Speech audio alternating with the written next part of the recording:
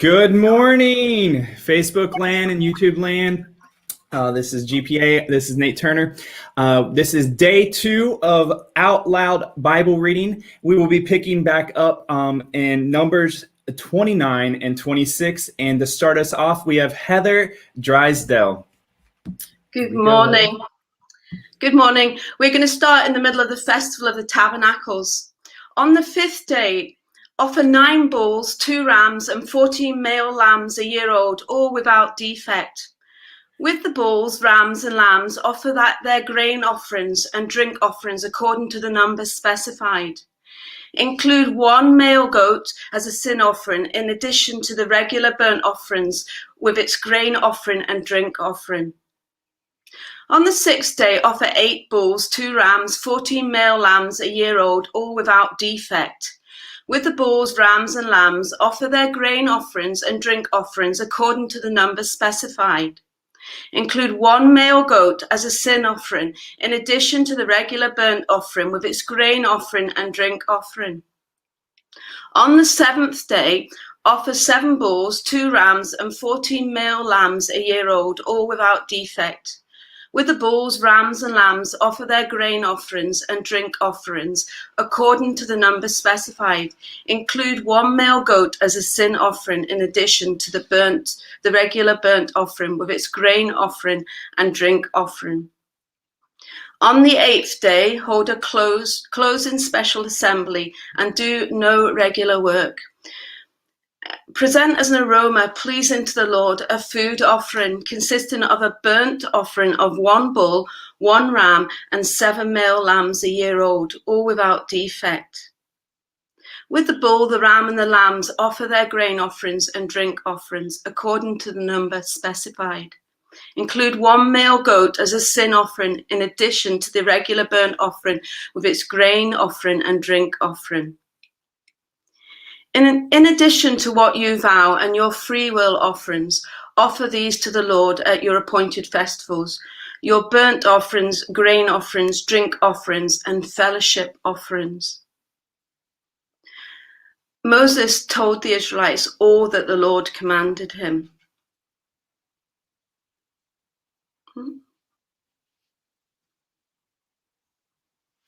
Numbers 30. Vows.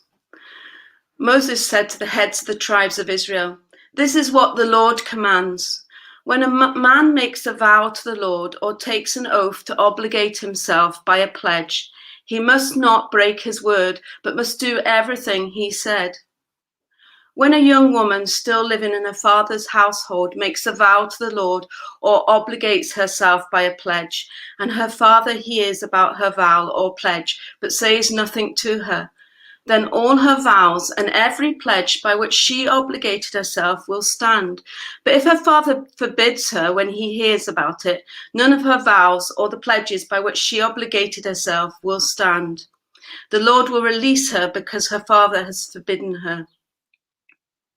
If she marries after she makes a vow or after her lips utter a rash promise by which she obligates herself, and her husband hears about it but says nothing to her, then her vows or the pledges by which she obligated herself will stand. But if her husband forbids her when he hears about it, he nullifies the vow that obligated her or the rash promise by which she obligates herself, and the Lord will release her. Any vow or obligation taken by a widow or divorced woman will be binding on her. If a woman living with her husband makes a vow or obligates herself by a pledge under oath, and her husband hears about it but says nothing to her and does not forbid her, then all her vows or the pledges by which she obligated herself will stand. But if her husband nullifies them when he hears about them, then none of the vows or pledges that came from her lips will stand. Her husband has nullified them, and the Lord will release her. Her husband may confirm or nullify any vow she makes or any sworn pledge to deny herself. But if her husband says nothing to her about it from day to day, then he confirms all her vows or the pledges binding on her. He confirms them by saying nothing to her when he hears about them. If, however, he nullifies them sometime after he hears them, then he must bear the consequences of her wrongdoing. These are the regulations the Lord gave Moses concerning relationships between a man and his wife, and between a father and his young daughter still living at home. Numbers 31, vengeance on the Midianites. The Lord said to Moses, "Take vengeance on the Midianites for the Israelites. After that, you'll be gathered to your people." So Moses said to the people, "Arm some of your men to go to war against the Midianites, so that they may carry out the Lord's vengeance on them. Send into battle 1,000 men from each of the tribes of Israel." So 12,000 men armed for battle, 1,000 from each tribe, were supplied from the clans of Israel. Moses sent them into battle, 1,000 from each tribe, along with Phinehas, son of Eleazar, the priest, who took with him articles from the sanctuary and the trumpets for signaling. They fought against Midian, as the Lord commanded Moses, and killed every man. Among their victims were Evi, Rechem, Zur, Hur, and Reba, the 5 kings of Midian. They also killed Balaam, son of Beor, with the sword. The Israelites captured the Midianite women and children and took all the Midianite herds, flocks, and goods as plunder. They burned all the towns where the Midianites had settled, as well as all their camps. They took all the plunder and spoils, including the people and animals, and brought the captives, spoils, and plunder to Moses and Eleazar, the priest, and the Israelite assembly at their camp on the plains of Moab by the Jordan, across from Jericho.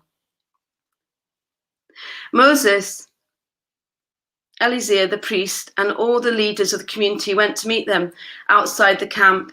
Moses was angry with the officers of the army, the commanders of thousands and commanders of hundreds who returned from battle. "Have you allowed all the women to live?" he asked them. They were the ones who followed Balaam's advice and enticed the Israelites to be unfaithful to the Lord in the Peor incident, so that a plague struck the Lord's people. Now kill all the boys and kill every woman who has slept with a man, but save for yourself every girl who has never slept with a man. Anyone who has killed someone or touched someone who was killed must stay outside the camp 7 days. On the 3rd and 7th days, you must purify yourself and your captives. Purify every garment, as well as everything made of leather, goat, hair, or wood. Then Eleazar the priest said to the soldiers who had gone into battle, "This is what is required by the law that the Lord gave Moses. Gold, silver, bronze, iron, tin, lead, and anything else that can withstand fire must be put through the fire. Then it will be clean. But it must also be purified with the water of cleansing. And whatever cannot withstand fire must be put through that water. On the 7th day, wash your clothes and you will be clean. Then you may come into the camp." Dividing the spoils. The Lord said to Moses, "You, Eleazar, the priest, and the family heads of the community are to count all the people and animals that were captured. Divide the spoils equally between the soldiers who took part in the battle and the rest of the community. From the soldiers who fought in the battle, set apart as tribute for the Lord 1 out of every 500, whether people, cattle, donkeys, or sheep. Take this tribute from their half share and give it to Eleazar, the priest, as the Lord's part. From the Israelites' half, select 1 out of every 50, whether people, cattle, donkeys, sheep, or other animals. Give them to the Levites, who are responsible for the care of the Lord's tabernacle." So Moses and Eleazar the priest did as the Lord commanded Moses. The plunder remaining from the spoils that the soldiers took was 675,000 sheep, 72,000 cattle, 61,000 donkeys, and 32,000 women who had never slept with a man.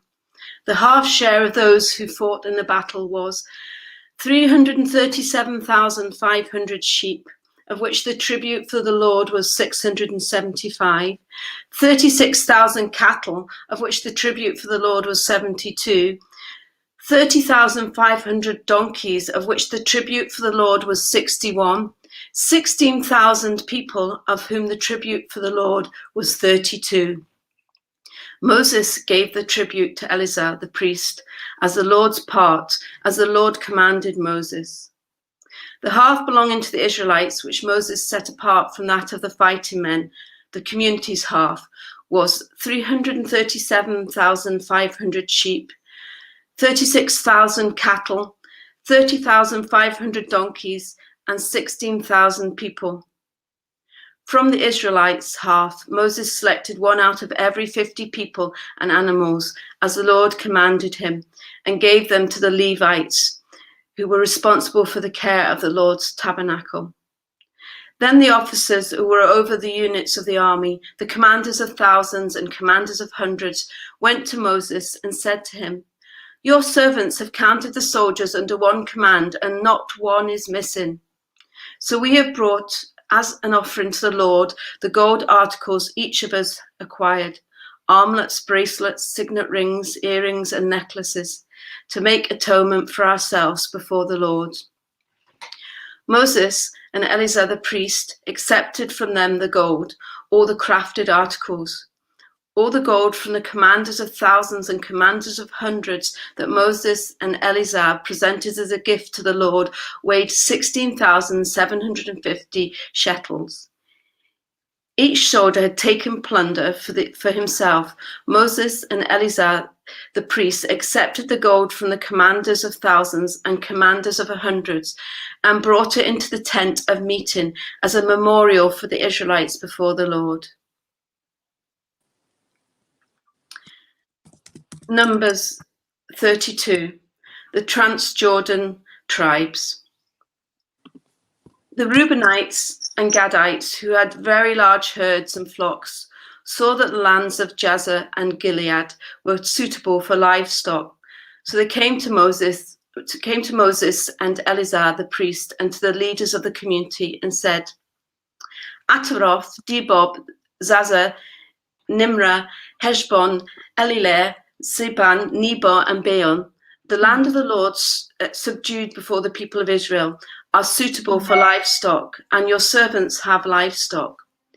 If we have found favor in your eyes," they said, "let this land be given to your servants as our possession. Do not make us cross the Jordan." Moses said to the Gadites and the Reubenites, "Should your fellow Israelites go to war while you sit here? Why do you discourage the Israelites from crossing over into the land the Lord has given them? This is what your fathers did when I sent them from Kadesh Barnea to look over the land. After they went up to the valley of Eshcol and viewed the land, they discouraged the Israelites from entering the land the Lord had given them. The Lord's anger was aroused that day, and he swore his oath, because they have not followed me wholeheartedly. Not one of those who were 20 years old or more when they came up out of Egypt will see the land I promised on oath to Abraham, Isaac, and Jacob. Not one except Caleb, son of Jephunneh the Kenizzite, and Joshua, son of Nun, for they followed the Lord wholeheartedly.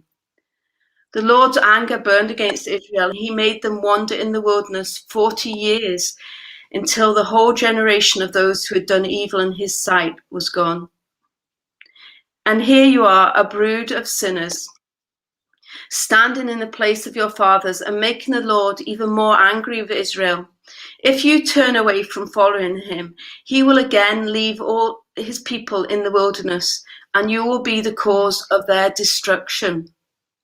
Then they came up to him and said, "We would like to build pens here for our livestock, cities for our women and children, but we will arm ourselves for battle and go ahead of the Israelites until we have brought them to their place. Meanwhile, our women and children will live in fortified cities for protection from the inhabitants of the land. We will not return to our homes until each of the Israelites has received their inheritance. We will not receive any inheritance with them on the other side of the Jordan, because our inheritance has come to us on the east side of the Jordan." Then Moses said to them, If you will do this, if you will arm yourself before the Lord for battle, and if all of you are armed, cross over the Jordan before the Lord until he has driven his enemies out before him, then when the land is subdued before the Lord, you may return and be free from your obligation to the Lord and to Israel. And this land will be your possession before the Lord. But if you fail to do this, you will be sinning against the Lord, and you may be sure that your sin will find you out. Build cities for your women and children and pens for your flocks, but do what you have promised. The Gadites and Reubenites said to Moses, we, your servants, will do as the Lord commands. Our children and wives, our flocks and herds will remain here in the cities of Gilead. But your servants, every man who is armed for battle, will cross over to fight before the Lord, just as our Lord says. Then Moses gave orders about them to Gilizar the priest, and Joshua son of Nun, and to the family heads of the Israelite tribes. He said to them, if the Gadites and Reubenites, every man armed for battle, cross over the Jordan with you before the Lord, then when the land is subdued before you, you must give them to the land of Gilead as their possession. But if they do not cross over with you armed, they must accept their possession with you in Canaan. The Gadites and Reubenites answered, your servants will do what the Lord has said. We will cross over before the Lord into Canaan armed, but the property we inherit will be on this side of the Jordan. Then Moses gave to the Gadites, the Reubenites, and the half-tribe of Manasseh, son of Joseph, the kingdom of Zion, king of Amorites, and the kingdom of Og, king of Bashan, the whole land with its cities and the territory around them. The Gadites built up Dibon, Ataroth, Aroer, Atroth, Sophron, Jazer, Jogbehah, Beth Nimrah, and Beth Haram as fortified cities, and built pens for their flocks. And the Reubenites rebuilt Heshbon, Helilah, Kiriathim, as well as Nebo and Beit-Meon. These names were changed, and Bema. They gave names to the cities they rebuilt. The descendants of Machir, son of Manasseh, went to Gilead, captured it, and drove out the Amorites who were there. So Moses gave Gilead to the Machirites, the descendants of Manasseh, and then they settled there. Jah, a descendant of Manasseh, captured their settlements and called them Havoth Zeir. And Nobah captured Kenath and his surrounding settlements and called it Nobah after himself. And now I'm going to hand across to Julia. Numbers 33. Here are the stages in the journey of the Israelites when they came out of Egypt by divisions under the leadership of Moses and Aaron. At the Lord's command, Moses recorded the stages in their journey. This is their journey by stages. The Israelites set out from Ramses on the 15th day of the first month, the day after the Passover. They marched out defiantly in full view of all of the Egyptians, who were burying all of their firstborn, whom the Lord had struck down among them, for the Lord had brought judgment on their gods. The Israelites left Ramses and camped at Succoth. They left Succoth and camped at Etham, on the edge of the desert. They left Etham, turned back to Pi Hahiroth, to the east of Baal-Zephon, and camped near Migdol. They left Pi Hahiroth and passed through the sea into the desert, and when they had travelled for 3 days in the desert of Etham, they camped at Merah. They left Merah and went to Elim, where there were 12 springs and 70 palm trees, and they camped there. They left Elim and camped by the Red Sea. They left the Red Sea and camped in the desert of Sin. They left the desert of Sin and camped at Dophkah. They left Dophkah and camped at Alush. They left Alush and camped at Rephidim, where there was no water for the people to drink. They left Rephidim and camped in the desert of Sinai. They left the desert of Sinai and camped at Kibroth Hattaavah. They left Kibroth Hattaavah and camped at Hazeroth. They left Hazeroth and camped at Rithmah.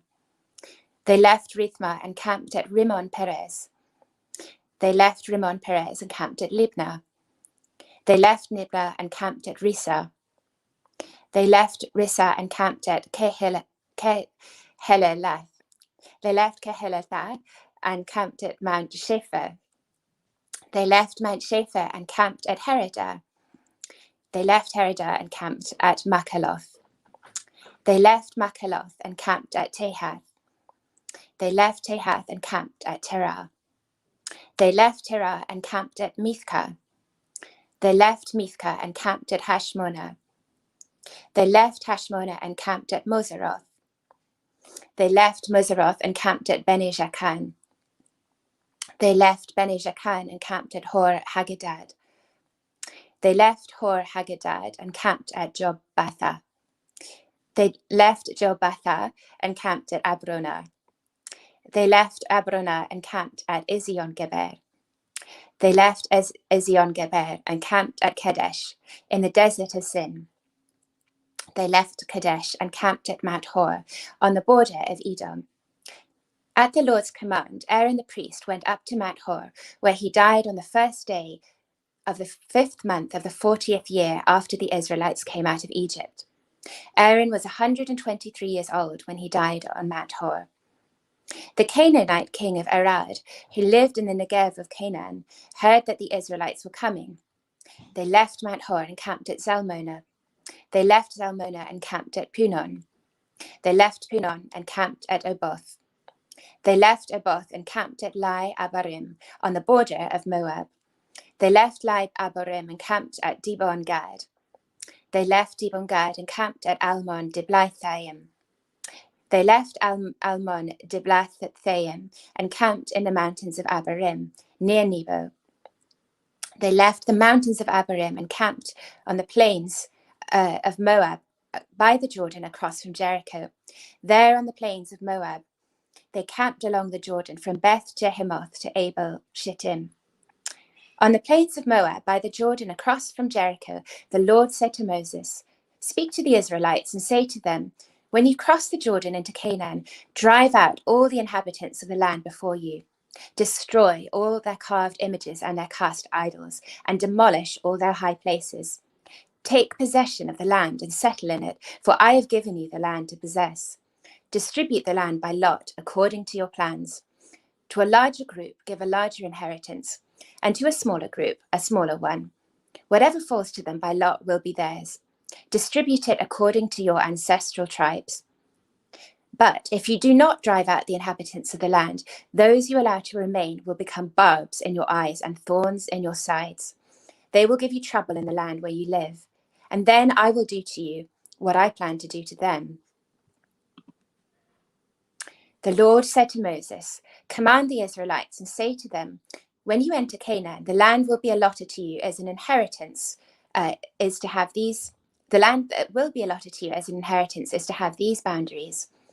Your southern side will include some of the desert of Sin, along with the border of Edom. Your southern boundary will start in the east from the southern end of the Dead Sea, cross south of the Scorpion Pass, continue to Zin, and go south of Kadesh Barnea. Then it will go to Hazar Adar and over to Asmon, where it will turn, join the Wadi of Egypt, and end at the Mediterranean Sea. Your western boundary will be the coast of the Mediterranean Sea.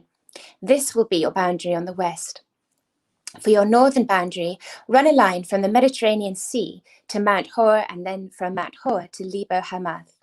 Then the boundary will go up to Zedad, continue to Ziphron, and end at Hazar Enan. This will be your boundary on the north. For your eastern boundary, run a line from Hazar Enan to Shepham. The boundary will go down from Shepham to Riblah on the east side of Ain and continue along the slopes east of the Sea of Galilee. Then the boundary will go down along the Jordan and end at the Dead Sea. This will be your land with its boundaries on every side." Moses commanded the Israelites, "Assign this land by lot as an inheritance. The Lord has ordered that it be given to the 9.5 tribes, because the families of the tribe of Reuben, the tribe of Gad, and the half-tribe of Manasseh have received their inheritance.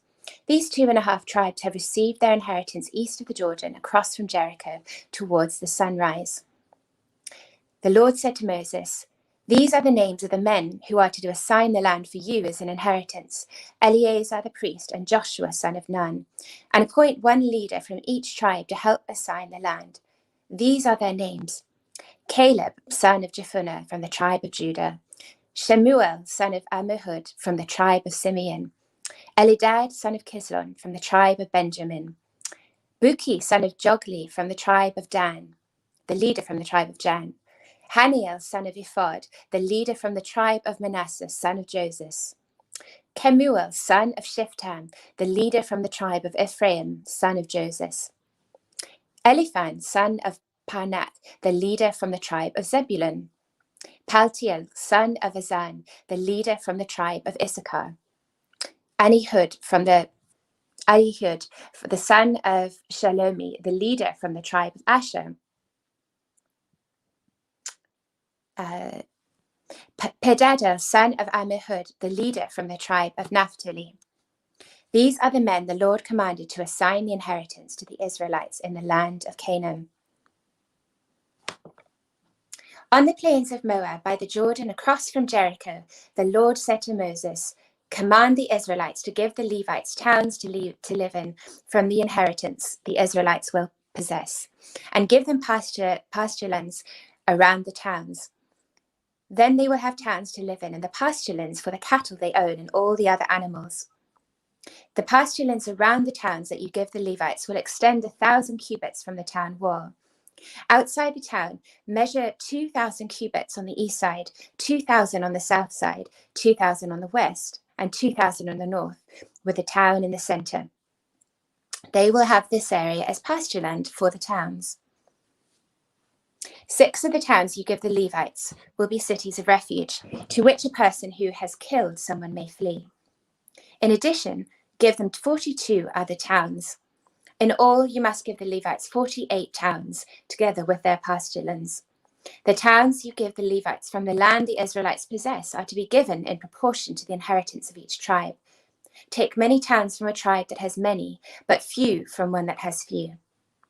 Then the Lord said to Moses, "Speak to the Israelites and say to them, when you cross the Jordan into Canaan, select some towns to be your cities of refuge, to which a person who has killed someone accidentally may flee. They will be places of refuge from the avenger, so that anyone accused of murder may not die before they stand trial before the assembly. These 6 towns will be your cities of refuge. Give them 3 on this side of the Jordan, and 3 in Canaan as cities of refuge. These 6 towns will be a place of refuge for Israelites and for foreigners residing among them, so that anyone who has killed another accidentally can flee there. If anyone strikes someone a fatal blow with an iron object, that person is a murderer. The murderer is to be put to death. Or if anyone is holding a stone and strikes someone with a fatal blow in it, that person is a murderer. The murderer is to be put to death. Or if anyone is holding a wooden object and strikes someone a fatal blow with it, that person is a murderer and is to be put to death.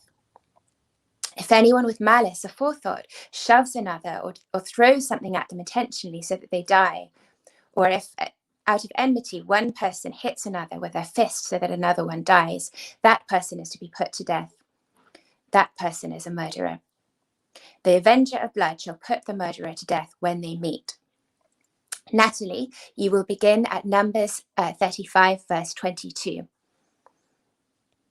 "But if without enmity someone suddenly pushes another or throws something at them unintentionally, or without seeing them drops on them a stone heavy enough to kill them, and they die, then since that other person was not an enemy and no harm was intended, the assembly must judge between the accused and the avenger of blood according to these regulations.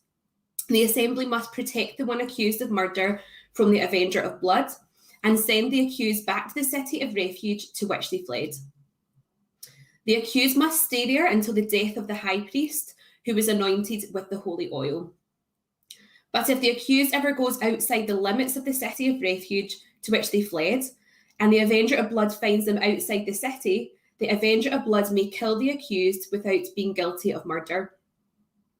The accused must stay in the city of refuge until the death of the high priest. Only after the death of the high priest may they return to their own property. This is to have the force of law for you throughout the generations to come, wherever you live. Anyone who kills a person is to be put to death as a murderer, only on the testimony of witnesses. But no one is to be put to death on the testimony of only one witness. Do not accept a ransom for the life of a murderer who deserves to die. They are to be put to death. Do not accept a ransom for anyone who has fled to a city of refuge, and so allow them to go back and live in their own land before the death of the high priest. Do not pollute the land where you are. Bloodshed pollutes the land, and atonement cannot be made for the land on which blood has been shed, except by the blood of the one who shed it. Do not defile the land where you live and where I dwell, for I, the Lord, dwell among the Israelites. Numbers 36. The family heads of the clan of Gilead, sons of Machir, the son of Manasseh, who were from the clans of the descendants of Joseph, came and spoke before Moses and the leaders, the heads of the Israelite families. They said, "When the Lord commanded my Lord to give the land as an inheritance to the Israelites by lot, he ordered you to give the inheritance of our brother Zelophehad to his daughters. Now suppose they marry men from other Israelite tribes. Then their inheritance will be taken from our ancestral inheritance and added to that of the tribe they marry into. And so part of the inheritance allotted to us will be taken away. When the year of Jubilee for the Israelites comes, their inheritance will be added to that of the tribe into which they marry, and their property will be taken from the tribal inheritance of our ancestors." Then at the Lord's command, Moses gave this order to the Israelites. What the tribe of the descendants of Joseph is saying is right. This is what the Lord commands for Zelophehad's daughters. They may marry anyone they please, as long as they marry within their father's tribal clan. No inheritance in Israel is to pass from one tribe to another, for every Israelite shall keep the tribal inheritance of their ancestors. Every daughter who inherits land in any Israelite tribe must marry someone in her father's tribal clan, so that every Israelite will possess the inheritance of their ancestors. No inheritance may pass from one tribe to another, for each Israelite tribe is to keep the land it inherits. So Zelophehad's daughters did as the Lord commanded Moses. Zelophehad's daughters Mahlah, Tirzah, Hoglah, Milcah, and Noah married their cousins on their father's side. They married within the clans of the descendants of Manasseh, son of Joseph, and their inheritance remains in their father's tribe and clan. These are the commands and regulations the Lord gave through Moses to the Israelites on the plains of Moab by the Jordan opposite Jericho. Deuteronomy 1, the command to leave Horeb.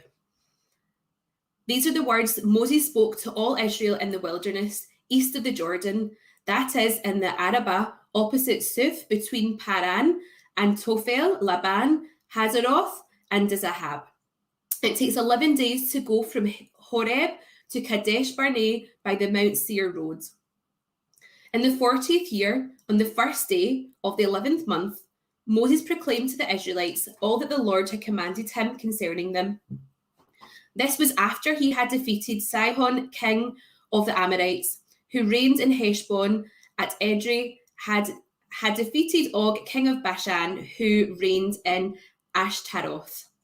East of the Jordan in the territory of Moab, Moses began to expound this law, saying, "The Lord our God said to us at Horeb, 'You have stayed long enough at this mountain. Break camp and advance into the hill country of the Amorites.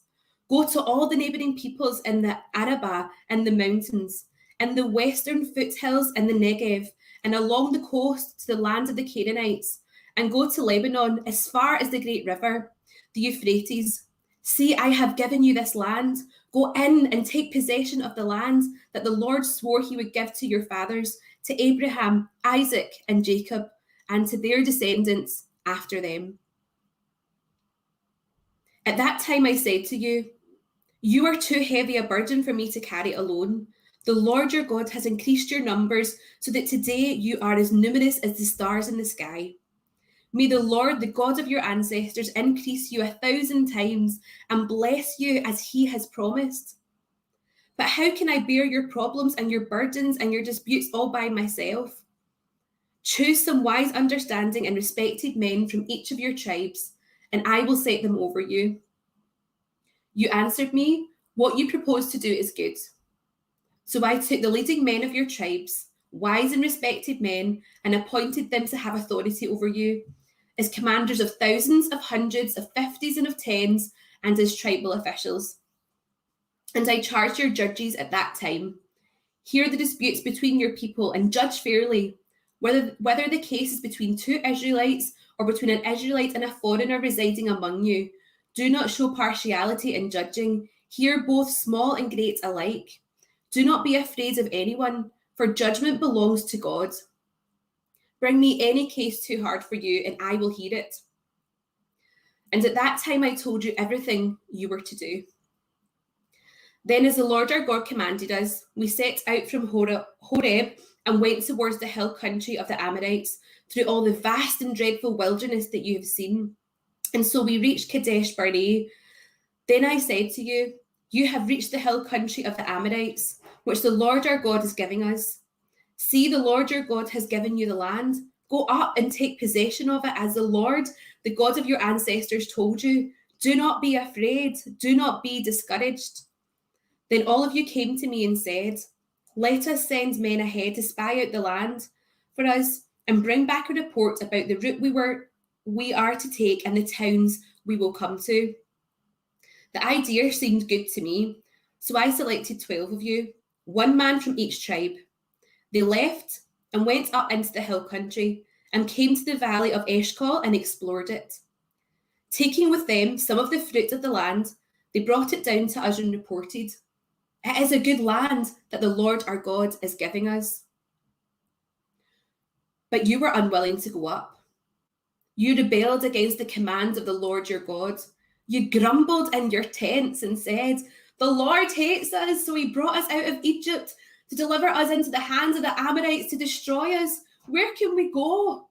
Our brothers have made our hearts melt in fear. They say the people are stronger and taller than we are. The cities are large, with walls up to the sky. We even saw the Anakites there. Then I said to you, do not be terrified. Do not be afraid of them. The Lord your God, who is going before you, will fight for you, as he did for you in Egypt, before your very eyes. And in the wilderness, there you saw how the Lord your God carried you, as a father carries his son, and all the way you went until you reached this place. In spite of this, you did not trust in the Lord your God, who went ahead of you on your journey, in fire by night and a cloud by day, to search out places for you to camp and to show you the way you should go. When the Lord heard what you said, he was angry and solemnly swore, no one from this evil generation shall see the good land I swore to give your ancestors, except Caleb, son of Jephunneh. He will see it, and I will give him his descendants the land he set his feet on, because he followed the Lord wholeheartedly. Because of you, the Lord became angry with me also, and said, you shall not enter it either, but your assistant Joshua, son of Nun, will enter it. Encourage him, because he will lead Israel to inherit it. And the little ones that you said will be taken captive, your children who do not yet know good from bad, they will enter the land. I will give it to them, and they will take possession of it. But as for you, turn around and set out towards the desert, along the route of the Red Sea. Then you replied, we have sinned against the Lord. We will go up and fight, as the Lord our God commanded us. So every one of you put on his weapons, thinking it was easy to go up into the hill country. But the Lord said to me, tell them, do not go up and fight, because I will not be with you. You will be defeated by your enemies. So I told you, but you would not listen. You rebelled against the Lord's command, and in your arrogance, you marched up into the hill country. The Amorites who lived in those hills came out against you. They chased you like a swarm of bees and beat you down from Seir all the way to Hormah, and you came back and wept before the Lord. But he paid no attention to your weeping and turned a deaf ear to you. And so you stayed in Kadesh many days, all the time you spent there. Deuteronomy 2. Then we turned back and set out towards the wilderness along the route to the Red Sea, as the Lord had directed me. For a long time we made our way around the hill country of Seir. Then the Lord said to me, you have made your way around this hill country long enough. Now turn north. Give the people these orders. You are about to pass through the territory of your relatives, the descendants of Esau who live in Seir. They will be afraid of you, but be very careful. Do not provoke them to war, for I will not give you any of their land, not even enough to put your foot on. I have given Esau the hill country of Seir as his own. You are to pay them in silver for the food you eat and the water you drink. The Lord your God has blessed you in all the work of your hands. He has watched over your journey through this vast wilderness. These 40 years, the Lord your God has been with you, and you have not lacked anything. So we went on past our relatives, the descendants of Esau who lived in Seir. We turned from the Arabah road, which comes up from Elath and Ezion-Geber, and travelled along the desert road of Moab. Then the Lord said to me, do not harass the Moabites or provoke them to war, for I will not give you any part of their land. I have given Ar to the descendants of Lot as a possession. The Emites used to live there, a people strong and numerous, and as tall as the Anakites. Like the Anakites, they too were considered Rephaites, but the Moabites called them Emites. Horites used to live in Seir, but the descendants of Esau drove them out. They destroyed the Horites from before them and settled in their place, just as Israel did in the land the Lord gave them as their possession.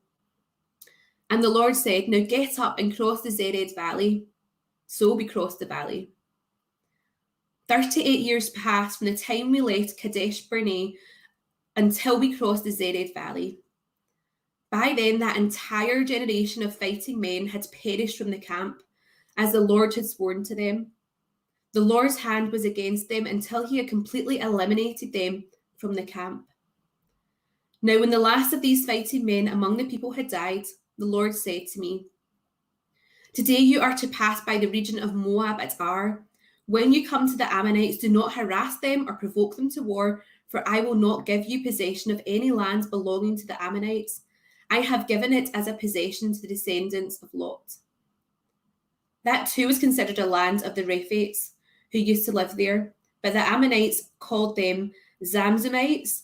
They were a people strong and numerous and as tall as the Anakites. The Lord destroyed them from before the Ammonites, who drove them out and settled in their place.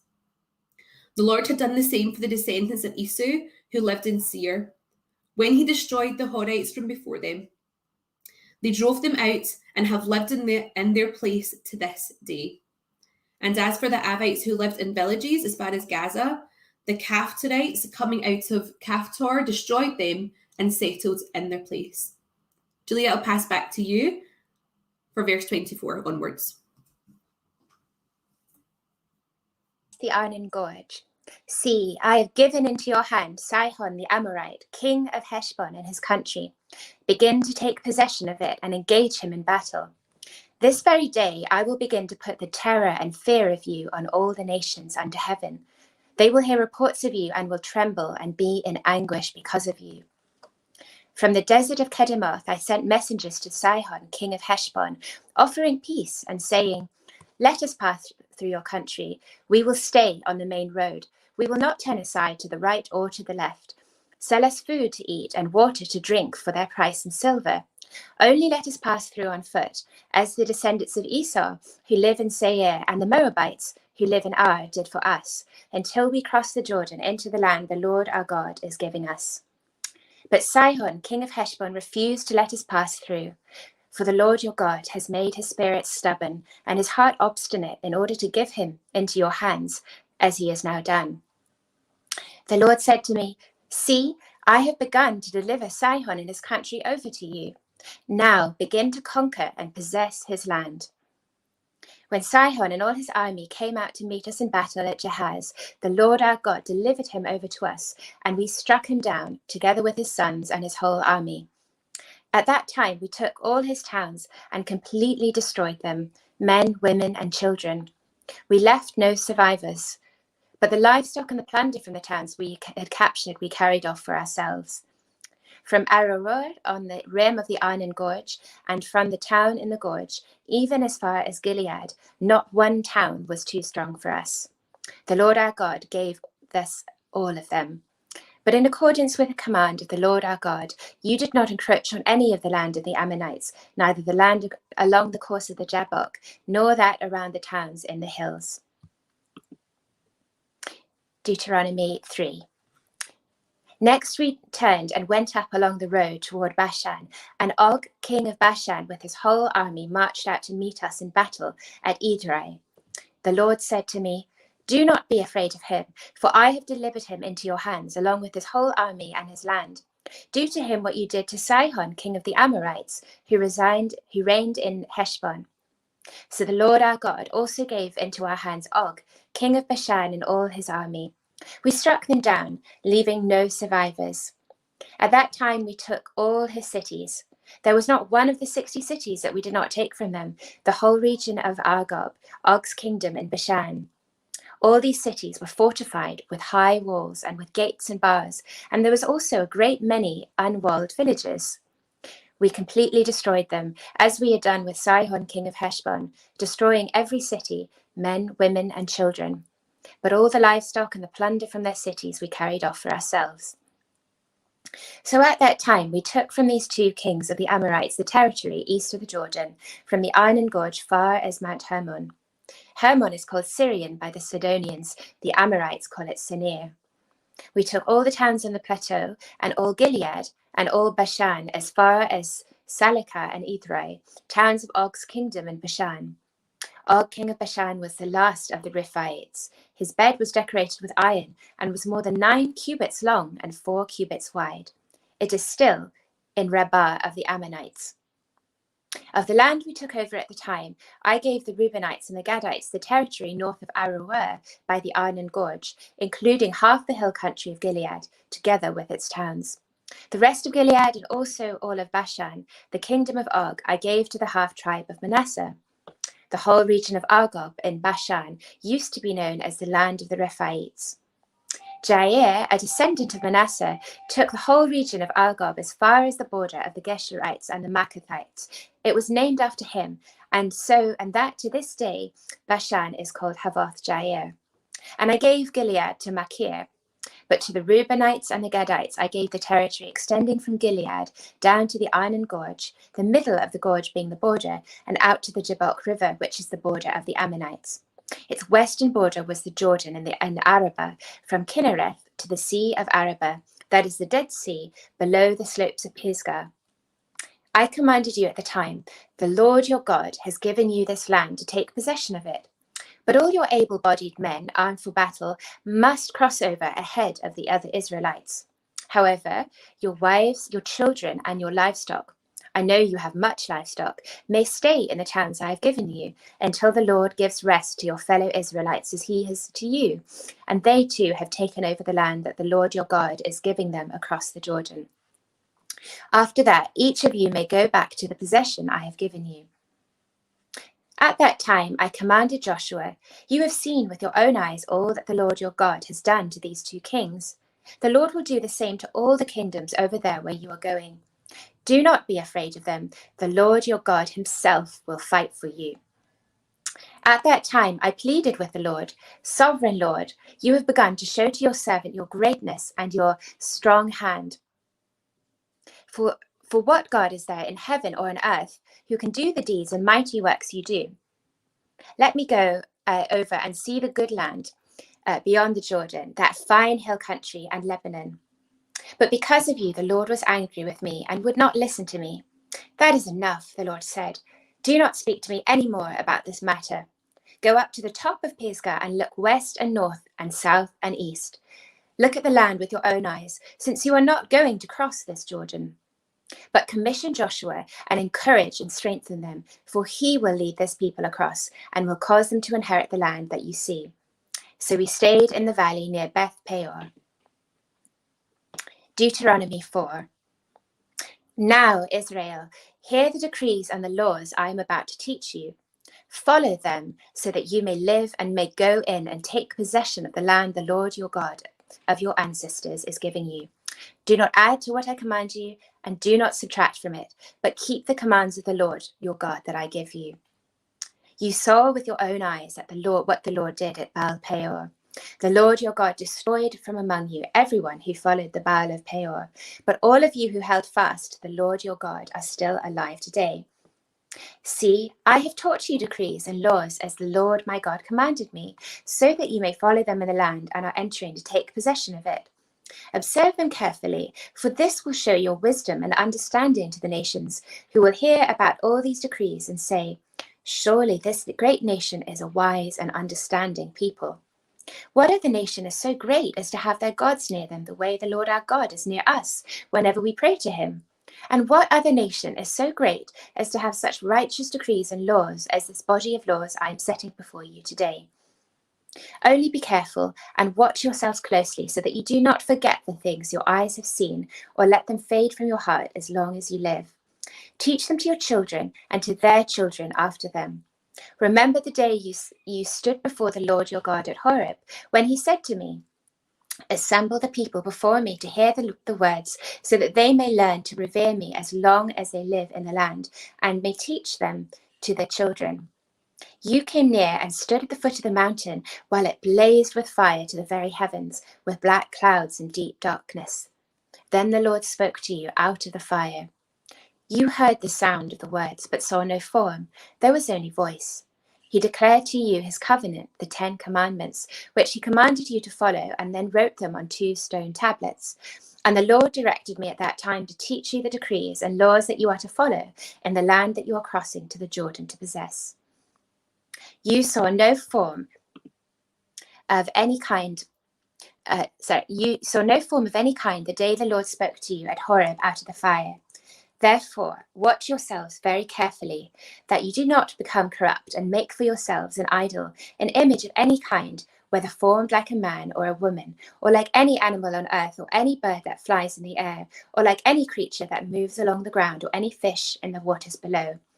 And when you look up to the sky and see the sun, the moon, and the stars, all the heavenly array, do not be enticed into bowing down to them and worshipping things the Lord your God has apportioned to all the nations under heaven. But as for you, the Lord took you and brought you out of the iron smelting furnace, out of Egypt, to be the people of his inheritance, as you now are. The Lord was angry with me because of you, and he solemnly swore that I would not cross the Jordan and enter the good land the Lord is giving you as your inheritance.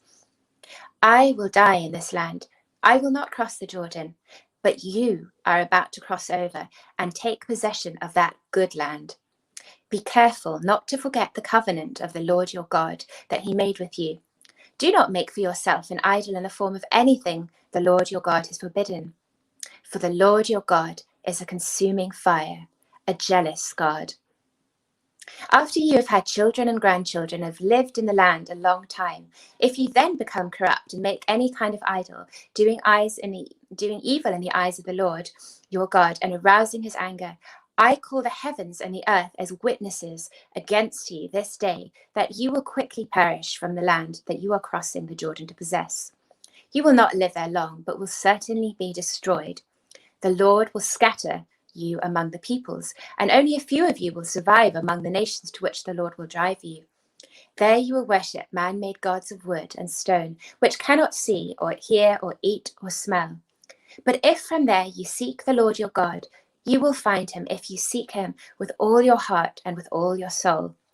When you are in distress and all these things have happened to you, then in later days you will return to the Lord your God and obey him. For the Lord your God is a merciful God.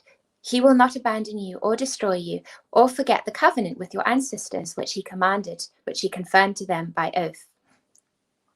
Ask now about the former days, long before your time, from the day that God created human beings on the earth. Ask from one end of the heavens to the other. Has anything so great as this ever happened, or anything like it ever been heard of? Has any other people heard the voice of God speaking out of the fire as you have and lived?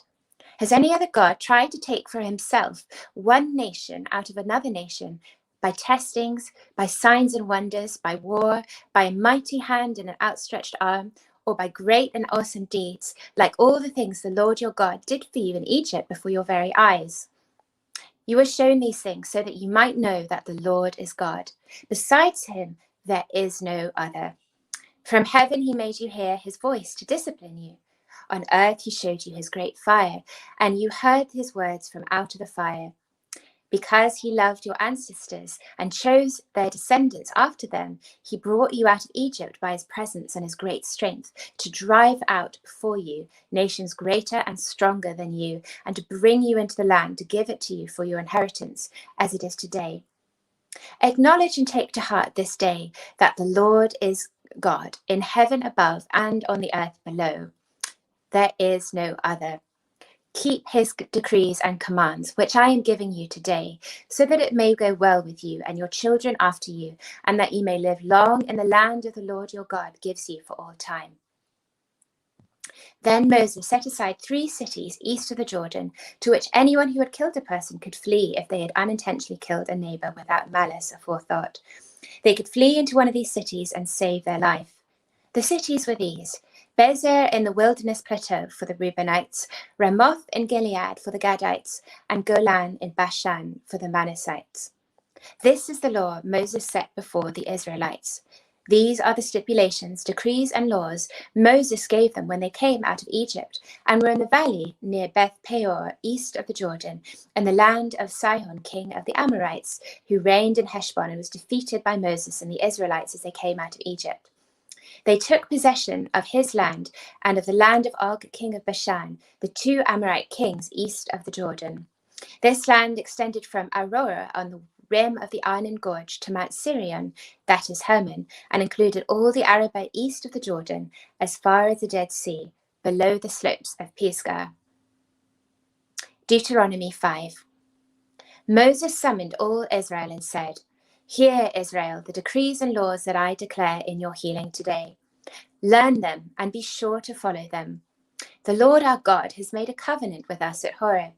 It was not with our ancestors that the Lord made this covenant, but with us, with all of us who are alive here today. The Lord spoke to you face to face out of the fire on the mountain. At that time I stood between the Lord and you to declare to you the word of the Lord, because you were afraid of the fire and did not go up the mountain." And he said, "I am the Lord your God, who brought you out of Egypt, out of the land of slavery. You shall have no other gods before me. You shall not make for yourself an image in the form of anything in heaven or below on the earth, in the waters below. You shall not bow down to them or worship them, for I, the Lord your God, am a jealous God, punishing the children for the sin of the parents to the 3rd and 4th generation of those who hate me, but showing love to 1,000 generations of those who love me and keep my commandments. You shall not misuse the name of the Lord your God, for the Lord will not hold anyone guiltless who misuses his name." Natalie, you're fine to continue for Deuteronomy 5, verse 12. Thank you. Observe the Sabbath day by keeping it holy, as the Lord your God has commanded you. 6 days you shall labour and do all your work, but the 7th day is a Sabbath to the Lord your God. On it you shall not do any work, neither you, nor your son or daughter, nor your male or female servant, nor your ox, your donkey, or any of your animals, nor any foreigner residing in your towns, so that your male and female servants may rest as you do. Remember that you were slaves in Egypt, and that the Lord your God brought you out of there with a mighty hand and an outstretched arm. Therefore, the Lord your God has commanded you to observe the Sabbath day. Honour your father and your mother as the Lord your God has commanded you, so that you may live long and that it may go well with you in the land the Lord your God is giving you. You shall not murder. You shall not commit adultery. You shall not steal. You shall not give false testimony against your neighbour. You shall not covet your neighbour's wife. You shall not set your desire on your neighbour's house or land, his male or female servant, his ox or donkey, or anything that belongs to your neighbour. These are the commandments the Lord proclaimed in a loud voice to your whole assembly there on the mountain from out of the fire, the cloud and the deep darkness. And he added nothing more. Then he wrote them on 2 stone tablets and gave them to me. When you heard the voice out of the darkness, while the mountain was ablaze with fire, all the leaders of your tribes and your elders came to me. And you said, the Lord our God has shown us his glory and his majesty, and we have heard his voice from the fire. Today we have seen that a person can live even if God speaks with them. But now, why should we die? This great fire will consume us, and we will die if we hear the voice of the Lord our God any longer. For what mortal has ever heard the voice of the living God speaking out of fire as we have and survived? Go near and listen to all that the Lord our God says. Then tell us whatever the Lord our God tells you. We will listen and obey. The Lord heard you when you spoke to me, and the Lord said to me, I have heard what this people said to you. Everything they said was good.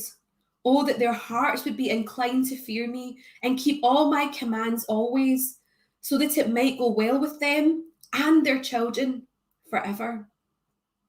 Go tell them to return to their tents, but you stay here with me, so that I may give you all the commands, decrees, and laws that you are to teach them, to follow in the land I am giving them to possess. So be careful to do what the Lord your God has commanded you. Do not turn aside to the right or to the left. Walk in obedience to all the Lord your God has commanded you, so that you may live and prosper and prolong your days in the land that you will possess. Deuteronomy 6. These are the commands, decrees, and laws the Lord your God directed me to teach you to observe in the land that you are crossing the Jordan to possess, so that you, your children, and their children after them may fear the Lord your God as long as you live, by keeping all his decrees and commands that I give you, and so that you may enjoy long life. Hear, Israel, and be careful to obey, so that it may go well with you, and that you may increase greatly in the land, flowing with milk and honey, just as the Lord, the God of your ancestors, promised you. Hear, O Israel, the Lord our God, the Lord is one. Love the Lord your God with all your heart, and with all your soul, and with all your strength. These commandments that I give you today are to be on your hearts. Impress them on your children. Talk about them when you sit at home and when you walk along the road, when you lie down and when you get up. Tie them as symbols on your hands and bind them on your foreheads. Write them on the doorframes of your houses and on your gates. When the Lord your God brings you into the land he swore to your fathers, to Abraham, Isaac, and Jacob, to give you, a land with large flourishing cities you did not build, houses filled with all kinds of good things you did not provide, wells you did not dig, and vineyards and olive groves you did not plant. Then when you eat and are satisfied, be careful that you do not forget the Lord, who brought you out of Egypt, out of the land of slavery. Fear the Lord your God, serve him only, and take your oaths in his name. Do not follow other gods, the gods of the peoples around you, for the Lord your God who is among you is a jealous God, and his anger will burn against you, and he will destroy you from the face of the land. Do not put the Lord your God to the test, as you did at Massah. Be sure to keep the commands of the Lord your God and the stipulations and decrees he has given you. Do what is right and good in the Lord's sight, so that it may go well with you, and you may go in and take over the good land that the Lord promised on oath to your ancestors, thrusting out all your enemies before you, as the Lord says. In the future, when your son asks you, what is the meaning of the stipulations, decrees, and laws the Lord our God has commanded you? Tell him, We were slaves of Pharaoh in Egypt, but the Lord brought us out of Egypt with a mighty hand. Before our eyes, the Lord sent signs and wonders, great and terrible, on Egypt and Pharaoh and his whole household. But he brought us out from there to bring us in and give us the land that he promised on oath to our ancestors. The Lord commanded us to obey all these decrees and to fear the Lord our God, so that we might always prosper and be kept alive, as is the case today. And if we are careful to obey all this law before the Lord our God, as he has commanded us, that will be our righteousness. Deuteronomy 7. When the Lord your God brings you into the land you are entering to possess, and drives out before you many nations, the Hittites, Girgashites, Amorites, Canaanites, Perizzites, Hivites, and Jebusites, 7 nations larger and stronger than you. And when the Lord your God has delivered them over to you and you have defeated them, then you must destroy them totally. Make no treaty with them and show them no mercy. Do not intermarry with them. Do not give your daughters to their sons or take their daughters for your sons, for they will turn your children away from following me to serve other gods, and the Lord's anger will burn against you and will quickly destroy you. This is what you are to do to them: break down their altars, smash their sacred stones, cut down their Asherah poles, and burn their idols in the fire. For you are a people holy to the Lord your God. The Lord your God has chosen you out of all the peoples on the face of the earth to be his people, his treasured possession. The Lord did not set his affection on you and choose you because you were more numerous than other peoples, for you were the fewest of all peoples. But it was because the Lord loved you and kept the oath he swore to your ancestors, that he brought you out with a mighty hand and redeemed you from the land of slavery, from the power of Pharaoh, king of Egypt. Know therefore that the Lord your God is God. He is the faithful God, keeping his covenant of love to 1,000 generations of those who love him and keep his commandments. But those who hate him he will repay to their face by destruction. He will not be slow to repay them to their face, those who hate him. Therefore, take care to follow the commands, decrees, and laws I give you today. If you pay attention to these laws and are careful to follow them, then the Lord your God will keep his covenant of love with you, as he swore to your ancestors. He will love you and bless you and increase your numbers. He will bless the fruit of your womb, the crops of your land, your corn, new wine and oil, the calves of your herds and the lambs of your flocks in the land that he swore to your ancestors to give you. You will be blessed more than any other people. None of your men or women will be childless, nor any of your livestock without young. The Lord will keep you free from every disease. He will not inflict on you the horrible diseases you knew in Egypt, but he will inflict them on all who hate you. You must destroy all the peoples the Lord your God gives over to you. Do not look on them with pity, and do not serve their gods, for that will be a snare to you. You may say to yourselves, these nations are stronger than we are. How can we drive them out? But do not be afraid of them. Remember well what the Lord your God did to Pharaoh and to all Egypt. You saw with your own eyes the great trials, the signs and the wonders, the mighty hand and outstretched arm with which the Lord your God brought you out. The Lord your God will do the same to all the peoples you now fear. Moreover, the Lord your God will send the hornet among them until even the survivors who hide from you have perished.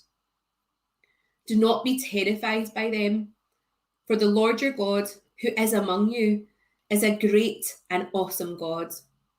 The Lord your God will drive out those nations before you, little by little. You will not be allowed to eliminate them all at once, or the wild animals will multiply around you. But the Lord your God will deliver them over to you. throwing them into great confusion until they are destroyed. He will give their kings into your hand, and you will wipe out their names from under heaven. No one will be able to stand up against you. You will destroy them. The images of their gods are to burn in the fire. Do not covet the silver and gold in them, and do not take it for yourselves, or you will be ensnared by it, for it is detestable to the Lord your God. Do not bring a detestable thing into your house, or you, like it, will be set apart for destruction. Regard it as vile and utterly detest it, for it is set apart for destruction. Deuteronomy 8.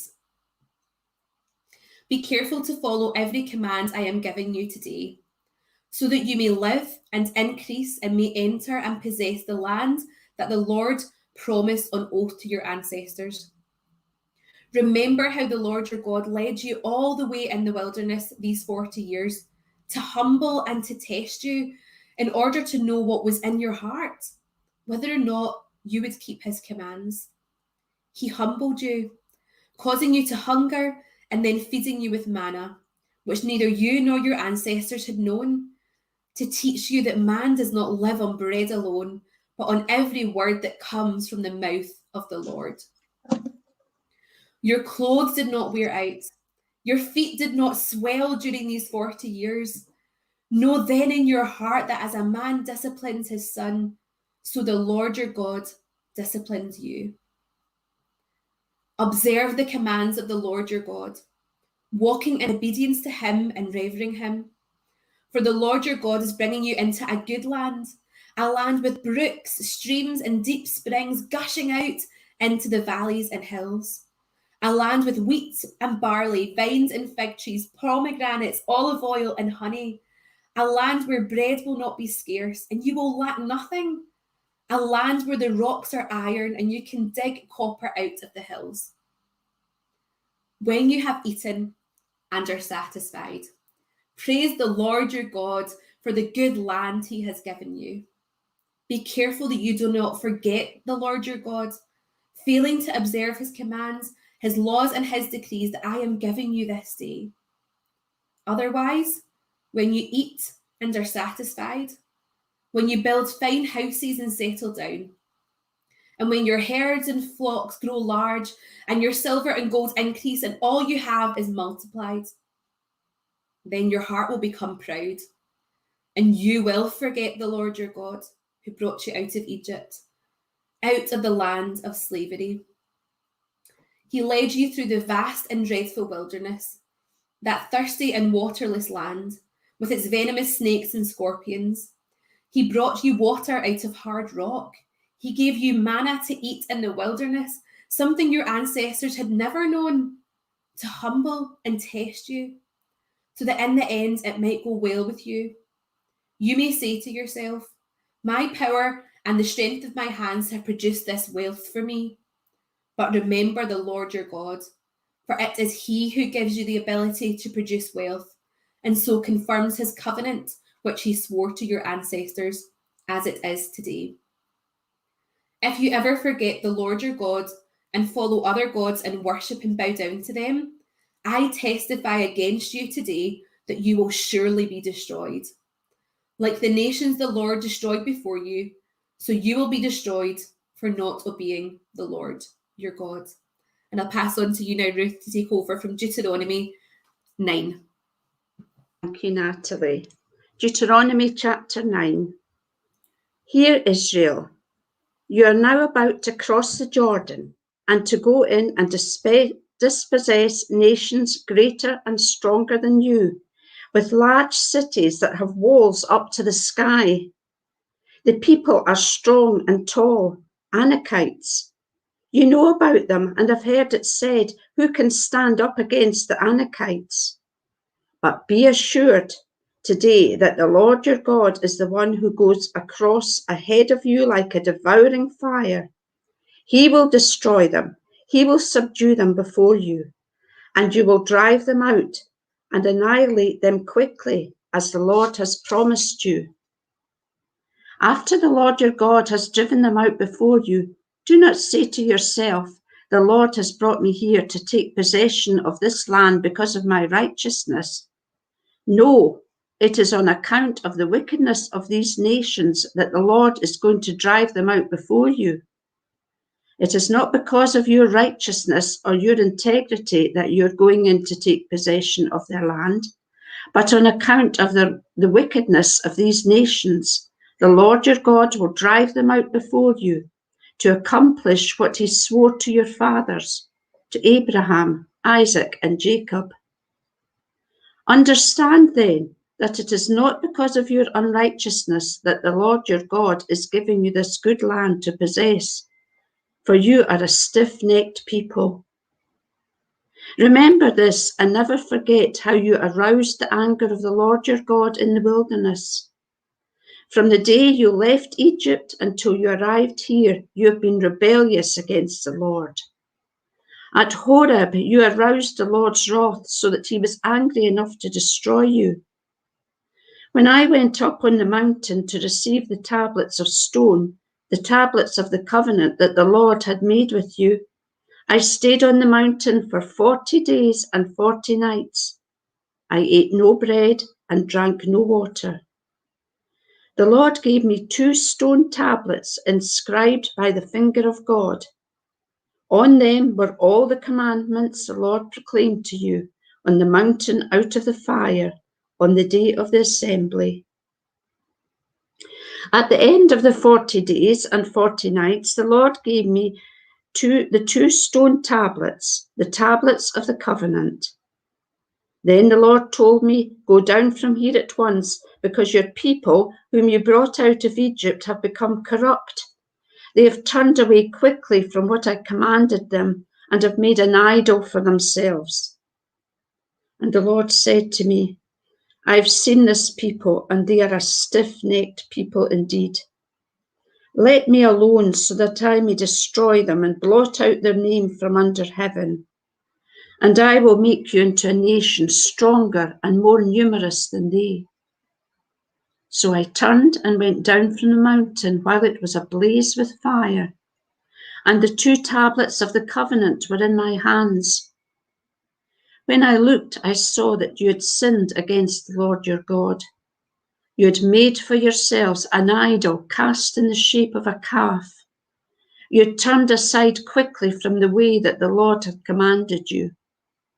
So I took the 2 tablets and threw them out of my hands, breaking them to pieces before your eyes.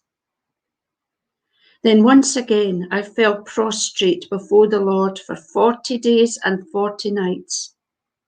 I ate no bread and drank no water, because of all the sin you had committed, doing what is evil in the Lord's sight, and so arousing his anger.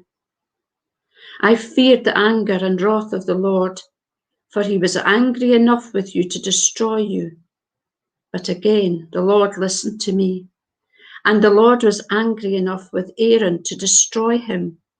But at that time I prayed for Aaron too. Also I took that sinful thing of yours, the calf you'd made, and burned it in the fire. Then I crushed it and ground it into powder as fine as dust, and threw the dust into a stream that flowed down the mountain. You also made the Lord angry at Taberah, at Massah, and Kibroth-Hattaavah. And when the Lord sent you out from Kadesh Barnea, he said, go up and take possession of the Lord I've given you. But you rebelled against the command of the Lord your God. You did not trust him or obey him. You have been rebellious against the Lord ever since I've known you. I lay prostrate before the Lord these 40 days and 40 nights, because the Lord said he would destroy you. I prayed to the Lord and said, Sovereign Lord, do not destroy your people, your own inheritance that you redeemed by your great power and brought out of Egypt with a mighty hand. Remember your servants Abraham, Isaac, and Jacob.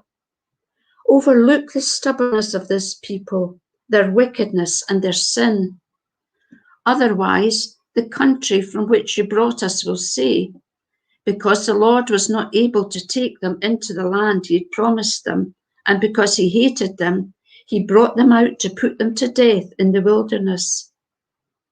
But they are your people, your inheritance, that you brought out by your great power and your outstretched arm.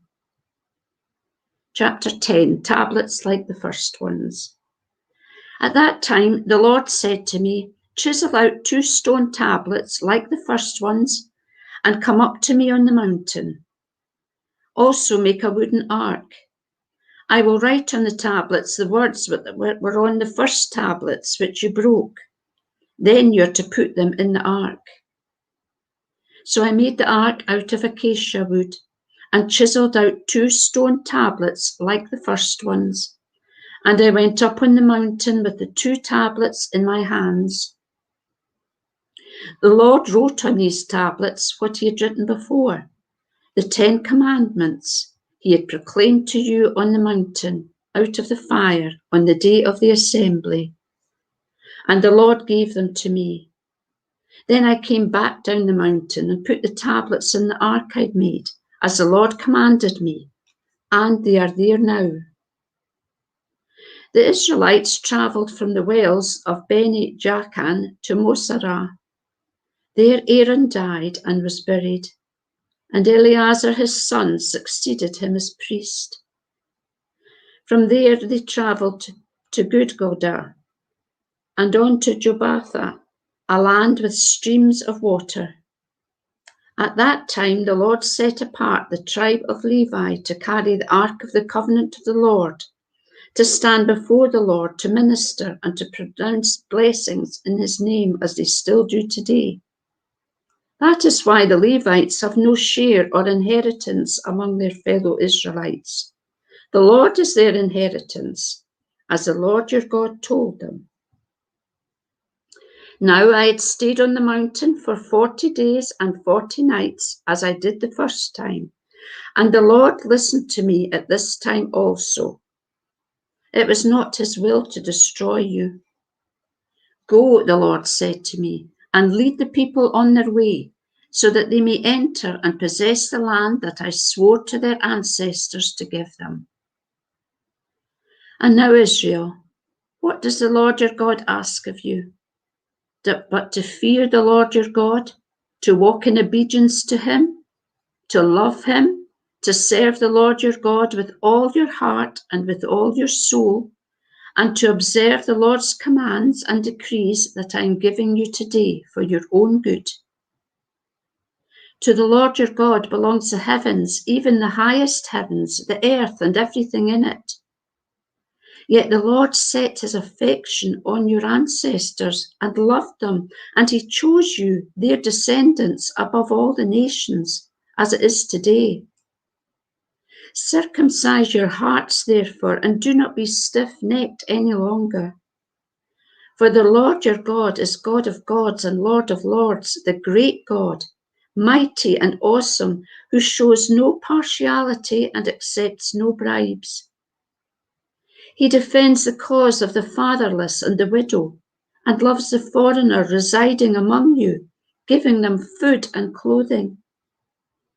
And you are to love those who are foreigners, for you yourselves were foreigners in Egypt. Fear the Lord your God and serve him. Hold fast to him and take your oaths in his name. He is your praise, he is your God, who performed for you those great and awesome wonders you saw with your own eyes. Your ancestors who went down into Egypt were 70 in all, and now the Lord your God has made you as numerous as the stars in the sky. Chapter 11. Love the Lord your God and keep his requirements, his decrees, his laws, and his commands always. Remember today that your children were not the ones who saw and experienced the discipline of the Lord your God, his majesty, his mighty hand, his outstretched arm, the signs he performed and the things he did in the heart of Egypt, both to Pharaoh, king of Egypt, and his whole country. what he did to the Egyptian army, to its horses and chariots, and how he overwhelmed them with the waters of the Red Sea as they were pursuing you, and how the Lord brought lasting ruin on them. It was not your children who saw what he did for you in the wilderness until you arrived at this place, and what he did to Dathan and Abiram, sons of Eliab the Reubenite, when the earth opened its mouth right in the middle of all Israel and swallowed them up with their households, their tents, and every living thing that belonged to them. But it was your own eyes that saw all these things the Lord has done. Observe therefore all the commands I'm giving you today, so that you may have the strength to go in and take over the land that you're crossing the Jordan to possess, and that you may live long in the land that the Lord swore to your ancestors to give to them and their descendants, a land flowing with milk and honey. The land you're entering to take over is not like the land of Egypt from which you've come, where you planted your seed and irrigated it by foot as in a vegetable garden. But the land you're crossing the Jordan to take possession of is a land of mountains and valleys that drinks rain from heaven. It is a land the Lord your God cares for. The eyes of the Lord your God are continually on it from the beginning of the year to its end. So if you faithfully obey the commands I'm giving you today, to love the Lord your God and to serve him with all your heart and with all your soul, then I will send rain on your land in its season, both autumn and spring rains, so that you may gather in your corn, new wine, and olive oil. I will provide grass in the fields for your cattle, and you will eat and be satisfied. Be careful, or you will be enticed to turn away and worship other gods and bow down to them. Then the Lord's anger will burn against you, and he will shut the heavens so that it will not rain, and the ground will yield no produce, and you will soon perish from the good land the Lord is giving you. Fix these words of mine in your hearts and minds. Tie them as symbols on your hands and bind them on your foreheads. Teach them to your children, talking about them when you sit at home and when you walk along the road, when you lie down and when you get up. Write them on the door frames of your houses and on your gates, so that your days and the days of your children may be many in the land that the Lord swore to give your ancestors, as many as the days that the heavens are above the earth. If you carefully observe all these commands I'm giving you to follow, to love the Lord your God, to walk in obedience to him, and to hold fast to him, then the Lord will drive out all these nations before you, and you will dispossess nations larger and stronger than you. Every place where you set your foot will be yours. Your territory will extend from the desert of Lebanon and from the river Euphrates to the Mediterranean Sea. No one will be able to stand against you. The Lord your God, as he promised you, will put the terror and fear of you on the whole land wherever you go. See, I'm setting before you today a blessing and a curse. The blessing, if you obey the commands of the Lord your God that I'm giving you today. The curse, if you disobey the commands of the Lord your God and turn from the way that I command you today by following other gods which you have not known.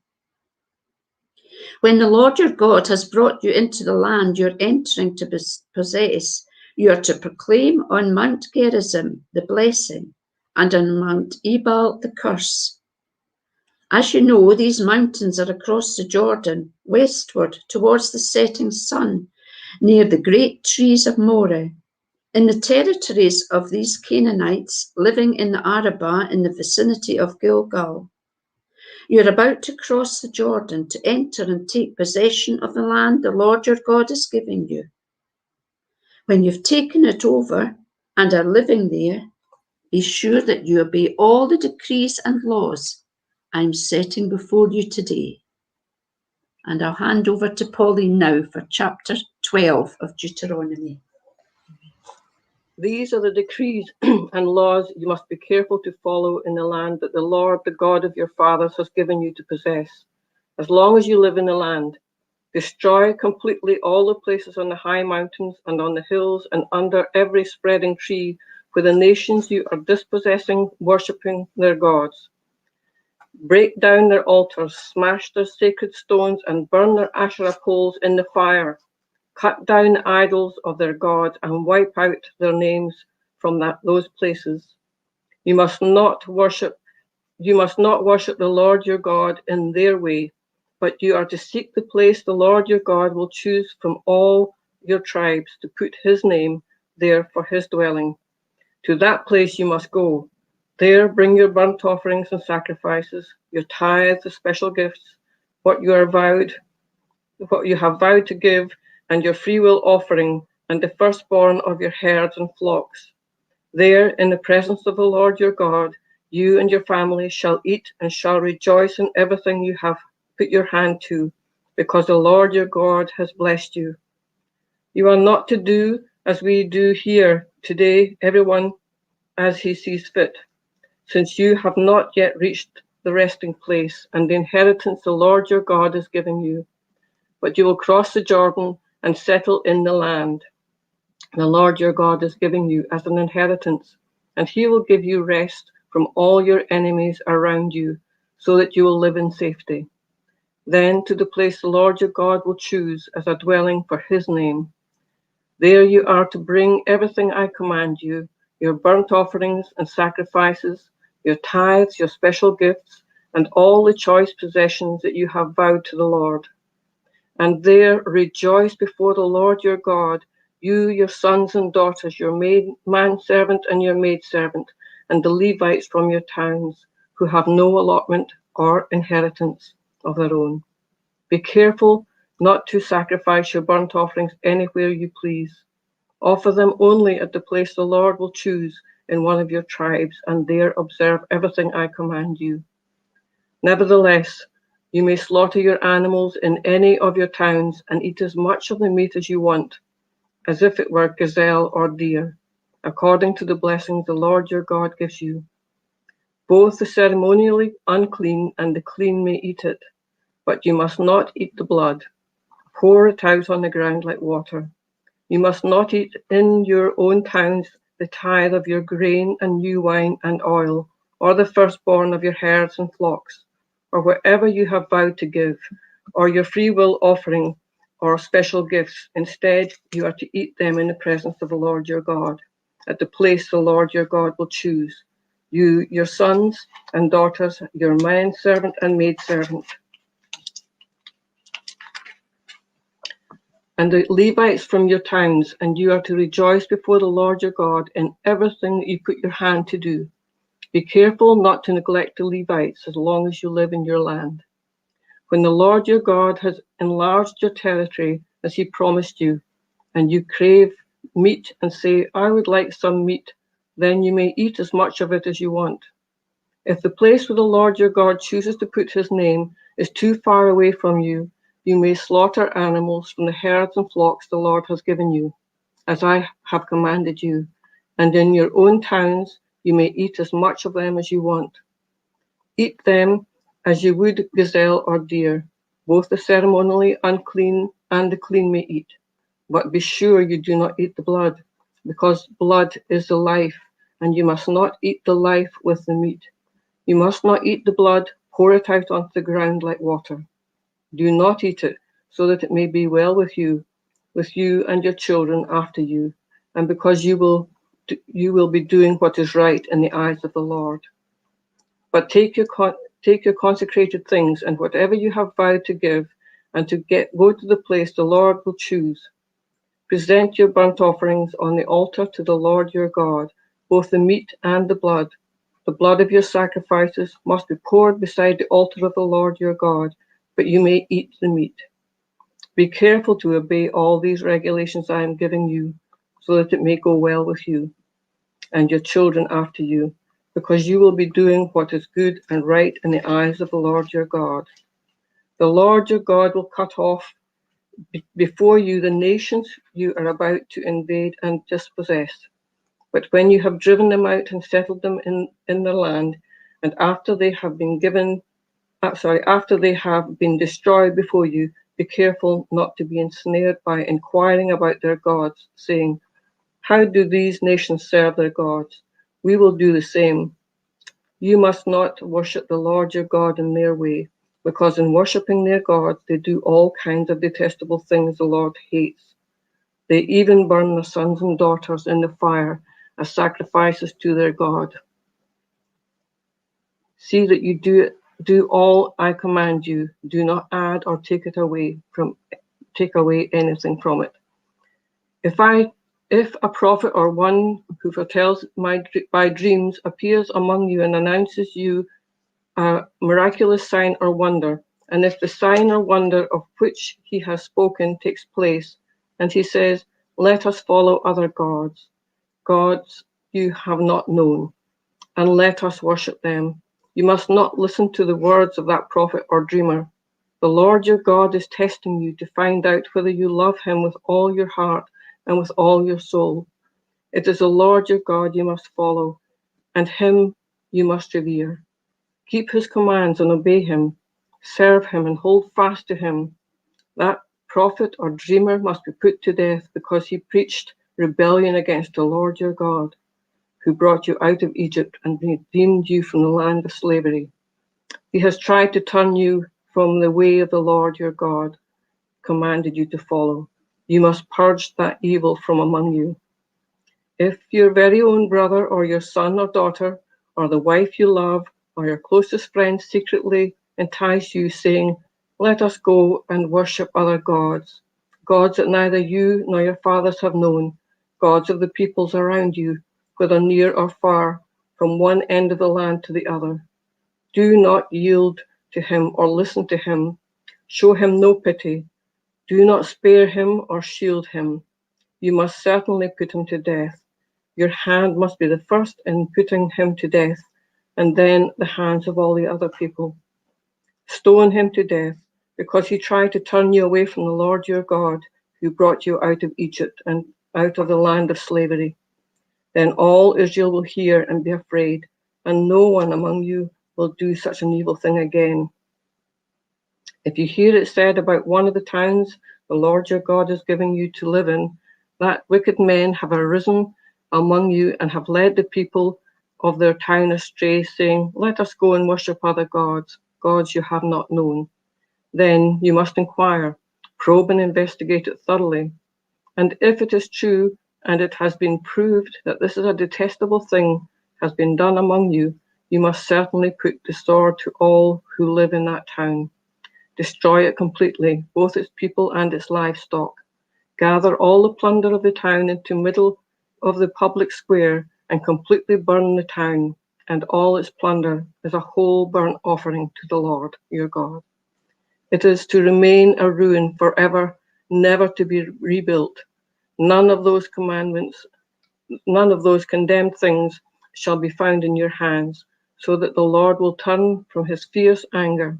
He will show you mercy, have compassion on you, and increase your numbers, as he promised on oath to your forefathers, because you obey the Lord your God, keeping all his commands that I am giving you today, and doing what is right in the eyes of the Lord. Chapter 14. You are the children of the Lord your God. Do not cut yourselves or shave the front of your heads for the dead, for you are a people holy to the Lord your God. Out of all the peoples on the face of the earth, the Lord has chosen you to be his treasured possession. Do not eat any detestable things. These are the animals you may eat: the ox, the sheep, the goat, the deer, the gazelle, the roe deer, the wild goat, the ibex, the antelope, and the mountain sheep. You may eat any animal that has split hoof divided in two, and that chews the cud. However, of those that chew the cud or have a split hoof completely divided, you may not eat the camel, the rabbit, or the coney. Although they chew the cud, they do not have a split hoof, and they are ceremonially unclean for you. The pig is also unclean. Although it has a split hoof, it does not chew the cud. You are not to eat their meat or touch their carcasses. Of all the creatures living in the water, you may eat any that has fins and scales. But anything that does not have fins and scales, you may not eat, for you it is unclean. You may eat any clean bird, but these you may not eat: the eagle, the vulture, the black vulture, the red kite, the black kite, any kind of falcon, any kind of raven, the horned owl, the screech owl, the gull, and any kind of hawk, the little owl, the great owl, the white owl, the desert owl, the osprey, the cormorant, the stork, any kind of heron, the hoopoe, and the bat. All flying insects that swarm are unclean to you. Do not eat them. But any winged creatures that is clean you may eat. Do not eat anything you find already dead. You may give it to an alien living in any of your towns, and he may eat it, or you may sell it to a foreigner. But you are a people holy to the Lord your God. Do not cook a young goat in its mother's milk. Tithes. Be sure to set aside 1/10 of all your field's produce each year. Eat the tithe of your grain, new wine and oil, and the firstborn of your herds and flocks in the presence of the Lord your God, at the place he will choose, at a dwelling for his name, so that you may learn to revere the Lord your God always. But if that place is too distant for you, if that place is too distant and you have been blessed by the Lord your God and cannot carry your tithe, because the place where the Lord will choose to put his name is so far away, then exchange your tithe for silver and take the silver with you and go to the place the Lord your God will choose. Use the silver to buy whatever you like: cattle, sheep, wine, or other fermented drink, or anything you wish. Then you and your household shall eat there in the presence of the Lord your God and rejoice. And do not neglect the Levites living in your own towns, for they have no allotments or inheritances of their own. At the end of every 3 years, bring all the tithes of your year's produce and store it in your towns, so that Levites who have no allotment or inheritance of their own, and the aliens, the fatherless, and the widows who live in your towns may come to eat and be satisfied, and so that the Lord your God may bless you in all the work of your hands. I'll pass you over to Pam for chapter 15 of Deuteronomy.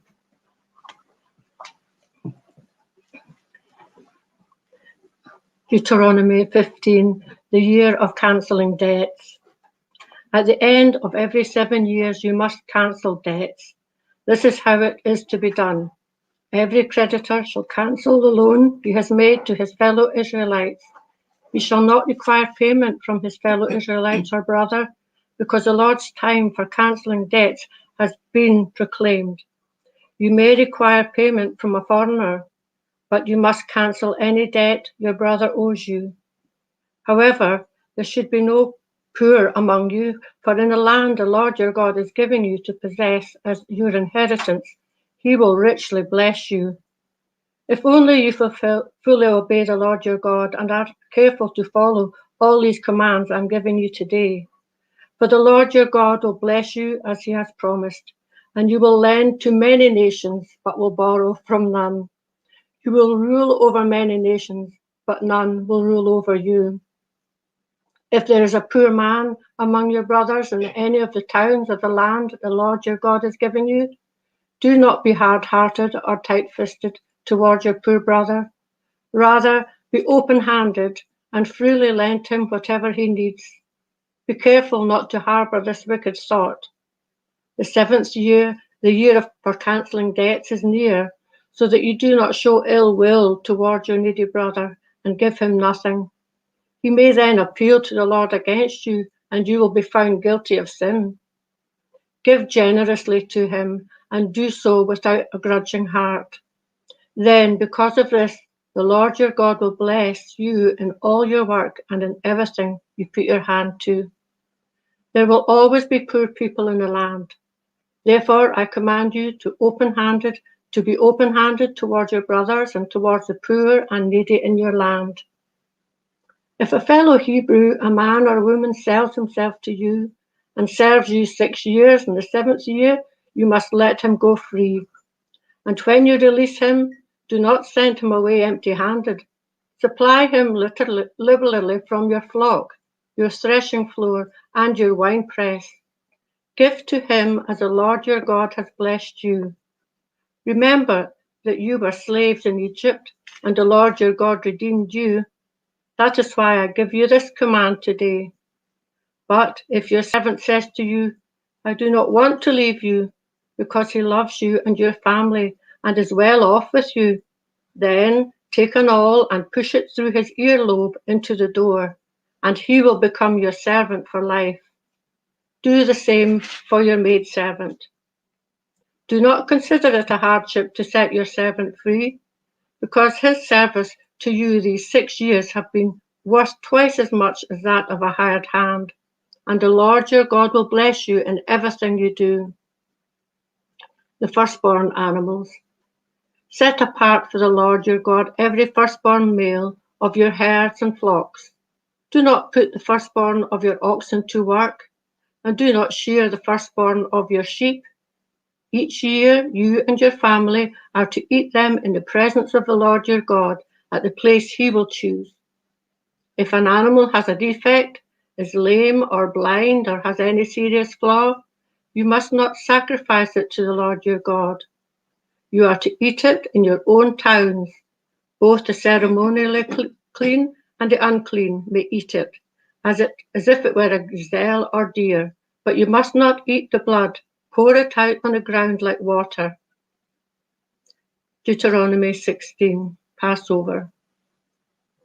Observe the month of Abib and celebrate the Passover of the Lord your God, because in the month of Abib he brought you out of Egypt by night. Sacrifice as the Passover to the Lord your God an animal from your flock or herd at the place the Lord will choose as a dwelling for his name.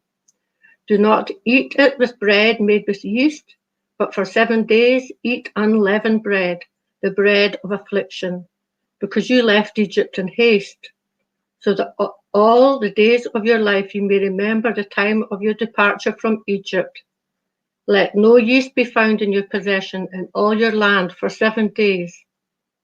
Do not let any of the meat you sacrifice on the evening of the first day remain until the morning. You must not sacrifice the Passover in any town the Lord your God gives you, except in the place he will choose as a dwelling for his name. There you must sacrifice the Passover in the evening, when the sun goes down on the anniversary of your departure from Egypt. Roast it and eat it at the place the Lord your God will choose. Then in the morning return to your tents. For 6 days eat unleavened bread, and on the 7th day hold an assembly to the Lord your God and do no work. Count off 7 weeks from the time you begin to put the sickle to the standing grain. Then celebrate the Feast of Weeks, offering in proportion to the blessings the Lord your God has given you, and rejoice before the Lord your God at the place he will choose as a dwelling for his name. You, your sons and daughters, your men servants and maid servants, the Levites in your towns, and the aliens, the fatherless, and the widows living among you. Remember that you were slaves in Egypt, and follow carefully these decrees. Feast of Tabernacles. Celebrate the Feast of Tabernacles for 7 days after you have gathered the produce of your threshing floor and your winepress. Be joyful at your feast, you, your sons and daughters, your men servants and maid servants, and the Levites, the aliens, the fatherless, the widows who live in your towns. For 7 days celebrate the feast to the Lord your God at the place the Lord will choose. For the Lord your God will bless you in all your harvest and in all the work of your hands, and your joy will be complete. 3 times a year, all your men must appear before the Lord your God at the place he will choose at the Feast of Unleavened Bread, the Feast of Weeks, and the Feast of Tabernacles. No man should appear before the Lord empty-handed.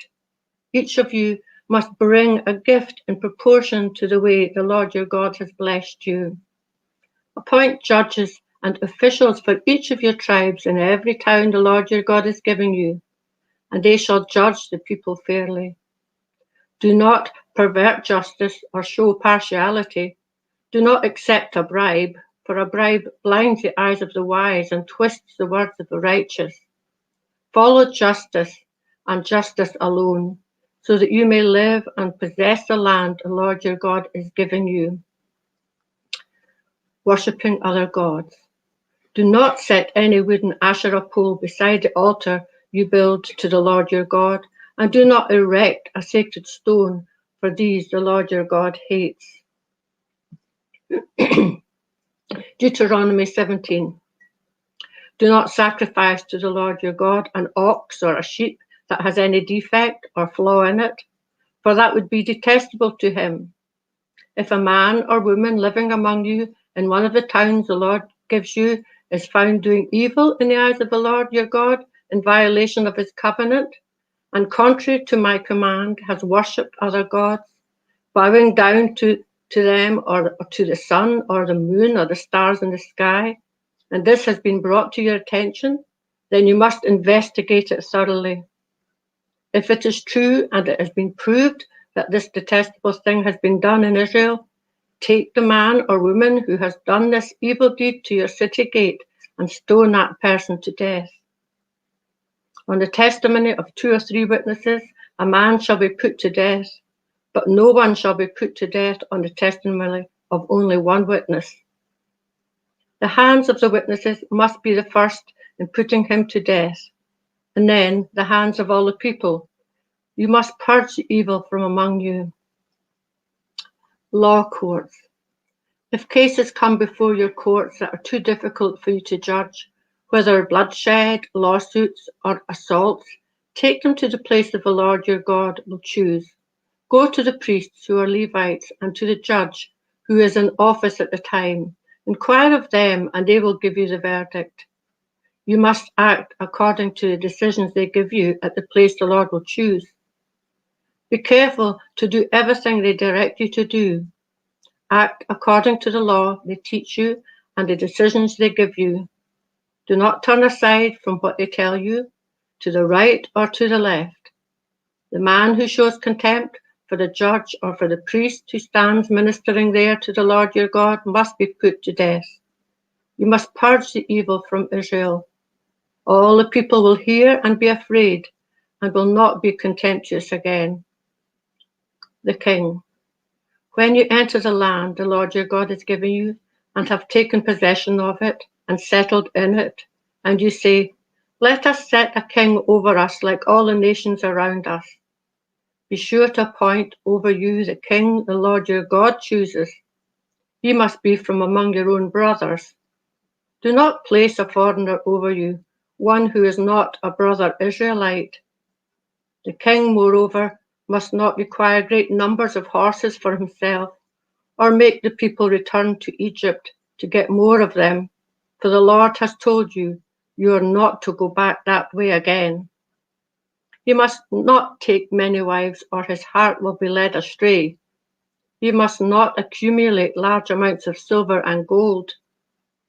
When he takes the throne of his kingdom, he is to write for himself on a scroll a copy of this law, taken from that of the priests who are Levites.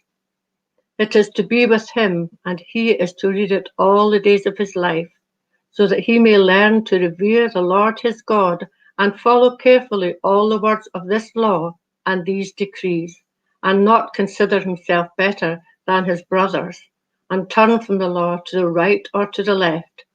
Then he and his descendants will reign a long time over his kingdom in Israel. Offering for the priests. Deuteronomy 18. The priests who are Levites, indeed the whole tribe of Levi, are to have no allotment or inheritance with Israel. They shall live on the offerings made to the Lord by fire, for that is their inheritance. They shall have no inheritance among their brothers. The Lord is their inheritance, as he promised them. This is the share due to the priests from the people who sacrifice a bull or a sheep, the shoulder, the jowls, and the inner parts. You are to give them the first fruits of your grain, new wine and oil, and the first wool from the shearing of your sheep. For the Lord your God has chosen them and their descendants out of all the tribes to stand and minister in the Lord's name always. If a Levite moves from one of your towns anywhere in Israel where he is living, and comes in all earnestness to the place the Lord will choose, he may minister in the name of the Lord his God, like all his fellow Levites who serve there in the presence of the Lord. He is to share equally to their benefits, even though he has received money from the sale of family possessions. Detestable practices. When you enter the land the Lord your God has given you, do not learn to imitate the detestable ways of the nations there. Let no one be found among you who sacrifices his sons or his daughters in the fire, who practice divination or sorcery, interprets omens, engages in witchcraft, or casts spells, or who is a medium or spiritist, or who consults the dead. Anyone who does these things is detestable to the Lord. Because of these detestable practices, the Lord your God will drive out those nations before you. You must be blameless before the Lord your God. The prophet. The nations you will dispossess listen to those who practice sorcery or divination. But as for you, the Lord your God has not permitted you to do so. The Lord your God will raise up for you a prophet like me from among your own brothers. You must listen to him. For this is what you asked of the Lord your God at Horeb on the day of the assembly, when you said, "Let us not hear the voice of the Lord our God, nor see this great fire any more, or we will die." The Lord said to me, "What they say is good. I will raise up for them a prophet like you from among their brothers. I will put my words in his mouth, and he will tell them everything I commanded him. If anyone does not listen to my words that the prophet speaks in my name, I myself will call him to account. But a prophet who presumes to speak in my name anything I have not commanded him to say, or a prophet who speaks in the name of other gods, must be put to death. You may say to yourselves, how can we know when a message has not been spoken by the Lord? If what a prophet proclaims in the name of the Lord does not take place or come true, that is a message the Lord has not spoken. That prophet has spoken presumptuously. Do not be afraid of him." I will hand over to Pauline now. Deuteronomy chapter 19. Cities of refuge. When the Lord your God has destroyed the nations whose land he has given you, when you have driven them out and settled in their towns and houses, then set aside for yourself 3 cities centrally located in the land the Lord your God is giving you to possess. Build roads to them and divide into 3 parts the land the Lord your God is giving you as an inheritance, so that anyone who kills a man may flee there. This is the rule concerning the man who kills another and flees there to save his life. One who kills his neighbor unintentionally, without malice or forethought. For instance, a man may go into the forest with his neighbor to cut wood, and as he swings his axe to fell the tree, the head may fly off and hit his neighbor and kill him. That man may flee to one of these cities and save his life. Otherwise, the avenger of blood might pursue him in a rage, overtake him if the distance is not too great, and kill him, even though he is not deserving of death, since he did it to his neighbor without malice or a forethought. This is why I command you to set aside for yourself 3 cities.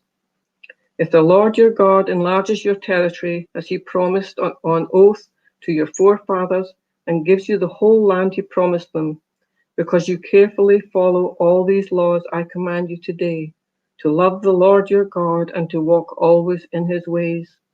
Then you are to set aside 3 more cities. Do this so that the innocent blood will not be shed in your land, which the Lord your God is giving you as your inheritance, and so that you will not be guilty of bloodshed.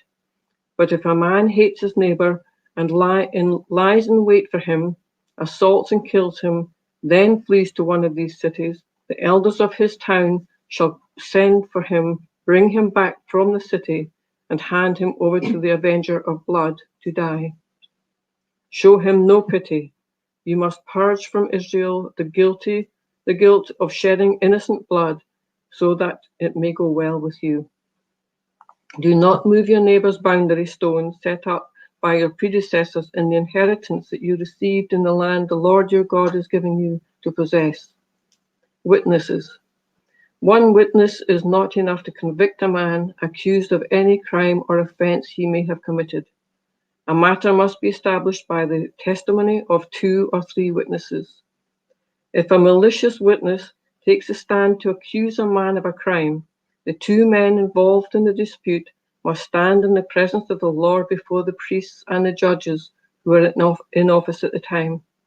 The judges must make a thorough investigation, and if the witness proves to be a liar, giving false testimony against his brother, then do to him as he intended to do to his brother. You must purge the evil from among you. The rest of the people will hear of this and be afraid, and never again will such an evil thing be done among you. Show no pity. Life for life, eye for eye, tooth for tooth, hand for hand, foot for foot. Deuteronomy chapter 20, going to war. When you go to war against your enemies and see horses and chariots and an army greater than yours, do not be afraid of them, because the Lord your God who brought you out of Egypt will be with you. When you are about to go into battle, the priest shall come forward and address the army. He shall say, Hear, O Israel, today you are going into battle against your enemies. Do not be faint-hearted or afraid. Do not be terrified or give way to panic before them.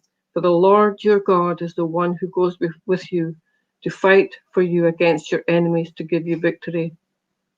The officers shall say to the army, Has anyone built a new house and not dedicated it? Let him go home, or he may die in battle and someone else may dedicate it. Has anyone planted a vineyard and not begun to enjoy it? Let him go home, or he may die in the battle and someone else enjoy it. Has anyone become pledged to a woman and not married her? Let him go home, or he may die in battle and someone else marry her. Then the officers shall add, Is any man afraid or faint-hearted? Let him go home, so that his brothers will not become disheartened too. When the officers have finished speaking to the army, they shall appoint commanders over it. When you march up to attack a city, make its people an offer of peace. If they accept and open their gates, all the people in it shall be subject to forced labor and shall work for you. If they refuse to make peace and they engage you in battle, lay siege to that city. When the Lord your God delivers it into your hand, put to the sword all the men in it. As for the women, the children, the livestock, and everything else in the city, you may take these as plunder for yourselves. You may use the plunder the Lord your God gives you from your enemies. This is how you are to treat all the cities that are a distance from you and do not belong to the nations nearby. However, in the cities of the nations the Lord your God has given you as an inheritance, do not leave alive anything that breathes. Completely destroy them, the Hittites, the Amorites, the Canaanites, the Perizzites, the Hivites, the Jebusites, as the Lord your God has commanded you. Otherwise, they will teach you to follow all the detestable things they do in worshipping their gods, and you will sin against the Lord your God. When you lay siege to a city for a long time, fighting against it to capture it, do not destroy its trees by putting an axe to them, because you can eat their fruit. Do not cut them down. Are the trees of the field people that you should besiege them? However, you may cut down the trees that you know are not fruit trees, and use them to build siege works until the city of war with you falls. Chapter 21, Atonement for the Unsolved Murder. If a man is found slain lying in the field in the land that the Lord your God is giving you to possess, and it is not known who killed him, your elders and judges shall go out and measure the distance from the body to the neighbouring towns. Then the elders of the town nearest the body shall take a heifer that has never been yoked, never been worked, and has never worn a yoke, and lead her down to a valley that has not been ploughed or planted, and where there is a flowing stream. There in the valley they are to break the heifer's neck. The priests, the sons of Levi, shall step forward, for the Lord your God has chosen them to minister and to pronounce blessings in the name of the Lord, and to decide all cases of dispute and assault. Then all the elders of the town nearest to the body shall wash their hands over the heifer whose neck was broken in the valley. And they shall declare, our hands did not shed this blood, nor did our eyes see it done, except this atonement for your people Israel, whom you have redeemed. O Lord, and do not hold your people guilty of the blood of an innocent man, and the bloodshed will be atoned for you. So you will purge for yourselves the guilt of shedding innocent blood, since you have done what is right in the eyes of the Lord. Marrying a captive woman. When you go to war against your enemies, the Lord your God delivers them into your hands, and you take captives. If you notice among the captives a beautiful woman and are attracted to her, you may take her as your wife. Bring her into your home and have her shave her head, trim her nails, and put aside the clothes she was wearing when captured. After she has lived in your house and mourned her father and mother for a full month, then you may go to her and to be her husband, and she shall be your wife. If you are not pleased with her, let her go wherever she wishes. You must not sell her or treat her as a slave, since you have dishonored her. The right of the firstborn. If a man has two wives, and he loves one but not the other, and both bear him sons, but the firstborn is the son of the wife he does not love, when he wills his property to his sons, he must not give the rights of the firstborn to the son of the wife he loves in preference to his actual firstborn son, the son of the wife he does not love. He must acknowledge the son of his unloving wife as the firstborn by giving him a double share of all he has.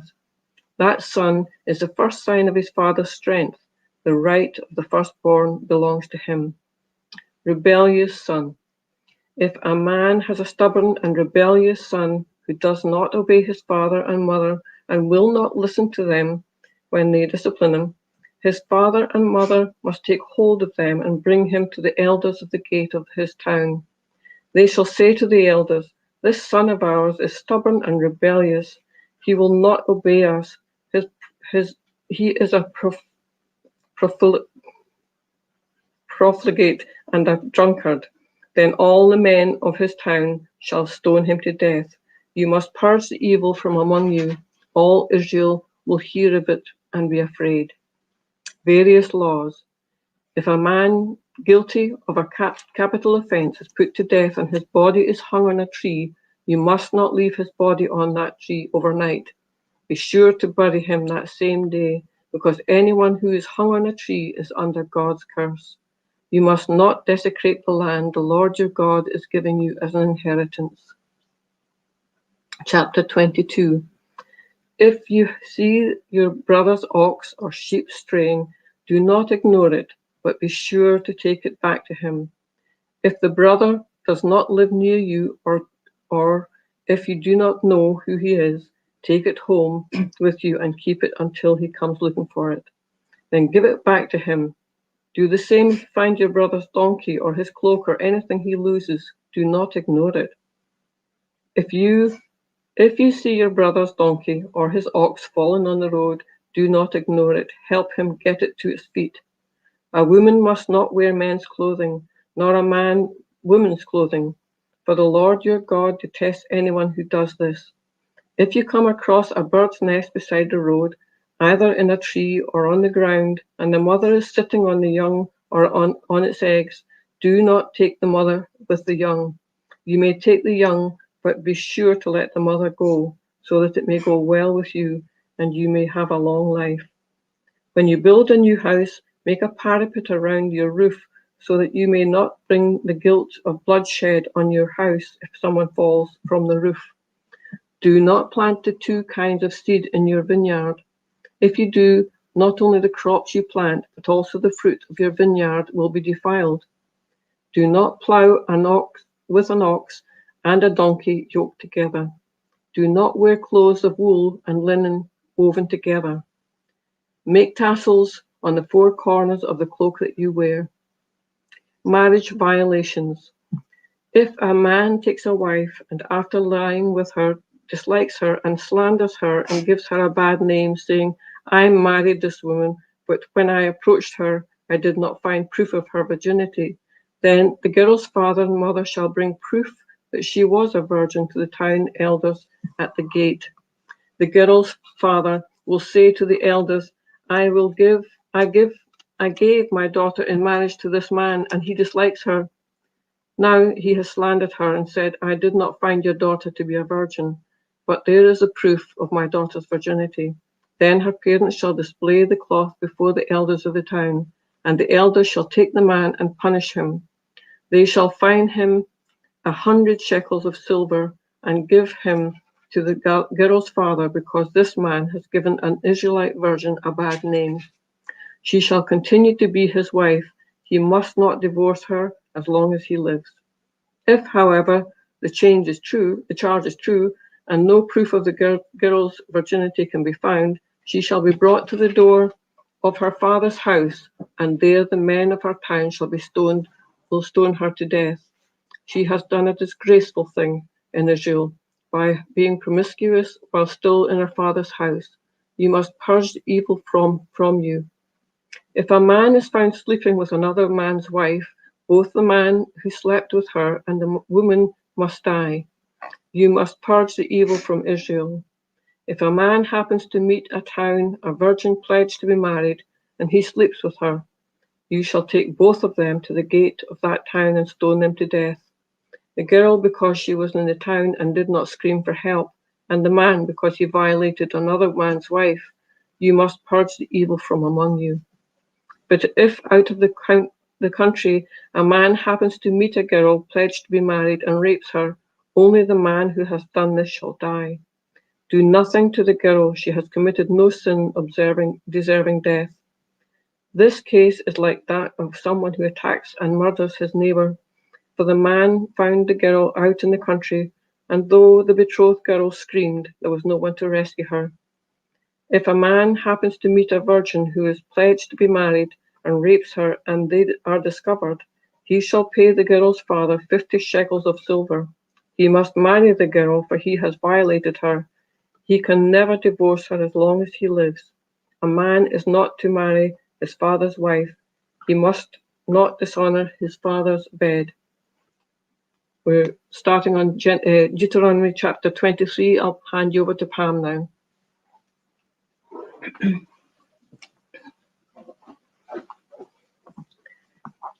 Deuteronomy 23, exclusion from the assembly. No one who has been emasculated by crushing or cutting may enter the assembly of the Lord. No one born of a forbidden marriage, nor any of his descendants may enter the assembly of the Lord, even down to the 10th generation. No Ammonite or Moabite or any of his descendants may enter the assembly of the Lord, even down to the 10th generation.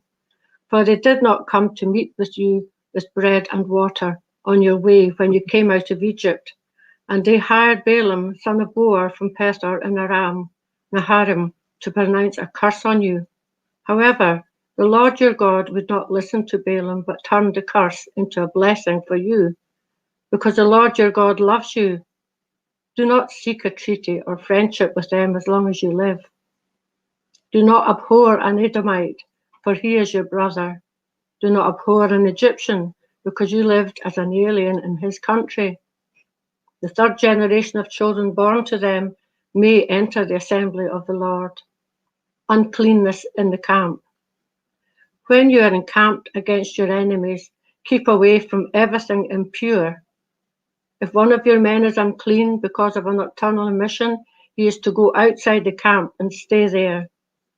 But as evening approaches, he is to wash himself, and at sunset he may return to the camp. Designate a place outside the camp where you can go to relieve yourself. As part of your equipment, have something to dig with, and when you relieve yourself, dig a hole and cover up your excrement. For the Lord your God moves about in your camp to protect you and to deliver your enemies to you. Your camp must be holy, so that he will not see among you anything indecent and turn away from you. Miscellaneous laws. If a slave has taken refuge with you, do not hand him over to his master. Let him live among you wherever he likes and whatever town he chooses. Do not oppress him. No Israelite man or woman is to become a shrine prostitute. You must not bring the earnings of a female prostitute or of a male prostitute into the house of the Lord your God to pay any vow, because the Lord your God detests them both. Do not charge your brother interest, whether on money or food or anything else that may earn interest. You may charge a foreigner interest, but not a brother Israelite, so that the Lord your God may bless you in everything you put your hand to in the land you are entering to possess. If you make a vow to the Lord your God, do not be slow to pay it, for the Lord your God will certainly demand it of you, and you will be guilty of sin. But if you refrain from making a vow, you will not be guilty.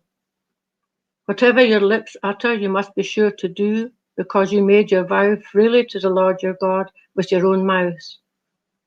If you enter your neighbor's vineyard, you may eat all the grapes you want, but do not put any in your basket. If you enter your neighbor's grain field, you may pick kernels with your hands, but you must not put a sickle to his standing grain. Deuteronomy 24. If a man marries a woman who becomes displeasing to him because he finds something indecent about her, and he writes her a certificate of divorce, gives it to her, and sends her from his house, and if after she leaves his house she becomes the wife of another man, and her second husband dislikes her and writes her a certificate of divorce, give it to her and send her from his house. Or if he dies, then her first husband, who divorced her, is not allowed to marry her again after she has been defiled. That would be detestable in the eyes of the Lord. Do not bring sin upon the land the Lord your God is giving you as an inheritance.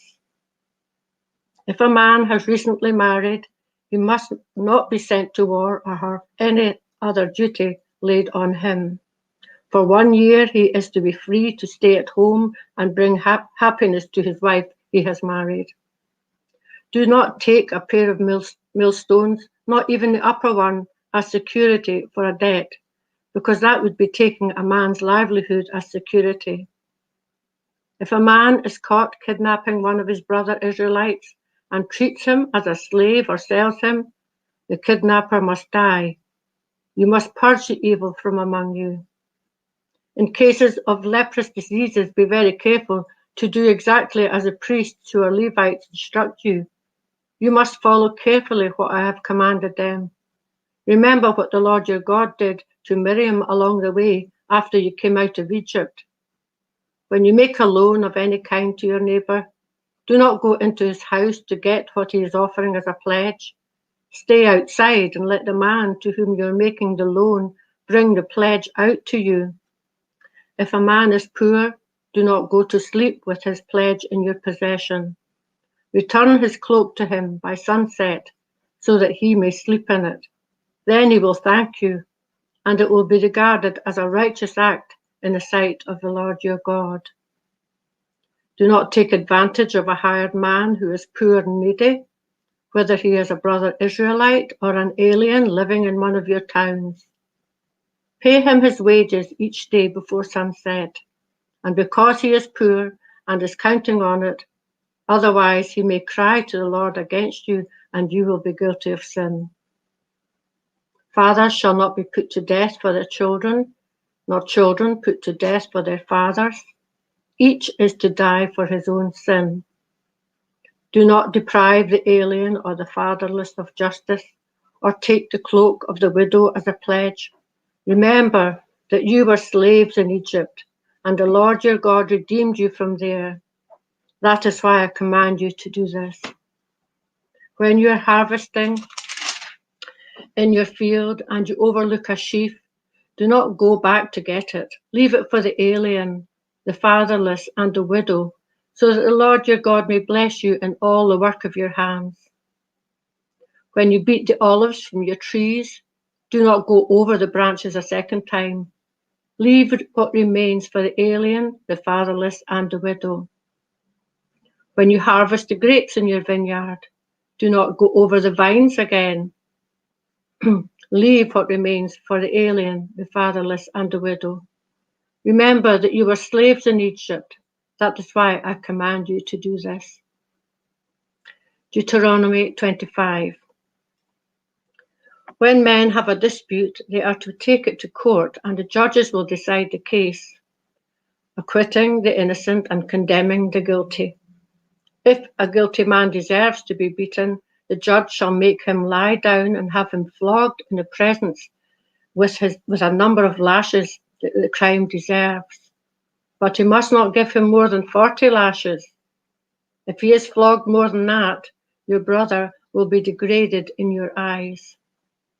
Do not muzzle an ox while it is treading out the grain. If brothers are living together and one of them dies without a son, his widow must not marry outside the family. Her husband's brother shall take her and marry her and fulfill the duty of a brother-in-law to her. The first son she bears shall carry on the name of the dead brother, so that his name shall not be blotted out from history.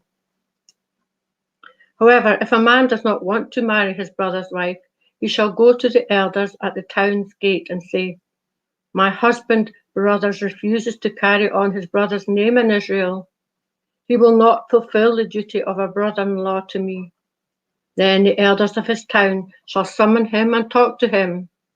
If he persists in saying, "I do not want to marry her," his brother's widow shall go up to him in the presence of the elders, take off one of his sandals, spit in his face, and say, "This is what is done to a man who will not build up his brother's family line."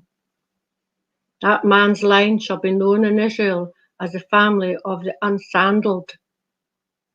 If two men are fighting and the wife of one of them comes to rescue her husband from his assailant, and she reaches out and seizes him by his private parts, you shall cut off her hand and show her no pity. Do not have two differing weights in your bag, one heavy and one light. Do not have two differing measures in your house, one large, one small. You must have accurate and honest weights and measures, so that you may live long in the land the Lord your God is giving you. For the Lord your God detests anyone who does these things, anyone who deals dishonestly. Remember what the Amalekites did to you along the way when you came out of Egypt. When you were weary and worn out, they met you on your journey and cut off all who were lagging behind. They had no fear of God. When the Lord your God gives you rest from all the enemies around you in the land he is giving you to possess as an inheritance, you shall blot out the memory of the Amalek from under heaven. Do not forget. First fruits and tithes. Deuteronomy 26. When you have entered the land the Lord your God is giving you as an inheritance, and have taken possession of it and settled in it, take some of the first fruits of all that you produce from the soil of the land the Lord your God is giving you, and put them in a basket. Then go to the place the Lord your God will choose as a dwelling for his name, and say to the priest in office at the time, "I declare today to the Lord your God that I have come to the land that the Lord swore to our forefathers to give us." The priest shall take the basket from your hands and set it down in front of the altar of the Lord your God. Then he shall declare before the Lord your God, "My father was a wandering Aramean, and he went down into Egypt with a few people and lived there and became a great nation, powerful and numerous. But the Egyptians mistreated us and made us suffer, putting us to hard labor. Then he cried out to the Lord, the God of our fathers. And the Lord heard our voice and saw our misery, toil and oppression. So the Lord brought us out of Egypt with a mighty hand and an outstretched arm, with great terror and with miraculous signs and wonders. He brought us to this place and gave us this land, a land flowing with milk and honey. And now I bring the first fruits of the soil that you, O Lord, have given me. Place the basket before the Lord your God and bow down before him. And you and the Levites and the aliens among you shall rejoice in all the good things the Lord your God has given you and your household. When you have finished setting aside a tenth of all your produce in the third year, the year of the tithes, you shall give it to the Levite, the alien, the fatherless, and the widow, so that they may eat in your towns and be satisfied. Then say to the Lord your God, I have removed from my house the sacred portion and have given it to the Levite, the alien, the fatherless, and the widow, according to all you command. I have not turned aside from your commands, nor have I forgotten any of them. I have not eaten any of the sacred portion while I was in mourning, nor have I removed any of it while I was unclean, nor have I offered any of it to the dead. I have obeyed the Lord my God. I have done everything you commanded me. Look down from heaven, your holy dwelling place, and bless you, your people Israel, and the land you have given us, as you promised on oath to our forefathers, a land flowing with milk and honey. Following the Lord's commands. The Lord your God commands you this day to follow these decrees and laws carefully. Observe them all with all your heart and with all your soul. You have declared this day that the Lord is your God, and that you will walk in his ways, and that you will keep his decrees, commands, and laws, and that you will obey him. And the Lord has declared this day that you are his people, his treasured possession, as he promised, and that you are to keep all his commands.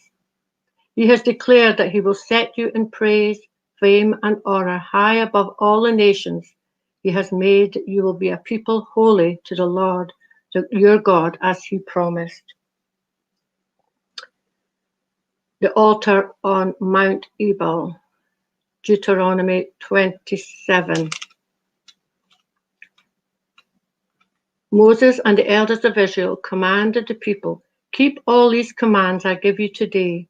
When you have crossed the Jordan into the land the Lord your God is giving you, set up some large stones and coat them with plaster. Write on them all the words of this law when you have crossed over to enter the land the Lord your God is giving you, the land flowing with milk and honey, just as the Lord, the God of your fathers, promised you. And when you have crossed the Jordan, set up these stones on Mount Ebal, as I command you today, and coat them with plaster. Build there an altar to the Lord your God, an altar of stones. Do not use any iron tool upon them. Build the altar of the Lord your God with field stones and offer burnt offerings on it to the Lord your God. Sacrifice fellowship offerings there, eating them and rejoicing in the presence of the Lord your God. And you shall write very clearly all the words of this law on these stones you have set up. I will hand over to John now, and we're Deuteronomy 27, curses from Mount Ebal. Thank you, John.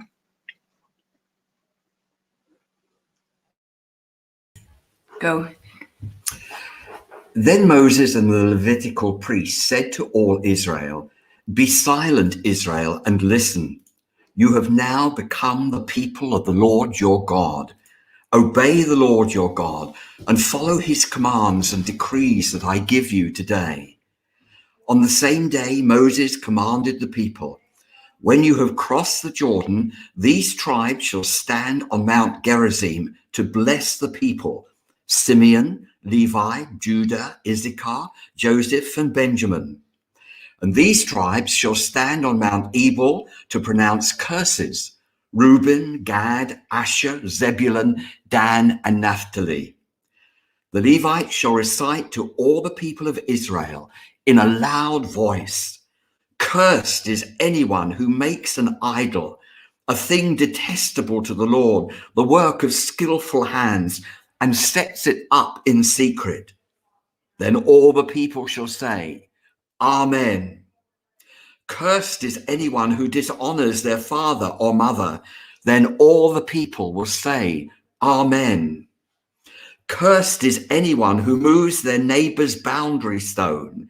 Then all the people shall say, "Amen." "Cursed is anyone who leads the blind astray on the road." Then all the people will say, "Amen."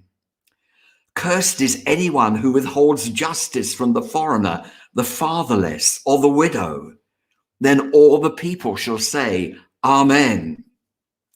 "Cursed is anyone who sleeps with his father's wife, for he dishonors his father's bed." Then all the people shall say, "Amen." "Cursed is anyone who has sexual relations with any animal." Then all the people will say, "Amen." "Cursed is anyone who sleeps with his sister, the daughter of his father, or the daughter of his mother." Then all the people will say, "Amen." "Cursed is anyone who sleeps with his mother-in-law." Then all the people will say, "Amen." "Cursed is anyone who kills their neighbor secretly." And all the people will say, "Amen." "Cursed is anyone who accepts a bribe to kill an innocent person." Then all the people shall say, "Amen." "Cursed is anyone who does not uphold the words of this law by carrying them out." Then all the people will say, "Amen." If you fully obey the Lord your God and carefully follow all his commands, then I will give you today, the Lord your God will set you high above all the nations on earth. All these blessings will come on you and accompany you if you obey the Lord your God. You will be blessed in the city and blessed in the country. The fruit of your womb shall be blessed, and the crops of your land and the young of your livestock, the calves of your herds and the lambs of your flocks. Your basket and your kneading trough will be blessed. You will be blessed when you come in and blessed when you go out. The Lord will grant you that the enemies who rise up against you will be defeated before you. They will come at you from one direction, but flee from you in seven. The Lord will send a blessing on your barns and on everything you put your hand to. The Lord will bless you in the land he is giving you. The Lord will establish you as his holy people, as he promised you on oath. If you keep the commands of the Lord your God and walk in obedience to him, then all the peoples of the earth will see that you are called by the name of the Lord, and they will fear you. The Lord will grant you abundant prosperity in the fruit of your womb, the young of your livestock, and the crops of your ground, in the land he swore to your ancestors to give you. The Lord will open the heavens, the storehouse of his bounty, and send rain on your land in season, and to bless all the works of your hands. You will lend to many nations, but will borrow from none. The Lord will make you the head, not the tail, if you pay attention to the commands of the Lord your God that I will give you this day and carefully follow them. You will always be at the top and never at the bottom. Do not turn aside from any of the commands I give you today, to the right or to the left, following other gods and serving them. David's taken over. Verse 15. David, verse 15. Deuteronomy 28 and reading from verse 15, the curses for disobedience.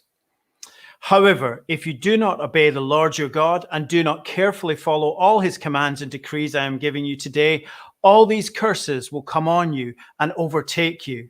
You'll be cursed in the city and cursed in the country. Your basket and kneading trough will be cursed. The fruit of your womb will be cursed, and the crops of your land, and the calves of your herds, and the lambs of your flocks. You'll be cursed when you come in, and cursed when you go out. The Lord will send on you curses, confusion, and rebuke in everything you put your hand to, until you are destroyed and come to sudden ruin because of the evil you have done in forsaking him. The Lord will plague you with diseases until he has destroyed you from the land you are entering to possess. The Lord will strike you with wasting disease, with fever and inflammation, with scorching heat and drought, with blight and mildew, which will plague you until you perish. The sky over your head will be bronze, the ground beneath you iron. The Lord will turn the rain of your country into dust and powder. It will come down from the skies until you are destroyed. The Lord will cause you to be defeated before your enemies. You will come at them from one direction, but flee from them in seven, and you'll become a thing of horror to all the kingdoms on earth. Your carcasses will be food for all the birds and the wild animals, and there will be no one to frighten them away. The Lord will afflict you with the boils of Egypt and with tumors, festering sores, and the itch from which you cannot be cured. The Lord will afflict you with madness, blindness, and confusion of mind. At midday, you will grope about like a blind person in the dark. You will be unsuccessful in everything you do. Day after day, you will be oppressed and robbed with no one to rescue you.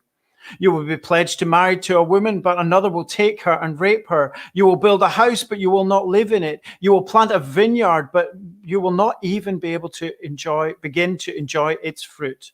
Your ox will be slaughtered before your eyes, but you will eat none of it. Your donkey will be forcibly taken from you and will not be returned. Your sheep will be given to your enemies, and no one will rescue them. Your sons and daughters will be given to another nation, and you will wear out your eyes watching for them day after day, powerless to lift a hand. A people that you do not know will eat what your land and labor produce, and you will have nothing but cruel oppression all your days. The sights you see will drive you mad. The Lord will afflict your knees and legs with painful boils that cannot be cured, spreading from the soles of your feet to the top of your head. The Lord will drive you and the king you set over you to a nation unknown to you or your ancestors. There you will worship other gods, gods of wood and stone. You will become a thing of horror, a byword, and an object of ridicule among all the peoples where the Lord will drive you.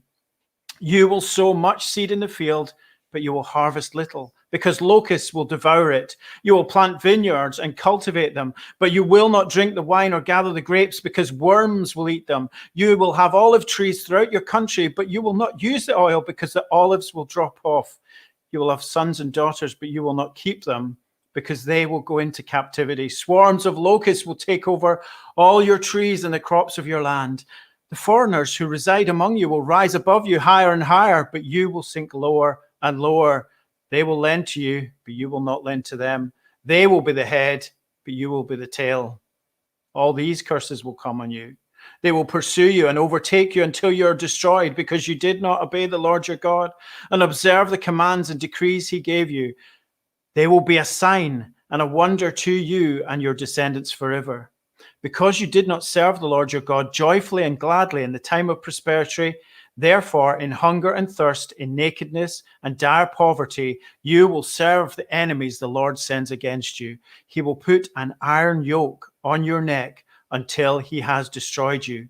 The Lord will bring a nation against you from far away, from the ends of the earth, like an eagle swooping down, a nation whose language you will not understand, a fierce-looking nation without respect for the old or pity for the young. They will devour the young of your livestock and the crops of your land until you are destroyed. They will leave you no grain, new wine, or olive oil, nor any calves of your herds or lambs of your flocks until you are ruined. They will lay siege to all the cities throughout your land until the high fortified walls in which you trust fall down. They will besiege all the cities throughout the land the Lord your God is giving you. Because of the suffering your enemy will inflict on you during the siege, you will eat the fruit of the womb, the flesh of the sons and daughters the Lord has given you. Even the most gentle and sensitive man among you will have no compassion on his own brother or the wife he loves or his surviving children, and he will not give to one of them any of the flesh of his children that he is eating. It will be all he has left because of the suffering your enemy will inflict on you during the siege of all your cities. The most gentle and sensitive woman among you, so sensitive and gentle that she would not venture to touch the ground with the sole of her foot, will begrudge the husband she loves and her own son or daughter, the afterbirth from her womb and the children she bears. For in her dire need she intends to eat them secretly because of the suffering your enemy will inflict on you during the siege of your cities. If you do not carefully follow all the words of this law which are written in this book, and do not revere this glorious and awesome name, the Lord your God, the Lord will send fearful plagues on you and your descendants, harsh and prolonged disasters and severe and lingering illnesses. He will bring on you all the diseases of Egypt that you dreaded, and they will cling to you. The Lord will also bring on you every kind of sickness and disaster not recorded in this book of the law until you are destroyed.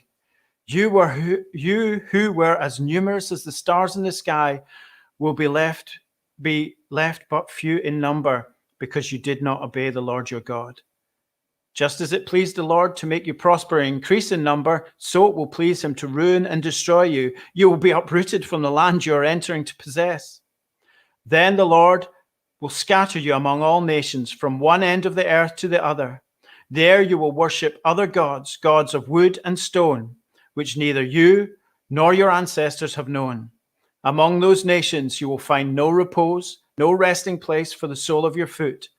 There the Lord will give you an anxious mind, eyes weary with longing, and a despairing heart. You will live in constant suspense, filled with dread, both day and night, never sure of your life.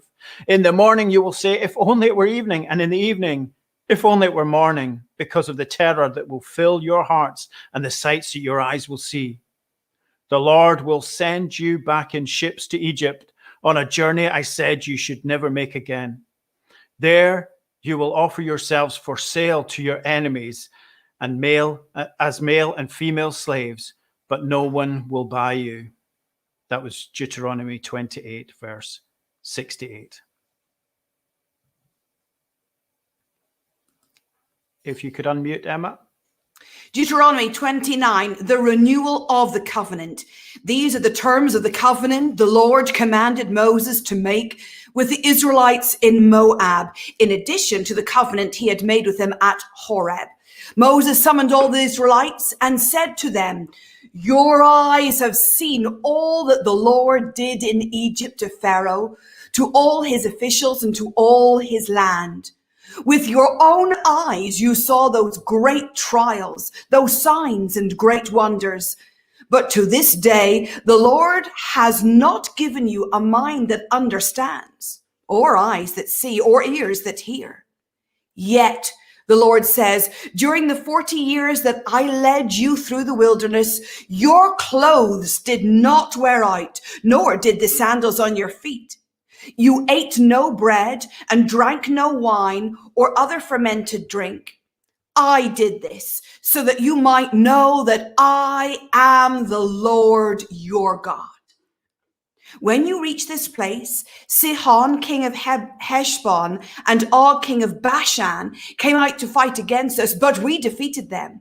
We took their land and gave it as an inheritance to the Reubenites, the Gadites, and the half-tribe of Manasseh. Carefully follow the terms of this covenant so that you may prosper in everything you do.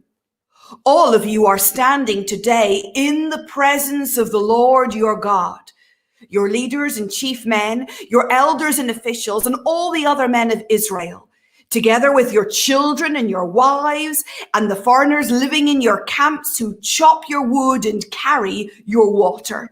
You are standing here in order to enter into a new covenant with the Lord your God, a covenant the Lord is making with you this day and sealing with an oath, to confirm to you this day as his people, that he may be your God as he promised you, and as he swore to your fathers Abraham, Isaac, and Jacob. I am making this covenant with its oath, not only with you who are standing with us today in the presence of the Lord our God, but also with those who are not here today. You yourselves know how we lived in Egypt and how we passed through the countries on the way here. You saw among them their detestable images and idols of wood and stone, of silver and gold. Make sure there is no man or woman, clan or tribe among you today whose heart turns away from the Lord our God to go and worship the God of those nations. Make sure there is no root among you that produces such a bitter poison. When such a person hears the words of this oath and they invoke a blessing on themselves, thinking, I will be safe, even though I persist in going my own way, they will bring disaster on the watered land as well as the dry. The Lord will never be willing to forgive them. His wrath and zeal will burn against them. All the curses written in this book will fall on them, and the Lord will blot out their names from under heaven. The Lord will single them out from all the tribes of Israel for disaster, according to all the curses of the covenant written in this book of the law. Your children who follow you in later generations and foreigners who come from distant lands will see the calamities that have fallen on the land and the diseases with which the Lord has afflicted it. The whole land will be a burning waste of salt and sulfur, nothing planted, nothing sprouted, no vegetation growing on it. It will be like the destruction of Sodom and Gomorrah, Admah and Zeboim, which the Lord overthrew in fierce anger. All the nations will ask, why has the Lord done this to the land? Why this fierce burning anger? And the answer will be, it is because this people abandoned the covenant of the Lord, the God of their ancestors, the covenant he made with them when he brought them out of Egypt. They went off and worshipped other gods and bowed down to them, gods they did not know, gods he had not given them. Therefore, the Lord's anger burned against this land, so that he brought on it all the curses written in this book. In furious anger and in great wrath, the Lord uprooted them from their land and thrust them into another land as it is now. The secret things belong to the Lord our God, but the things revealed belong to us and to our children forever, that we might follow all the words of this law. Dad, Deuteronomy 30. Thank you. Prosperity after turning to the Lord. When all these blessings and curses that I have set before you come on you, and you take them to heart wherever the Lord your God disperses you among the nations, and when you and your children return to the Lord your God and obey him with all your heart and with all your soul, according to everything I command you today, then the Lord your God will restore your fortunes and have compassion on you and gather you again from all the nations where he scattered you. Even if you have been banished to the most distant land under the heavens, from there the Lord your God will gather you and bring you back. He will bring you to the land that belonged to your ancestors, and you will take possession of it. He will make you more prosperous and numerous than your ancestors. The Lord your God will circumcise your hearts and the hearts of your descendants, so that you may love him with all your heart and with all your soul and live. The Lord your God will put all these curses on your enemies who hate and persecute you. You will again obey the Lord and follow all his commands I am giving you today. Then the Lord your God will make you most prosperous in all the work of your hands and in the fruit of your womb, the young of your livestock and the crops of your land. The Lord will again delight in you and make you prosperous, just as he delighted in your ancestors. If you obey the Lord your God and keep his commands and decrees that are written in this book of the law, and turn to the Lord your God with all your heart and with all your soul. Now, what I am commanding you today is not too difficult for you or beyond your reach. It is not up in heaven so that you have to ask, who will ascend into heaven to get it and proclaim it to us so that we can obey it? Nor is it beyond the sea so that you have to ask, who will cross the sea to get it and proclaim it to us so that we will obey it? No, the word is very near you. It is in your mouth and in your heart so that you may obey it. See, I set before you today prosperity, death, and destruction. For I command you today to love the Lord your God, to walk in obedience to him, and to keep his commands, decrees, and laws. Then you will live and increase, and the Lord your God will bless you in the land you are entering to possess. But if your heart turns away and you are not obedient, and if you are drawn away to bow down to other gods and worship them, I declare to you this day that you will certainly be destroyed. You will not live long in the land you are crossing the Jordan to enter and possess. This day I call the heavens and the earth as witnesses against you that I have set before you life and death, blessings and curses. Now choose life, so that you and your children may live, and that you may love the Lord your God. Listen to his voice and hold fast to him, for the Lord is your life, and he will give you many years in the land he swore to give to your fathers, Abraham, Isaac, and Jacob. David. And now we're into Deuteronomy 31, verse 1. Joshua to succeed Moses. Then Moses went out and spoke these words to all Israel. I am now 120 years old, and I am no longer able to lead you. The Lord has said to me, you shall not cross the Jordan. The Lord your God himself will cross over ahead of you. He will destroy these nations before you, and you will take possession of their land. Joshua also will cross over ahead of you, as the Lord said, and the Lord will do to them what he did to Sihon and Og, the kings of the Amorites, whom he destroyed along with their land. The Lord will deliver them to you, and you must do to them all that I have commanded you. Be strong and courageous. Do not be afraid or terrified because of them, for the Lord your God goes with you. He will never leave you nor forsake you.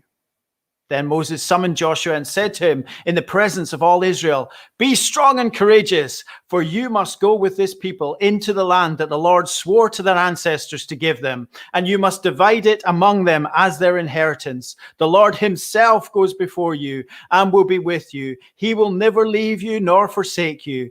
Do not be afraid. Do not be discouraged. So Moses wrote down this law and gave it to the Levitical priests who carried the Ark of the Covenant of the Lord, and to all the elders of Israel. Then Moses commanded them, at the end of every 7 years, in the year for cancelling debts, during the festival of tabernacles, when all Israel comes to appear before the Lord your God at the place he will choose, you shall read this law before them in their hearing. Assemble the people, men, women, and children, and the foreigners residing in your towns, so that they can listen and learn to fear the Lord your God and follow carefully all the words of this law. Their children who do not know this law must hear it and learn to fear the Lord your God as long as you live in the land you are crossing the Jordan to possess.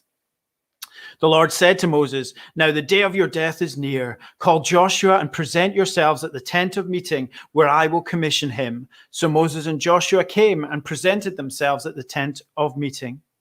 Then the Lord appeared at the tent in a pillar of cloud, and the cloud stood over the entrance to the tent. And the Lord said to Moses, you are going to rest with your ancestors, and these people will soon prostitute themselves to the foreign gods of the land they are entering. They will forsake me and break the covenant I made with them. And in that day I will become angry with them and forsake them. I will hide my face from them, and they will be destroyed. Many disasters and calamities will come on them, and in that day they will ask, have not these disasters come on us because our God is not with us? And I will certainly hide my face in that day because of all their wickedness in turning to other gods. Now, write down this song and teach it to the Israelites and have them sing it so that it may be a witness for me against them. When I have brought them into the land flowing with milk and honey, the land I promised on oath to their ancestors, and when they eat their fill and thrive, they will turn to other gods and worship them, rejecting me and breaking my covenant. And when many disasters and calamities come on them, this song will testify against them, because it will not be forgotten by their descendants. I know what they are disposed to do, even before I bring them into the land I promised them on oath. So Moses wrote down this song that day and taught it to the Israelites. The Lord gave this command to Joshua, son of Nun: be strong and courageous, for you will bring the Israelites into the land I promised them on oath, and I myself will be with you. After Moses finished writing in a book the words of this law from beginning to end, he gave this command to the Levites who carried the Ark of the Covenant of the Lord. Take this book of the law and place it beside the Ark of the Covenant of the Lord your God. There it will remain as a witness against you. For I know how rebellious and stiff-necked you are. If you had been rebellious against the Lord while I am still alive and with you, how much more will you rebel after I die? Assemble before me all the elders of your tribes and all your officials, so that I can speak these words in their hearing and call the heavens and the earth to testify against them. For I know that after my death, you are sure to become utterly corrupt and to turn from the way I've commanded you. In days to come, disaster will fall on you, because you will do evil in the sight of the Lord and arouse his anger by what your hands have made. And so the song of Moses. And Moses recited the words of this song from beginning to end in the hearing of the whole assembly of Israel. And Emma, you'll take over the song at It's a brilliant chapter, isn't it? Deuteronomy 32. Listen, you heavens, and I will speak. Hear, you earth, the words of my mouth. Let my teaching fall like rain, and my words descend like dew, like showers on new grass, like abundant rain on tender plants. I will proclaim the name of the Lord. Oh, praise the greatness of our God. He is the rock. His works are perfect, and all his ways are just. A faithful God who does no wrong. Upright and just is he. They are corrupt and not his children. To their shame, they are a warped and crooked generation. Is this the way you repay the Lord, you foolish and unwise people? Is he not your father, your creator, who made you and formed you? Remember the days of old. Consider the generations long past. Ask your father, and he will tell you, your elders, and they will explain to you. When the Most High gave the nations their inheritance, when he divided all mankind, he set up the boundaries for his people according to the number of the sons of Israel. For the Lord's portion is his people, Jacob his allotted inheritance. In a desert land he found them. In a barren and howling waste, he shielded him and cared for him. He guarded him as the apple of his eye. Like an eagle that stirs up its nest and hovers over its young, that spreads its wings to catch them, he carries them aloft. The Lord alone led him. No foreign god was with him. He made him ride in the heights of the land and fed him with the fruit of the fields. He nourished him with honey from the rock, with oil from the flinty crag, with curds and milk from herds and flocks, and with fatted lambs and goats, and choice rams of Bashan, and the finest kernels of wheat. You drank the foaming blood of the grape. Jeshurun grew fat and kicked. Filled with food, they became heavy and sleek. They abandoned the God who made them and rejected the rock, their savior. They made him jealous with their foreign gods and angered him with their detestable idols. They sacrificed to false gods, which are not God, gods they had not known, gods that recently appeared, gods your ancestors did not fear. You deserted the rock who fathered you. You forgot the God who gave you birth. The Lord saw this and rejected them because he was angered by his sons and daughters. I will hide my face from them, he said, and see what their end will be. For they are a perverse generation, children who are unfaithful. They made me jealous by what is no God and angered me with their worthless idols. I will make them envious by those who are not a people. I will make them angry by a nation that has no understanding. For a fire will be kindled by my wrath, one that burns down to the realm of the dead below. It will devour the earth and its harvests and set afire the foundations in the mountains. I will heap calamities on them and spend my arrows against them. I will send wasting famine against them, consuming pestilence and deadly plagues. I will send against them the fangs of wild beasts, the venom of vipers that glide in the dust, and in the street the sword will make them childless. In their homes, terror will reign. The young men and young women will perish. The infants and those with grey hair, I said I would scatter them and erase their name from human memory. But I dreaded the taunt of the enemy, lest the adversary misunderstand and say, our hand has triumphed, the Lord has not done all this. They are a nation without sense. There is no discernment in them. If only they were wise and would understand this and discern what their end will be. How could one man chase 1,000 or two put 10,000 to flight unless their rock had sold them, unless their Lord had given them up? For their rock is not like our rock, as even our enemies concede. Their vine comes from the vine of Sodom and from the fields of Gomorrah. Their grapes are filled with poison and their clusters with bitterness. Their wine is the venom of serpents, the deadly poison of cobras. Have I not kept this in reserve and sealed it in my vaults? It is mine to avenge. I will repay. In due time, their foot will slip.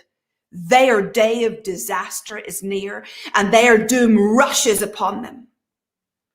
The Lord will vindicate his people and relent concerning his servants when he sees their strength is gone, and no one is left, slave or free.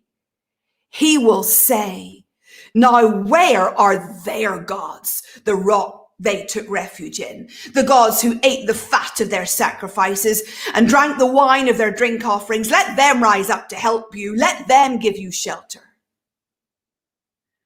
Now see that I myself am he. There is no God besides me. I put to death and I bring to life. I have wounded and I will heal, and no one can deliver out of my hand. I lift my hand to heaven and solemnly swear, as surely as I live forever, when I sharpen my flashing sword and my hand grasps in it judgment, I will take vengeance on my adversaries and repay those who hate me. I will make my arrows drunk with blood, while my sword devours flesh, the blood of the slain and the captives, the heads of the enemy leaders. Rejoice, you nations, with his people, For he will avenge the blood of his servants. He will take vengeance on his enemies and make atonement for his land and people. Moses came with Joshua, son of Nun, and spoke all the words of this song in the hearing of the people. When Moses finished reciting all these words to Israel, he said to them, "Take to heart all the words I have solemnly declared to you this day, so that you may command your children to obey carefully all the words of this law. They are not just idle words for you. They are your life. By them, you will live long in the land you are crossing the Jordan to possess." On that same day, the Lord told Moses, "Go up into the Abraham range to Mount Nebo in Moab, across from Jericho, and view Canaan, the land I am giving the Israelites as their own possession. There, on that mountain you have climbed, you will die, and be gathered to your people, just as your brother Aaron died on Mount Hor and was gathered to his people. This is because both of you broke faith with me in the presence of the Israelites at the waters of Meribah Kadesh in the desert of Zin, and because you did not uphold my holiness among the Israelites. Therefore, you will see the land only from a distance. You will not enter the land I am giving to the people of Israel." Wow. 30. Deuteronomy chapter 33, Moses blesses the tribes. This is the blessing that Moses, the man of God, pronounced on the Israelites before his death. He said, "The Lord came from Sinai and dawned over them and drew them from Mount Seir. He shone forth from Mount Paran. He came with myriads of holy ones from the south, from his mountain slopes. Surely it is you who love the people. All the holy ones are in your hand. At your feet they all bow down, and from you receive instruction. The law that Moses gave us, the possession of the assembly of Jacob. He was king over Jeshurun when the leaders of the people assembled, along with the tribes of Israel. Let Reuben live and not die, nor his people be few." And this he said about Judah. "Hear, Lord, the cry of Judah. Bring him to his people. With his own hands he defends his cause. Oh, be his help against the foes."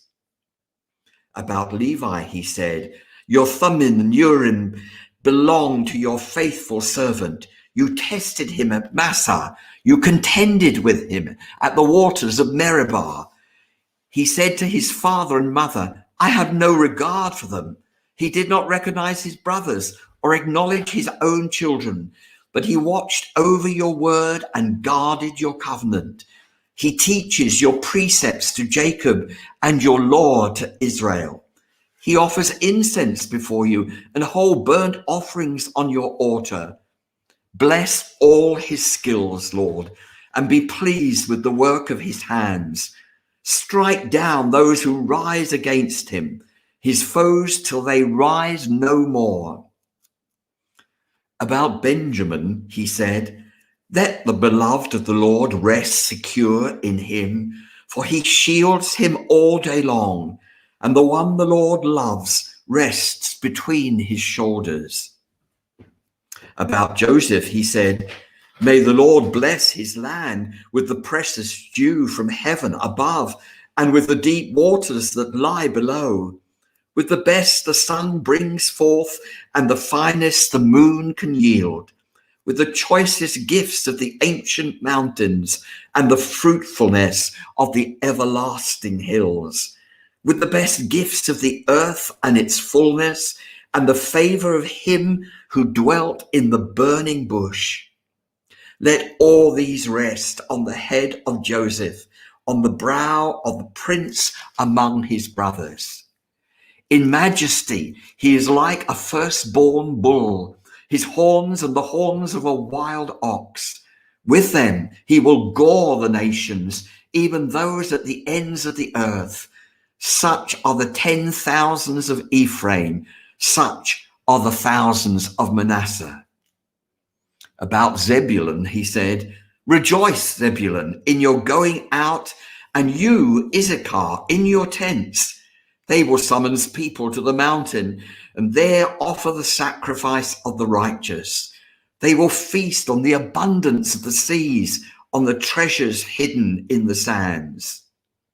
About Gad, he said, blessed is he who enlarges Gad's domain. Gad lives there like a lion, tearing at arm or hand.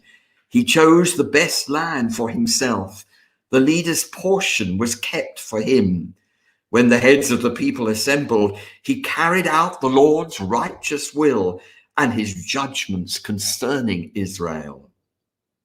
About Dan, he said, Dan is a lion's cub, springing out of Bashan. About Naphtali, he said, Naphtali is abounding with the favor of the Lord and is full of his blessing. He will inherit southward to the lake. About Asher, he said, most blessed are the sons of Asher. Let him be favored by his brothers. Let him bathe his feet in oil. The bolts of your gates will be iron and bronze, and your strength will equal your days. There is no one like the God of Jehoram, who rides across the heavens to help you, and on the clouds in his majesty. The eternal God is your refuge, and underneath are the everlasting arms. He will drive out your enemies before you, saying, destroy them. So Israel will live in safety. Jacob will dwell secure in a land of grain and new wine, where the heavens drop dew. Blessed are you, Israel. Who is like you, a people saved by the Lord? He is your shield and helper and your glorious sword. Your enemies will cower before you, and you will tread on their heights.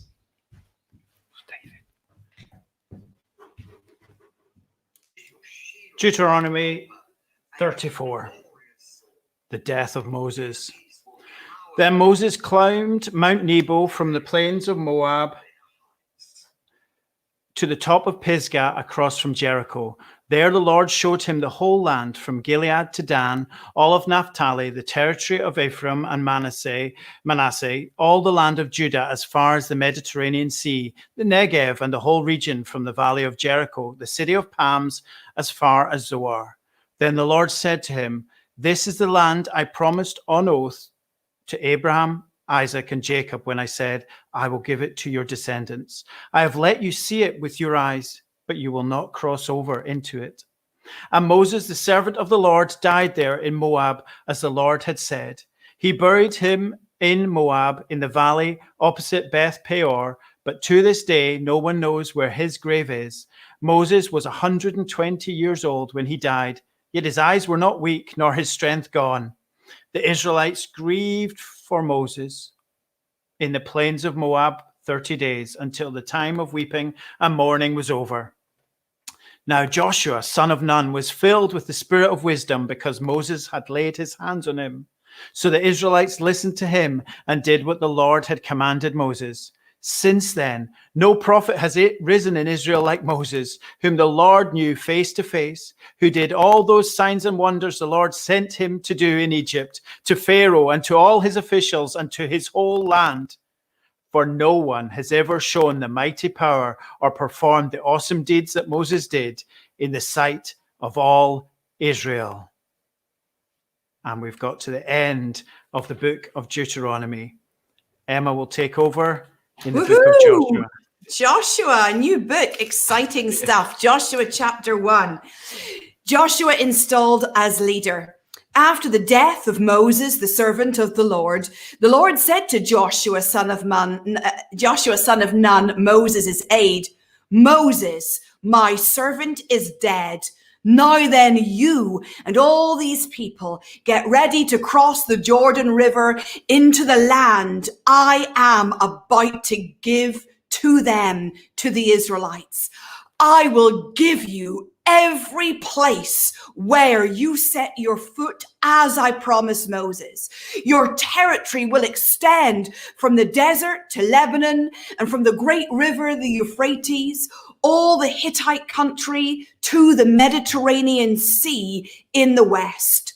No one will be able to stand against you all the days of your life. As I was with Moses, so I will be with you. I will never leave you nor forsake you.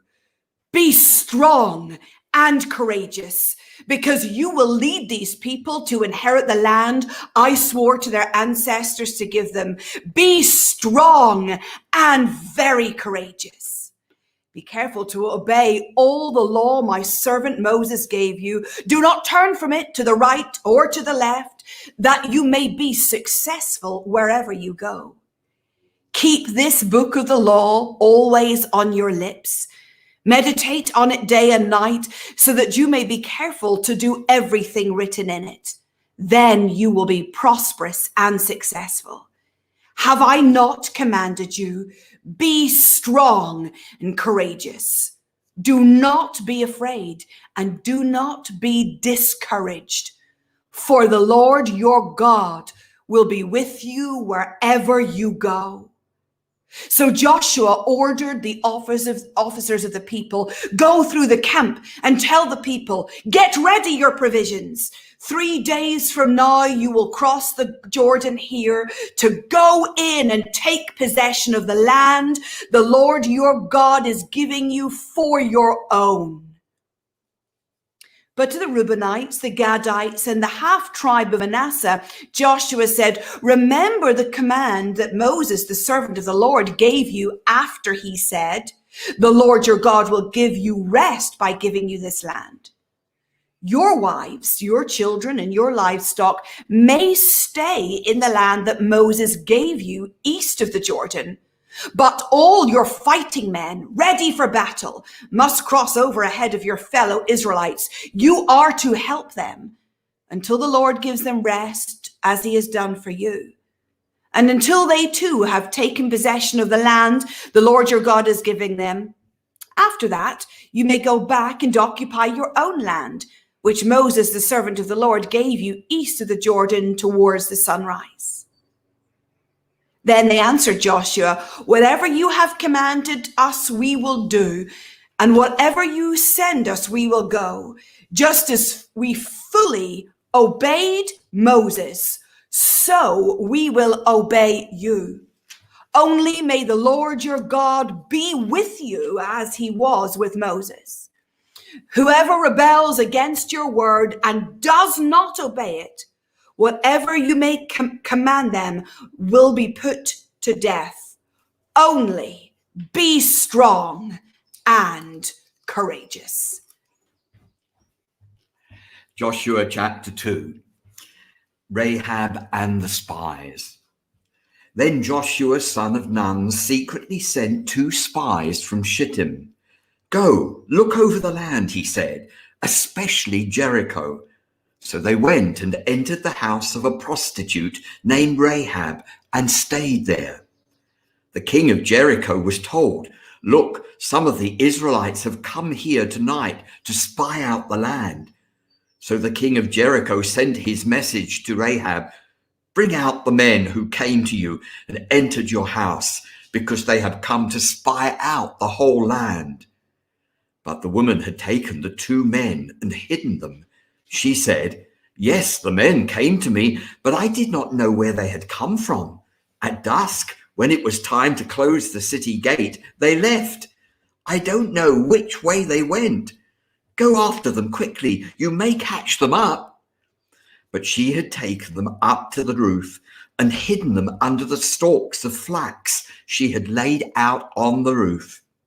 So the men set out in pursuit of the spies on the roads that lead to the fords of the Jordan. And as soon as the pursuers had gone out, the gate was shut. Before the spies laid down for the night, she went up on the roof and said to them, I know that the Lord has given this land to you, and that a great fear of you has fallen on us, so that all who live in this country are melting in fear because of you. We have heard how the Lord dried up the waters of the Red Sea for you when you came out of Egypt, and what you did at Sihon and Og, the two kings of the Amorites east of the Jordan, whom you completely destroyed. When we heard of it, our hearts sank, and everyone's courage failed because of you. For the Lord your God is God in heaven above and on the earth below. Now then, please swear to me by the Lord that you will show kindness to my family, because I have shown kindness to you. Give me a sure sign that you will spare the lives of my father and mother, my brothers and sisters, and all who belong to them, and that you will save us from death. Our lives for your lives, the men assured her. If you don't tell what we are doing, we will treat you kindly and faithfully when the Lord gives us the land. So she let them down by a rope through the window, for the house she lived in was part of the city wall. She said to them, Go to the hills, so that the pursuers will not find you. Hide yourselves there for 3 days until they return, and then go on your way. Now the men had said to her, This oath you made us swear will not be binding on us, unless when we enter the land you have tied this scarlet cord in the window through which you let us down, and unless you have brought your father and your mother, your brothers, and all your family into your house. If any of them go outside your home into the street, their blood will be on their own heads. We will not be responsible. As for those who are in the house with you, their blood will be on our head if a hand is laid on them. But if you tell what you are doing, we will be released from the oath, and you have made us swear.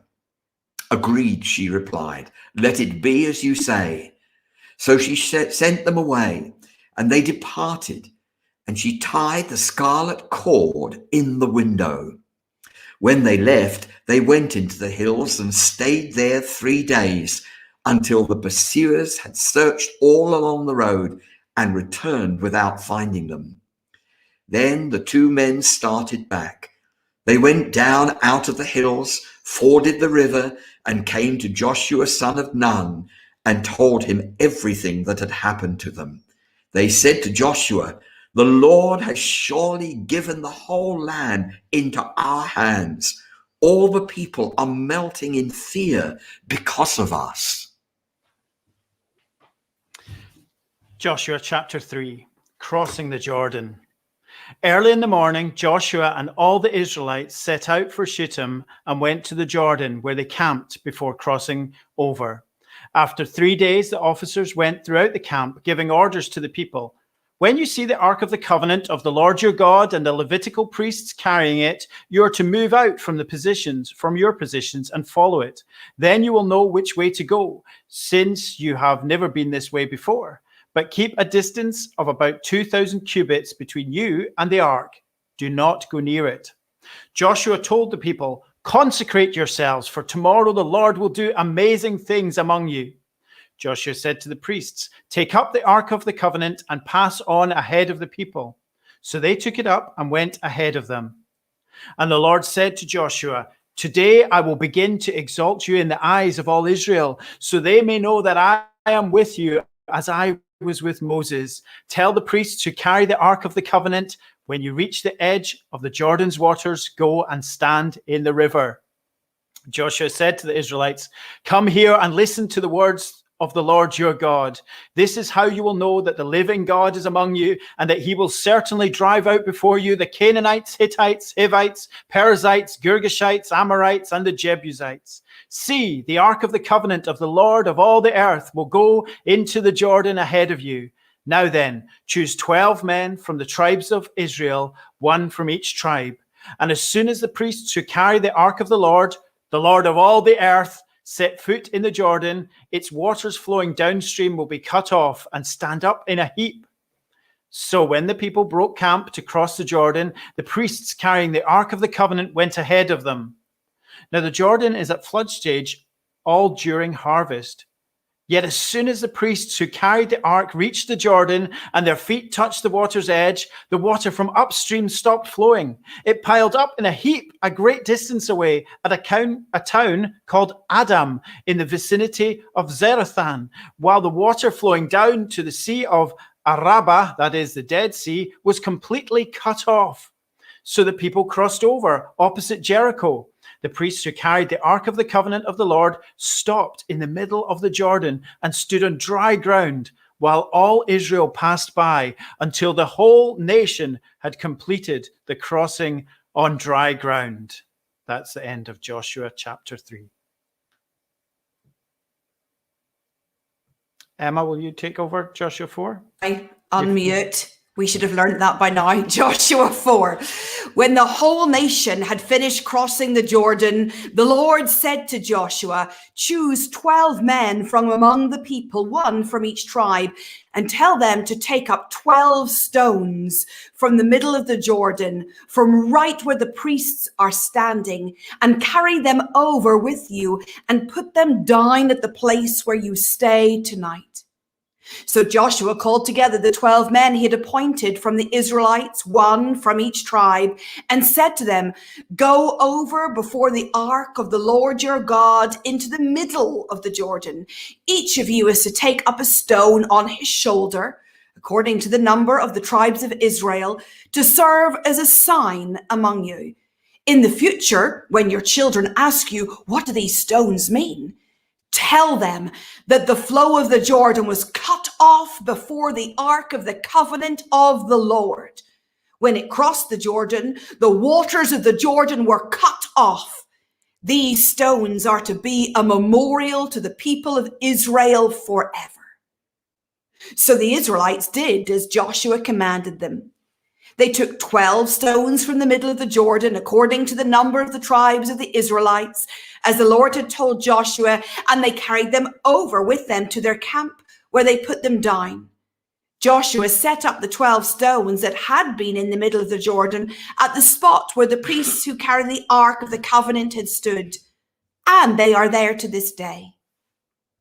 Now the priests who carried the ark remained standing in the middle of the Jordan until everything the Lord had commanded Joshua was done by the people, just as Moses had directed Joshua. The people hurried over, and as soon as all of them had crossed, the ark of the Lord and the priests came to the other side whilst the people watched. The men of Reuben, Gad, and the half-tribe of Manasseh crossed over ready for battle in front of the Israelites as Moses had directed them. About 40,000 armed for battle crossed over before the Lord to the plains of Jericho for war. That day the Lord exalted Joshua in the sight of all Israel, and they stood in awe of him all the days of his life, just as they had stood in awe of Moses. Then the Lord said to Joshua, command the priests carrying the Ark of the Covenant to come up out of the Jordan.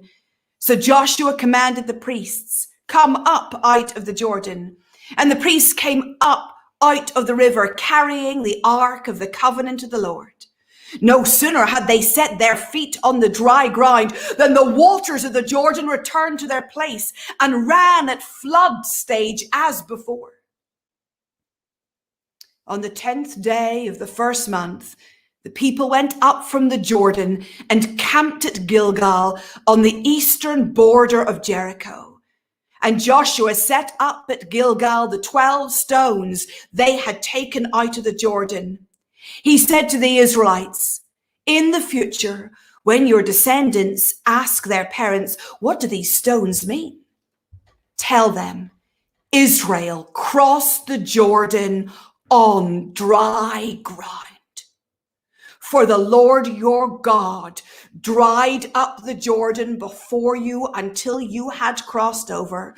The Lord your God did to the Jordan what he had done to the Red Sea when he dried it up before us until we had crossed over. He did this so that all the peoples of the earth might know that the hand of the Lord is powerful, and so that you might always fear the Lord your God. Joshua chapter 5. Now, when the Amorite kings west of the Jordan and all the Canaanite kings along the coast heard how the Lord had dried up the Jordan before the Israelites until they had crossed over, their hearts melted in fear, and they no longer had the courage to face the Israelites.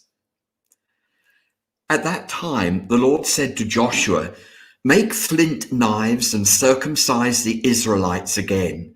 So Joshua made flint knives and circumcised the Israelites at Gibeath Haraloth. Now this is why he did so. All those who came out of Egypt, all the men of military age, died in the wilderness on the way after leaving Egypt. All the people that came out had been circumcised, but all the people born in the wilderness during the journey from Egypt had not. The Israelites had moved about in the wilderness for 40 years until all the men who were of military age when they left Egypt had died, since they had not obeyed the Lord. For the Lord had sworn to them that they would not see the land that he had solemnly promised their ancestors to give us, a land flowing with milk and honey. So he raised up their sons in their place, and these were the ones Joshua circumcised. They were still circumcised. They were uncircumcised because they had not been circumcised on the way. And after the whole nation had been circumcised, they remained where they were in camp until they were healed. Then the Lord said to Joshua, "Today I have rolled away the reproach of Egypt from you." So the place has been called Gilgal to this day. On the evening of the 14th day of the month, while camped at Gilgal on the plains of Jericho, the Israelites celebrated the Passover. The day after the Passover, that very day, they ate some of the produce of the land, unleavened bread and roasted grain.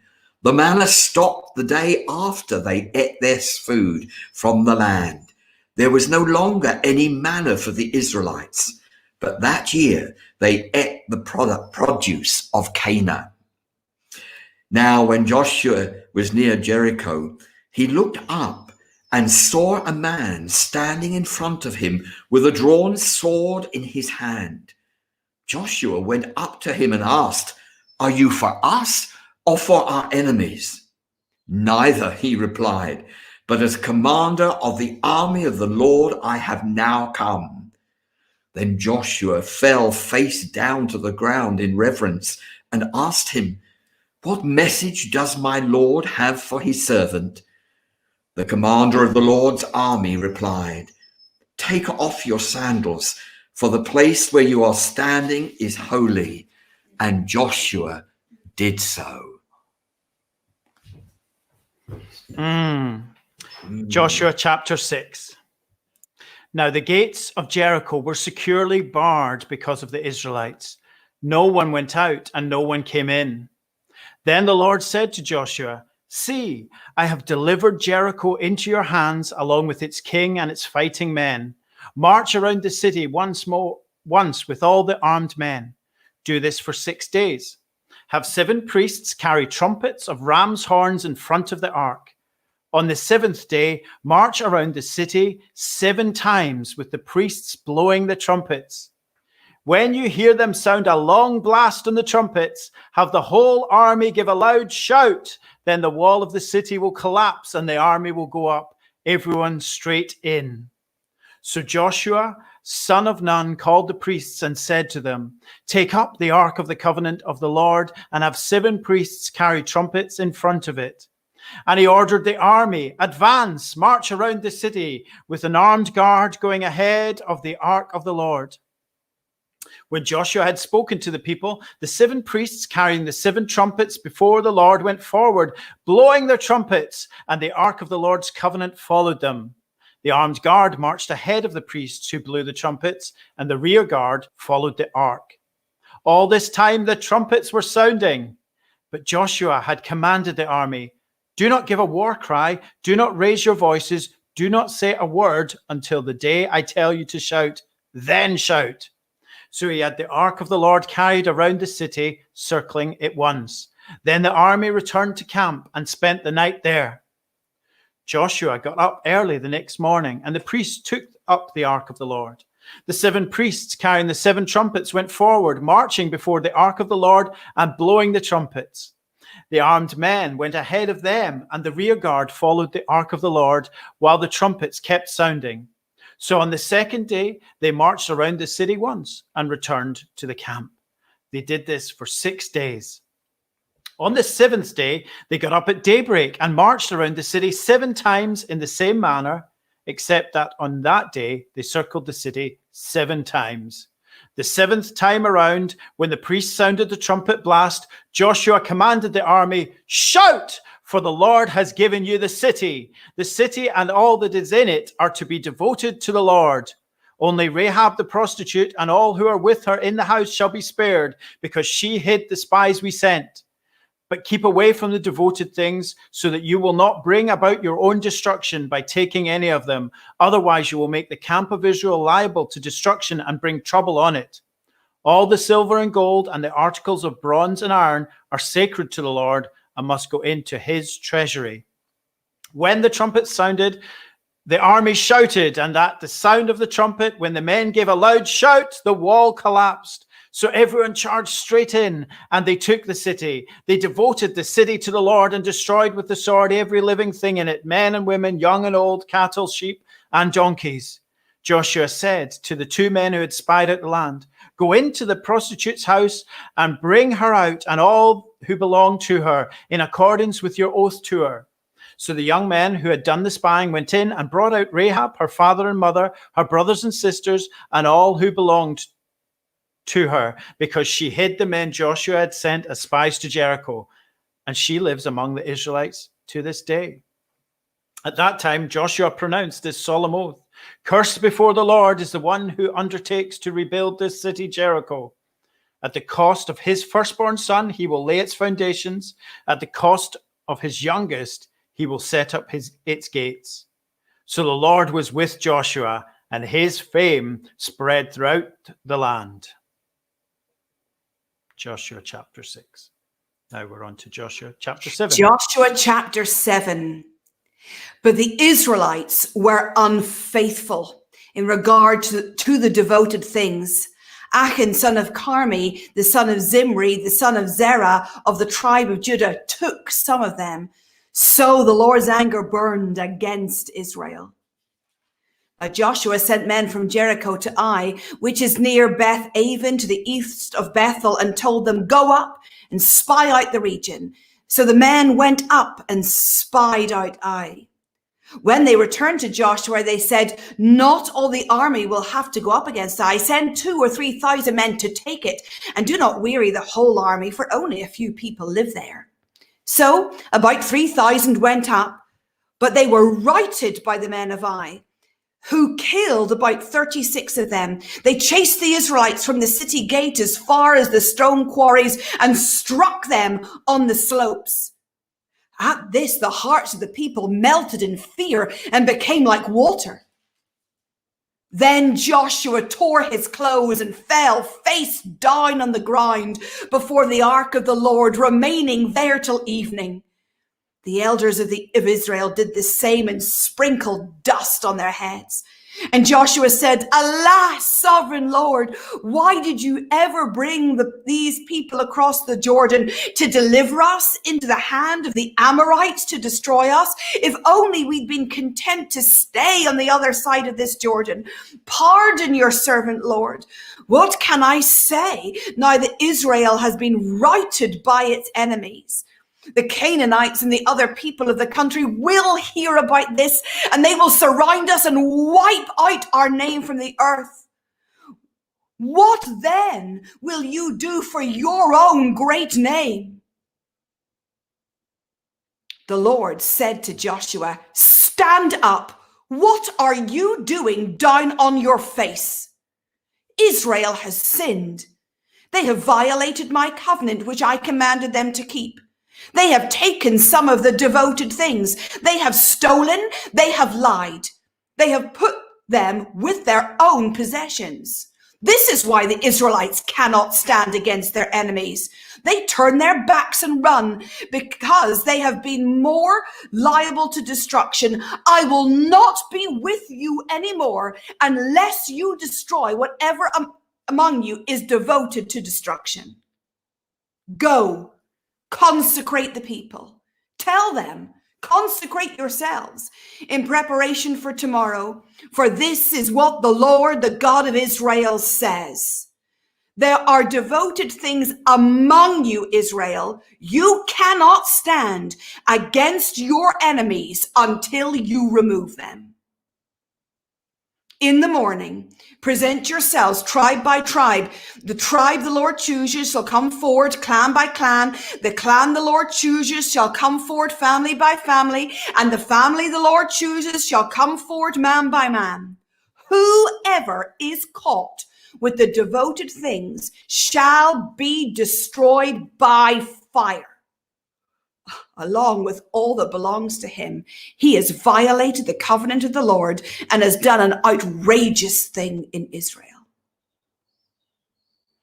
Early in the morning, Joshua had Israel come forward, the tribes, and Judah was chosen. The clans of Judah came forward, and the Zerahites were chosen. He had the clan of the Zerahites come forward by families, and Zimri was chosen. Joshua had his family come forward man by man, and Achan, son of Carmi, the son of Zimri, the son of Zerah, the tribe of Joseph, was chosen.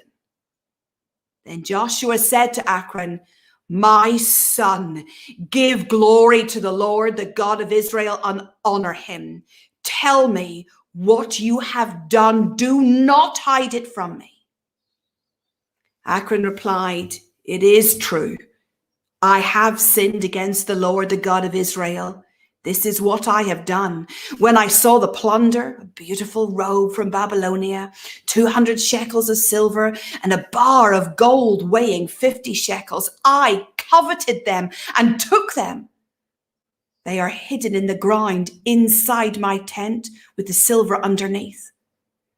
So Joshua sent messengers, and they ran to the tent, and there it was, hidden in the tent with the silver underneath. They took the things from the tent, brought them to Joshua and all the Israelites, and spread them out before the Lord. Then Joshua, together with all Israel, took Achan, the son of Zerah, the silver, the robe, the gold bars, his sons and daughters, his cattle, donkeys, and sheep, his tent, and all that he had to the valley of Achor. Joshua said, why have you brought this trouble on us? The Lord will bring trouble on you today. Then all Israel stoned him. And after they had stoned the rest, they burned them. Over Achan, they heaped up a large pile of rocks, which remains to this day. Then the Lord turned from his fierce anger. Therefore, that place has been called the Valley of Achor ever since. Amen. Joanna, we're delighted to see your face. It's your turn. And you are from Joshua chapter 8. Over to you, lovely one. Well, thank you, Emma, David, and Pastor John. We've been through a thrilling section. I'm starting at Joshua 8, i.e. destroyed. Then the Lord said to Joshua, "Do not be afraid. Do not be discouraged. Take the whole army with you and go up and attack Ai, for I have delivered it into your hands, the king of Ai, his people, his city, and his land. You shall do to Ai and its king as you did to Jericho and its king, except that you may carry off their plunder and livestock for yourselves. Set an ambush behind the city." So Joshua and the whole army moved out to attack Ai. He chose 30,000 of his best fighting men and sent them out at night with these orders. "Listen carefully. You are to set an ambush behind the city. Don't go very far from it. All of you be on the alert. I and all those with me will advance on the city, and when the men come out against us, as they did before, we will flee from them. They will pursue us until we have lured them away from the city, for they will say, 'Ah, they are running away from us as they did before.' So when we flee from them, you are to rise up from ambush and take the city. The Lord your God will give it into your hand. When you have taken the city, set it on fire. Do what the Lord has commanded. See to it, you have my orders." Then Joshua sent them off, and they went to the place of the ambush, and they lay in wait between Bethel and Ai, to the west of Ai. But Joshua spent that night with the people. Early the next morning, Joshua mustered his men, and he and the leaders of Israel marched before them to Ai. The entire force that was with him marched up and approached the city and arrived in front of it. They set up camp north of Ai, with a valley between them and the city. Joshua had taken about 5,000 men and set them in ambush between Bethel and Ai to the west of the city. They had the soldiers take up their position, all those in the camp to the north of the city and the ambush to the west of it. That night, Joshua went into the valley. When the king of Ai saw this, he and all the men of the city hurried out early in the morning to meet Israel in battle at a certain place overlooking the Arabah. But he did not know that an ambush had been set against him behind the city. Joshua and all Israel let themselves be driven back before them, and they fled towards the desert. All the men of Ai were called to pursue them, and they pursued Joshua, and they were lured away from the city. Not a man remained in Ai or Bethel who did not go after Israel. They left the city open and went in pursuit of Israel. Then the Lord said to Joshua, "Hold out towards Ai the javelin that is in your hand, for into your hand I will deliver the city." So Joshua held out his javelin towards Ai. As soon as he did this, the men in the ambush rose quickly from their position, and they rushed forward. They entered the city and captured it, and quickly set it on fire. The men of Ai looked back and saw the smoke of the city rising against the sky, but they had no chance to escape in any direction, for the Israelites who had been fleeing towards the desert had turned back against their pursuers. For when Joshua and all Israel saw the ambush had taken the city, and that smoke was going up from the city, they turned around and they attacked the men of Ai. The men of the ambush also came out of the city against them, so that they were caught in the middle, with Israelites on both sides. Israel cut them down, leaving them neither survivors nor fugitives. But they took the king of Ai alive and brought him to Joshua. When Israel had finished killing all the men of Ai in the fields and in the desert where they had chased them, and when every one of them had been put to the sword, all the Israelites returned to Ai, and they killed those who were in it. 12,000 men and women fell that day, all the people of Ai.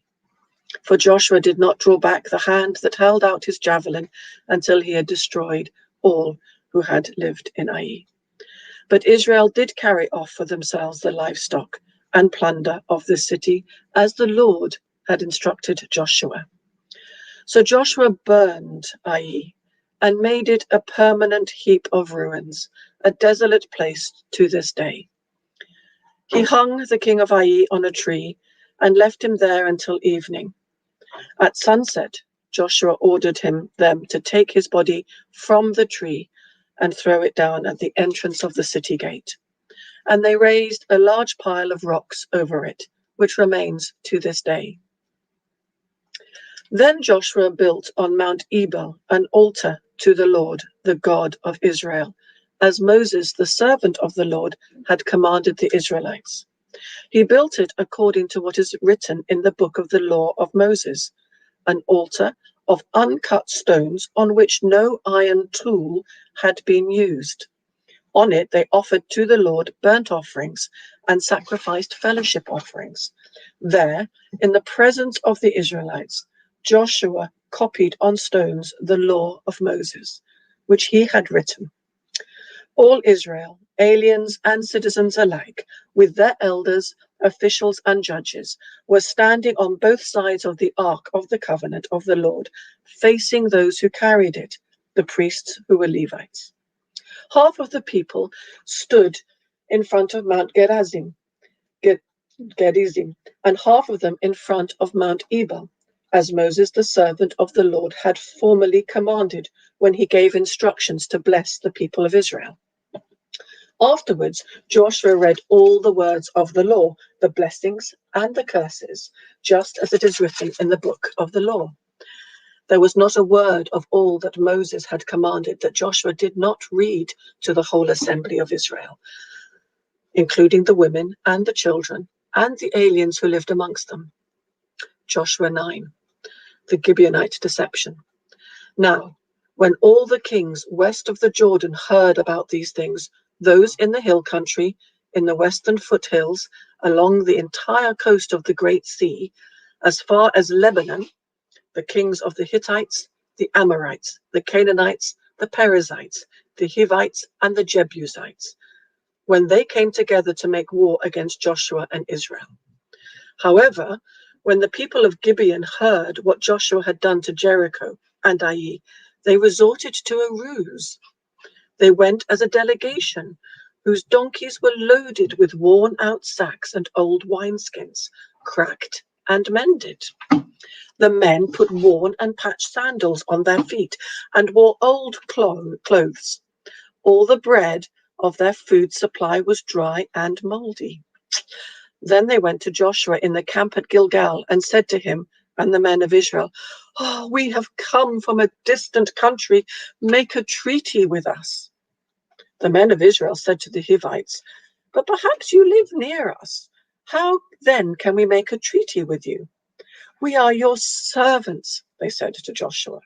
But Joshua asked, "Who are you and where did you come from?"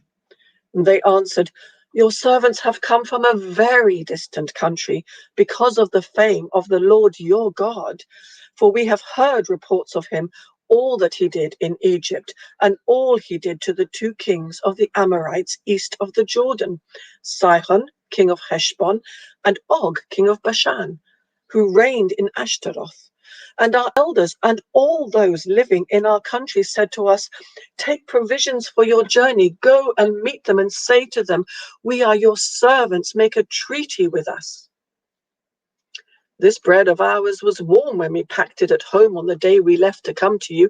Now see how dry and moldy it is. And these wineskins that we filled were new, but see how cracked they are. And our clothes and our sandals, they're worn out by a very long journey."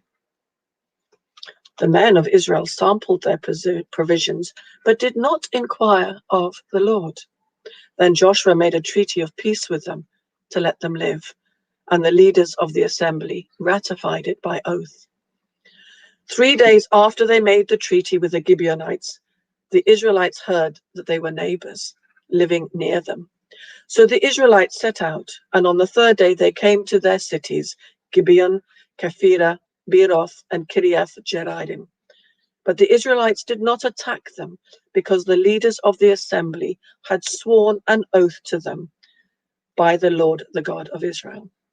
The whole assembly grumbled against the leaders, but all the leaders answered, "We have given them our oath by the Lord, the God of Israel, and we cannot touch them now. This is what we will do to them. We will let them live, so that wrath will not fall on us for breaking the oath we swore to them." And they continued, "Let them live, but let them be woodcutters and water carriers for the entire community."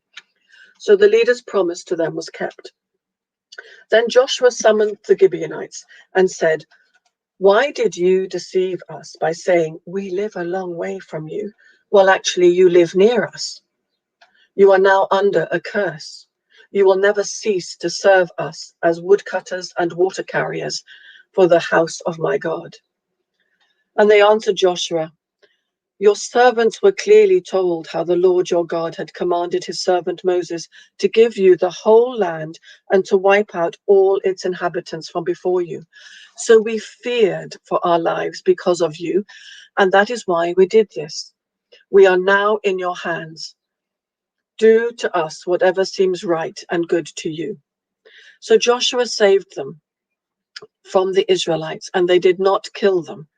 That day he made the Gibeonites woodcutters and water carriers for the community and for the altar of the Lord at the place of that the Lord would choose. And that is what they are to this day. And now I'm going to transition to Megan and Nate. Thank you. I'll be starting with Joshua 10. Now Adonai-Zedek, king of Jerusalem, heard that Joshua had taken Ai and totally destroyed it, doing to Ai and its king as he had done to Jericho and its king, and that the people of Gibeon had made a treaty of peace with Israel and had become their allies. He and his people were very much alarmed at this, because Gibeon was an important city, like one of the royal cities. It was larger than Ai, and all of its men were good fighters. So Adonai-Zedek, king of Jerusalem, appealed to Hom, king of Hebron, Piriam, king of Jarmuth, Japhia, king of Lachish, and Debar, king of Elgon. "Come up and help me attack Gibeon," he said, "because it has made peace with Joshua and the Israelites." Then the 5 kings of the Amorites, the kings of Jerusalem, Hebron, Jarmuth, Lachish, and Eglon, joined forces. They moved up with all of their troops and took up positions against Gibeon and attacked it. The Gibeonites then sent word to Joshua in the camp at Gilgal, "Do not abandon your servants. Come up to us quickly and save us. Help us, because all of the Amorite kings from the hill country have joined forces against us." So Joshua marched up from Gilgal with his entire army, including all the best fighting men. The Lord said to Joshua, "Do not be afraid of them. I have given them into your hand. Not one of them will be able to withstand you." After an all-night march from Gilgal, Joshua took them by surprise. The Lord threw them into confusion before Israel, so Joshua and the Israelites defeated them completely at Gibeon. Israel pursued them along the road going up to Beth Horon and cut them down all the way to Azekah and Makkedah. As they fled before Israel on the road down from Beth Horon to Azekah, the Lord hurled large hailstones down on them. The more of them died from the hail than they were killed by the swords of the Israelites.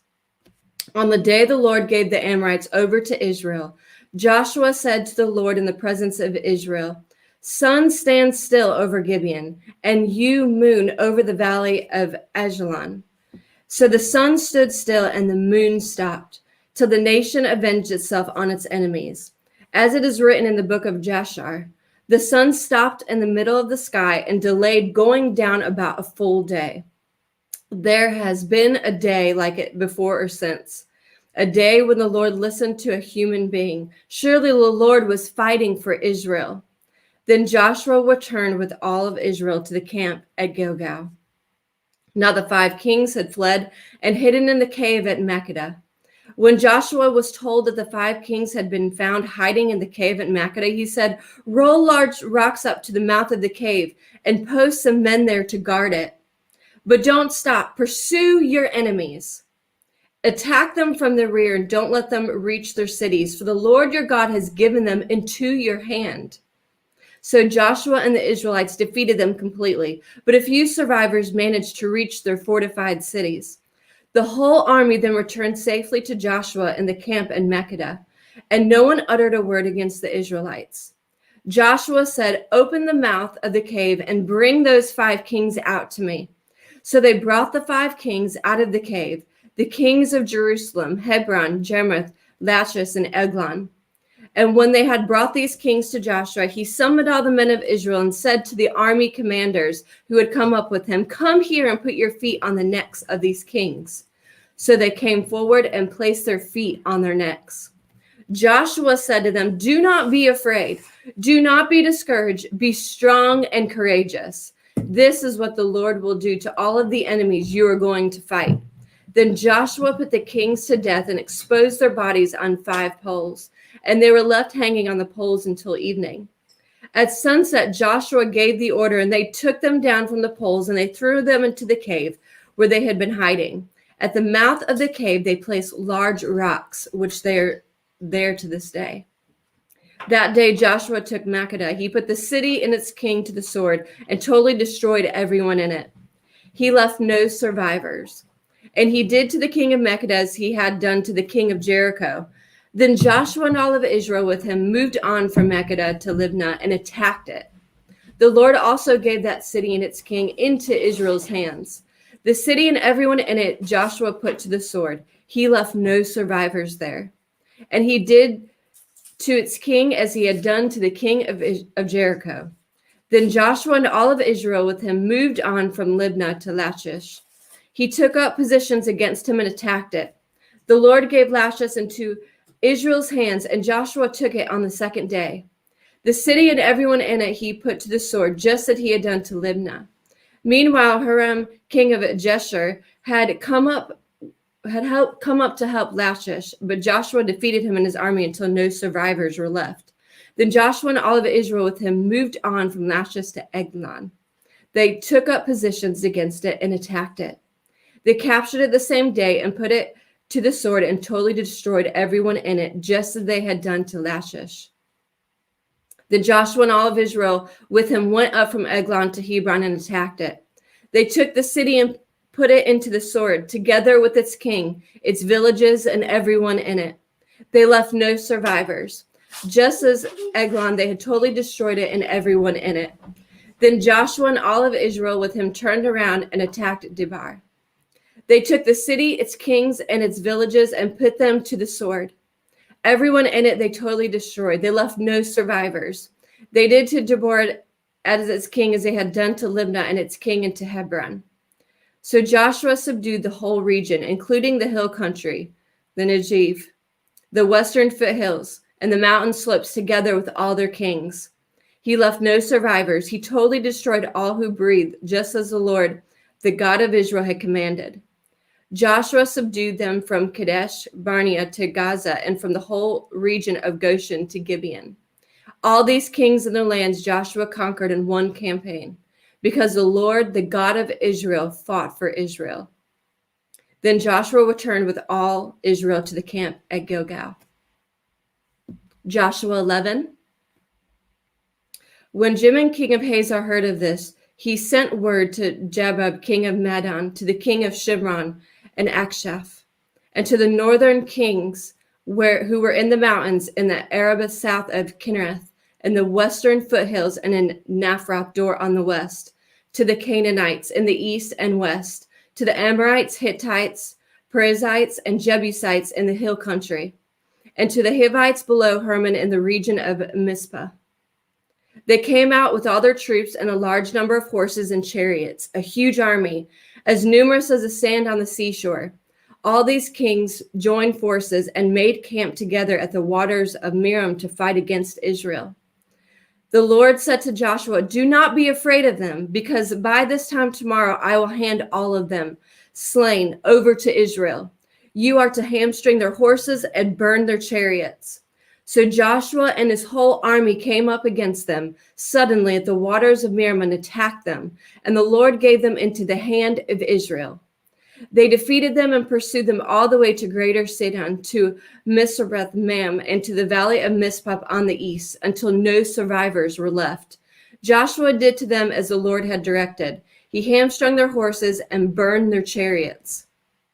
At that time, Joshua turned back and captured Hazar and put its king to the sword. Hazar had been the head of all these kingdoms. Everyone in it they put to the sword. They totally destroyed them, not sparing anyone that breathed, and he burned Hazar itself. Joshua took all these royal cities and their kings and put them to the sword. He totally destroyed them as Moses, the servant of the Lord, had commanded. Yet Israel did not burn any of the cities built on their mounds, except Hazor, which Joshua burned. The Israelites carried off for themselves all the plunder and livestock of these cities, but all of the people they put to the sword until they completely destroyed them, not sparing anyone that breathed. As the Lord commanded his servant Moses, so Moses commanded Joshua, and Joshua did it.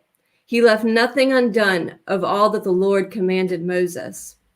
So Joshua took the entire land, the hill country, all of the Negev, the whole region of Goshen, the western foothills, the Arabah, and the mountains of Israel with their foothills. From Mount Halak, which rises towards Seir, to Baal-gad, and the valley of Lebanon, below Mount Hermon. He captured all of their kings and put them to death. Joshua waged war against all these kings for a long time. Except for the Hivites living in the Gibeon, not one city made a treaty of peace with the Israelites, who took them all in battle. For it was the Lord himself who hardened their hearts to wage war against Israel, so that he might destroy them totally, exterminating them without mercy, as the Lord had commanded Moses. At that time, Joshua went and destroyed the Anakites from the hill country, from Hebron, Deborah, and Anab, from all the hill country of Judah, and from all the hill country of Israel. Joshua totally destroyed them and their towns. No Anakites were left in Israelite territory. Only in Gaza, Gath, Ashdod did any survive. So Joshua took the entire land, just as the Lord had directed Moses, and he gave it as an inheritance to Israel according to their tribal divisions. Then the land had rest from war. Joshua 12. These are the kings of the land whom the Israelites had defeated, and whose territory they took over east of the Jordan, from the Arnon Gorge to Mount Hermon, including all the eastern side of the Arabah. Sihon, king of the Amorites, who reigned in Heshbon. He ruled from Aroer on the rim of the Arnon Gorge, from the middle of the gorge to the Jabbok River, which is the border of the Ammonites. This included half of Gilead. He also ruled over eastern Arabah from the Sea of Galilee to the Sea of the Arabah, that is the Dead Sea, to Beth Jeshemoth, and then southward below the slopes of Pisgah. And the territory of Og, king of Bashan, one of the last of the Rephaites, who reigned in Ashtaroth and Edrei. He ruled over Mount Hermon, Selekah, all of Bashan, to the border of the people of Geshur and Makkah, and half of Gilead to the border of Sihon, king of Heshbon. Moses, the servant of the Lord, and the Israelites conquered them. And Moses, the servant of the Lord, gave their land to the Reubenites, the Gadites, and the half-tribe of Manasseh to be their possession. Here is a list of kings of the land that Joshua and the Israelites conquered on the west side of the Jordan, from Baal-gad in the valley of Lebanon to Mount Halak, which rises towards Seir.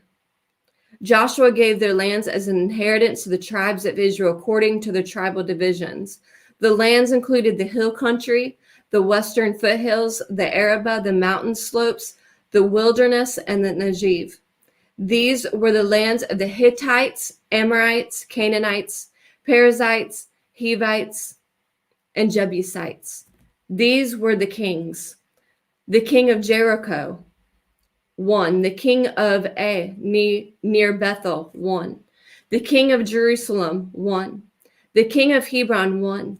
The king of Jarmuth, the king of Lachish, the king of Eglon, the king of Jeshur, the king of Debir, the king of Jeder, the king of Hermah, the king of Arad, the king of Libnah, the king of Abdullam, the king of Medekah, the king of Bethel, the king of Tapua, the king of Hepher, the king of Aphek, the king of Lasharon, the king of Medan, the king of Hazar, the king of Shimron Meron, the king of Akshbeth, the king of Tenach, the king of Megiddo, the king of Kadesh, the king of Jokneam and Carmel, the king of Dor and Naphrath Dor, the king of Jerem and Gilgal, the king of Tirzah, 31 kings in all.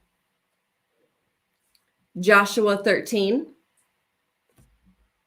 When Joshua had grown old, the Lord said to him, "You are now very old, and there are still very large areas of land to be taken over.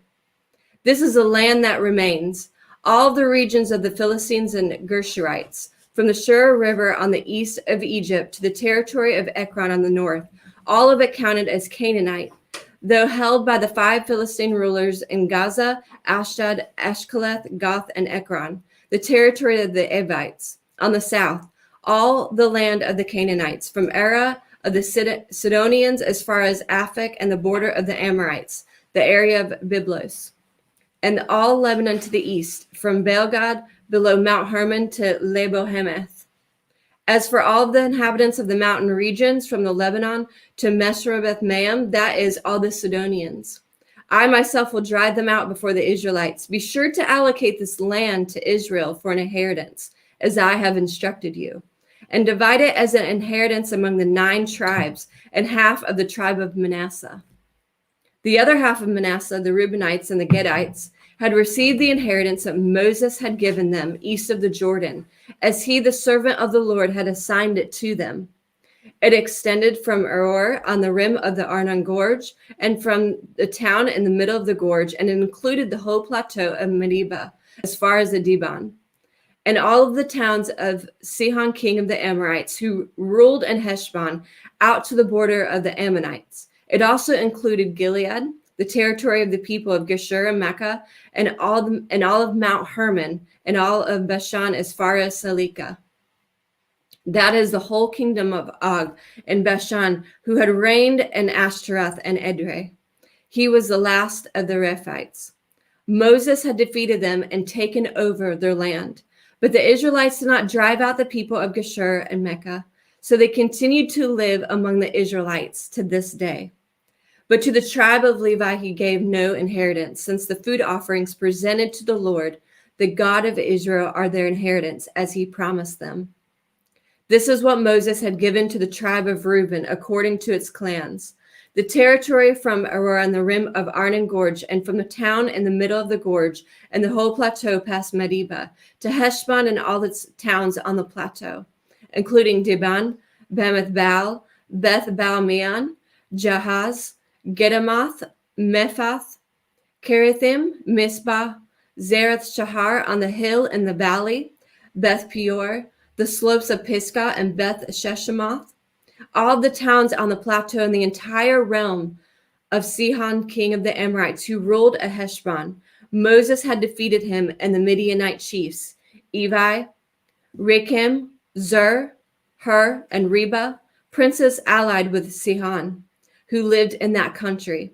In addition to those slain in battle, the Israelites had put to the sword Balaam, son of Beor, who practiced divination.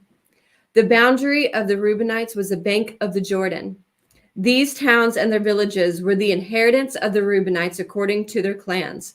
And this is what Moses had given to the tribe of God according to its clans: the territory of Jazer, all the towns of Gilead, and half of the Ammonite country, as far as Aor near Rabbah, and from Heshbon to Ramoth Pitzpah and Betonim, and from Mehenem to the territory of Debor, and in the valley Beth-haram, Beth-nimrah, Sekoth, and Zephon, with the rest of the realm of Sihon, king of Heshbon, the east side of the Jordan, the territory up to the end of the Sea of Galilee. These towns and their villages were the inheritance of the Gadites, according to their clans. This is what Moses had given to the half tribe of Manasseh, that is, to the half the family of the descendants of Manasseh, according to its clans. The territory extending from Mahanaim and including all of Bashan, the entire realm of Og, king of Bashan, all the settlements of Jar in Bashan, 60 towns, half of Gilead and Ashtaroth and Edrei, the royal cities of Og and Bashan. This was for the descendants of Machir, son of Manasseh, for half of the sons of Machir, according to their clans. And this is the inheritance Moses had given when he was in the plains of Moab, across the Jordan east of Jericho. But to the tribe of Levi, Moses had given no inheritance. The Lord, the God of Israel, is their inheritance, as he promised them. And now I'm going to pass it over to Nate, who's going to start from Joshua 14.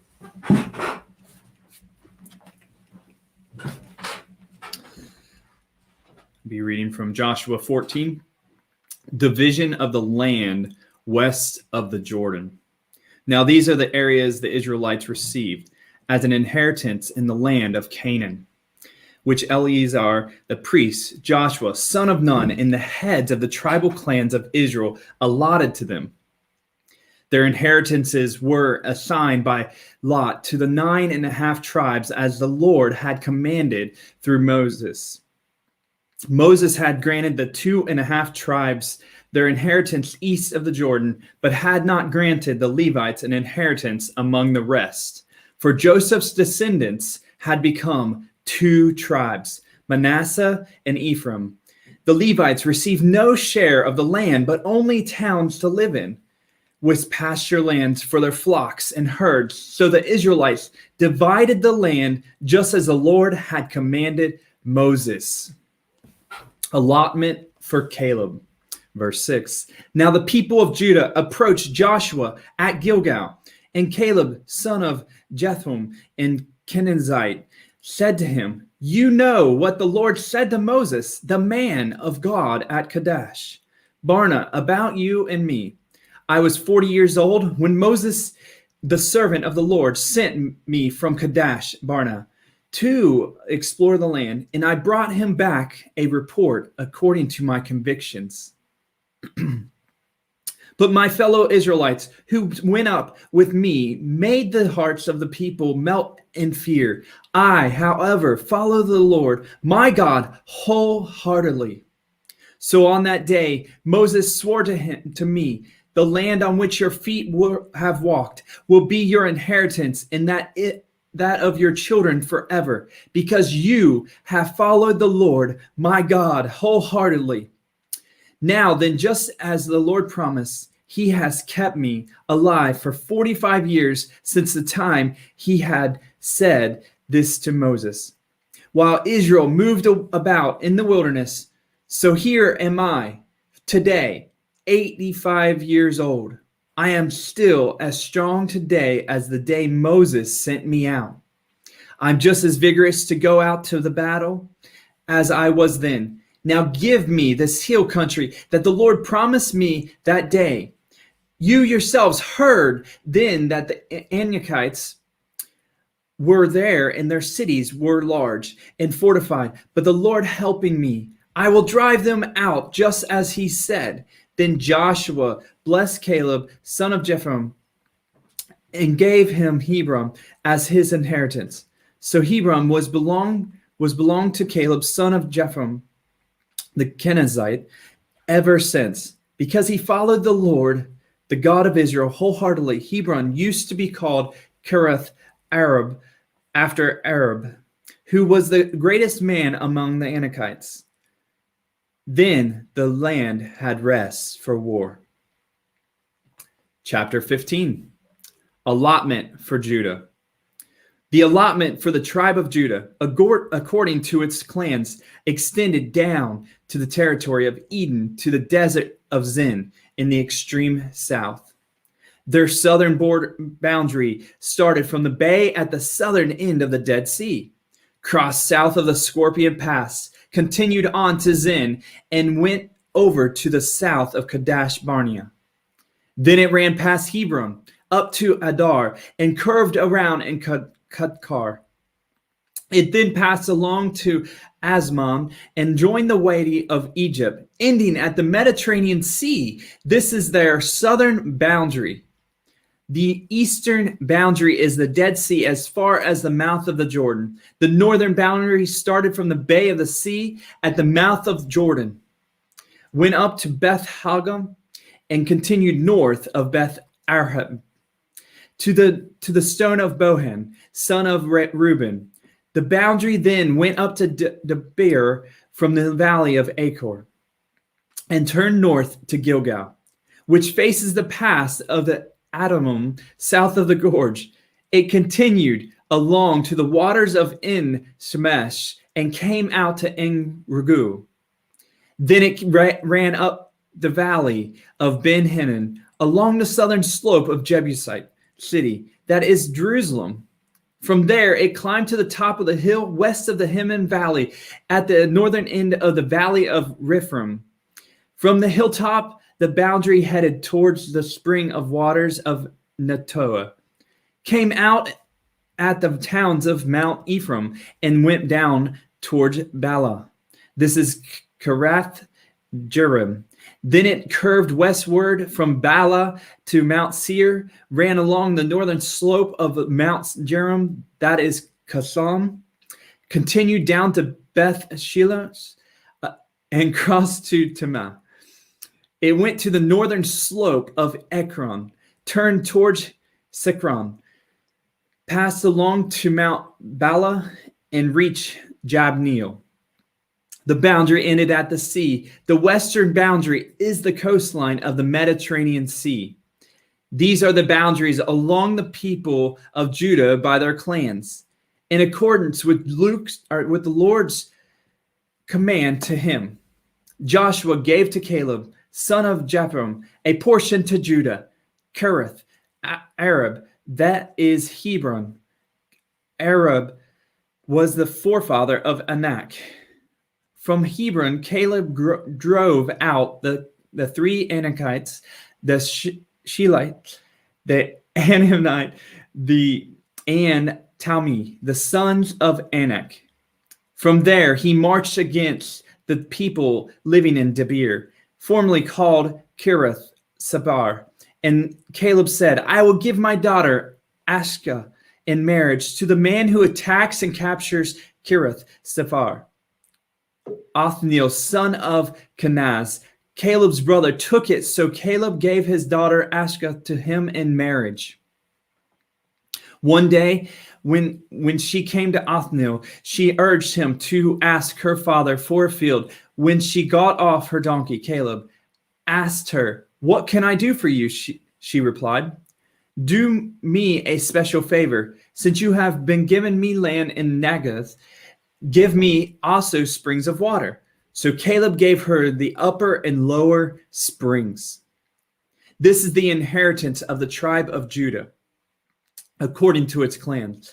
The southernmost towns of the tribe of Judah and Negev, towards the boundary of Eden, where Kazil, Eder, Jakar, Kana, Dana, Abda, Kadash, Hazor, Ethna, Zep, Talim, Beloth, Hazor, Hadath, Kibroth, Hazron, that is Hazar, Hama, Shama, Mozada, Hazar, Kadah, Heshman, Beth Palet, Hazar, Shalah, Bathsheba, Bazath, Bala, Lim, Ezem, Ethlad, Kazil, Hormah, Ziglag, Manah, Samath, Labath, Selam, and Rimmon, a total of 29 towns and their villages.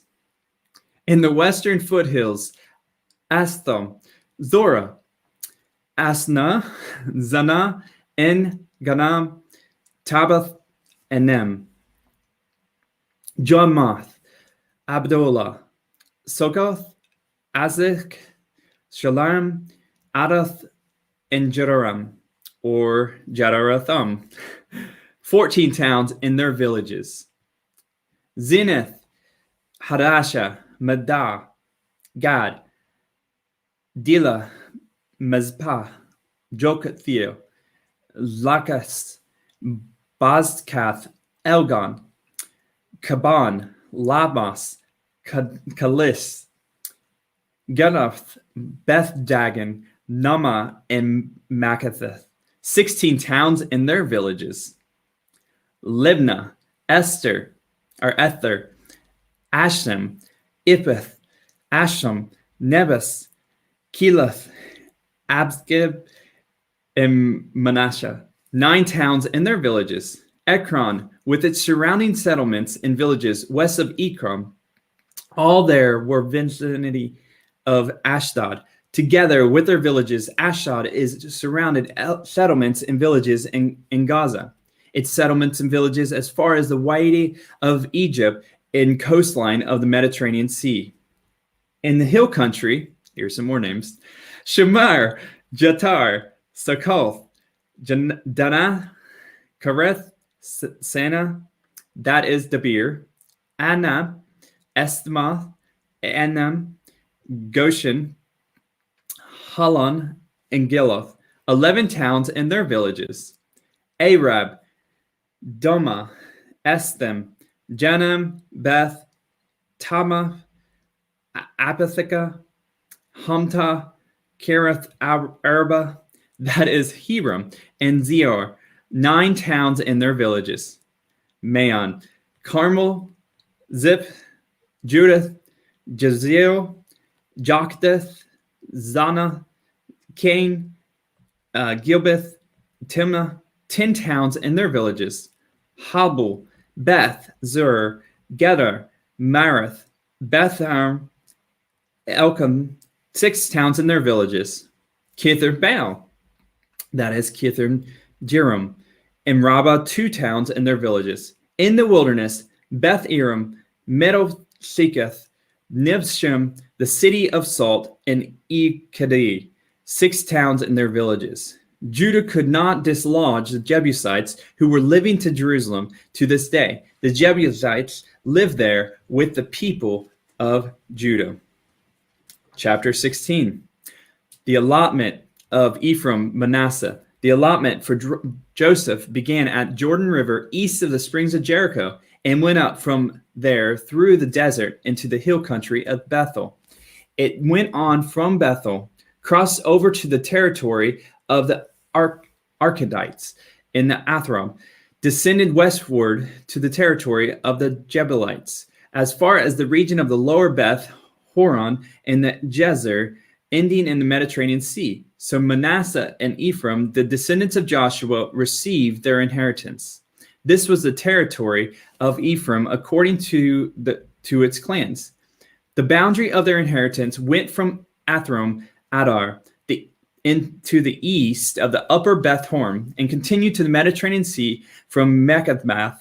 On the north, it curved eastward to Tanath, Sila, passing by it to Genoa on the east, then went down from Genoa to Athram to Norah, touched Jericho, and came out at the Jordan. From Tabbath, the border went west to the Kanah ravine and ended at the Mediterranean Sea. This was the inheritance of the tribe of the Ephraimites. According to its clans, it also included all the towns and their villages that were set aside to the Ephraimites within the inheritance of the Manassites. They did not dislodge the Canaanites living in Gezer. To this day, the Canaanites lived among the people of Ephraim, but are required to do forced labor. And I'm going to pass it over to my wife, Megan.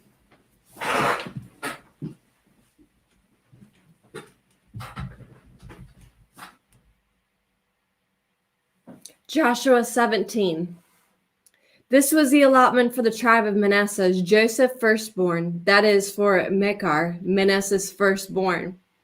Machir was the ancestor of the Gileadites, who had received Gilead and Bashan because the Machirites were great soldiers.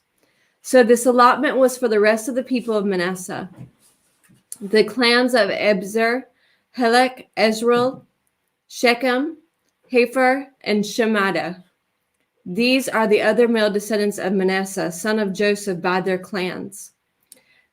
Now Zelophehad, son of Hepher, the son of Gilead, the son of Machor, the son of Manasseh, had no sons, but only daughters whose names were Mahlah, Noah, Haglah, Milcah, and Tirzah. They went to Eleazar the priest, Joshua son of Nun, and the leaders, and said, "The Lord commanded Moses to give us an inheritance among our relatives." So Joshua gave them an inheritance along with the brothers of their father, according to the Lord's command. Manasseh's share consisted of 10 tracts of land besides Gilead and Bashan east of the Jordan, because the daughters of the tribe of Manasseh received an inheritance among the sons. The land of Gilead belonged to the rest of the descendants of Manasseh. The territory of Manasseh extended from Asher to Milchmanath, east of Shechem. The boundary ran southward from there to include the people of living in En Tepuah. Manasseh had the land of Tepuah, but Tepuah itself on the boundary of Manasseh belonged to the Ephraimites. Then the boundary continued south to the Kana ravine. There were towns belonging to Ephraim lying among the towns of Manasseh, but the boundary of Manasseh was the northern side of the ravine and ended at the Mediterranean Sea. On the south, the land belonged to Ephraim, on the north to Manasseh. The territory of Manasseh reached the Mediterranean Sea and bordered Asher on the north and Issachar on the east. Within Issachar and Asher, Manasseh also had Bethshan, Eblim, and the people of Dor, Endor, Tanakh, and Megiddo, together with their surrounding settlements, the third in the list of Nephoth. Yet the Manassites, who were not able to occupy these towns, for the Canaanites were determined to live in that region. However, when the Israelites grew stronger, they subjected the Canaanites to forced labor, but did not drive them out completely. The people of Joseph said to Joshua, "Why have you given us only one allotment and one portion for an inheritance? We are a numerous people, and the Lord has blessed us abundantly." "If you are so numerous," Joshua answered, if the hill country of Ephraim is too small for you, go up into the forest and clear land for yourselves there in the land of the Perizzites and Rephaites.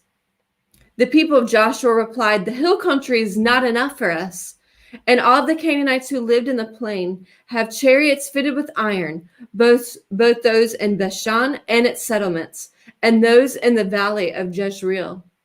But Joshua said to the tribes of Joseph, to Ephraim and Manasseh, "You are numerous and very powerful. You will have not only had one allotment, but the forested hill country as well. Clear it, and its furthest limits will be yours. Though the Canaanites have chariots fitted with iron, and though they are strong, you can drive them out." Joshua 18. The whole assembly of the Israelites gathered at Shiloh and set up the tent of meeting there. The country was brought under their control, but there were still 7 Israelite tribes who had not yet received their inheritance. So Joshua said to the Israelites, "How long will you wait before you begin to take possession of the land that the Lord, the God of your ancestors, has given you? Appoint 3 men from the tribe. I will send them out to make a survey of the land and to write a description of it, according to the inheritance of each. Then they will return to me. You are to divide the land into 7 parts. Judah is to remain in its territory on the south, and the tribes of Joseph in their territory on the north.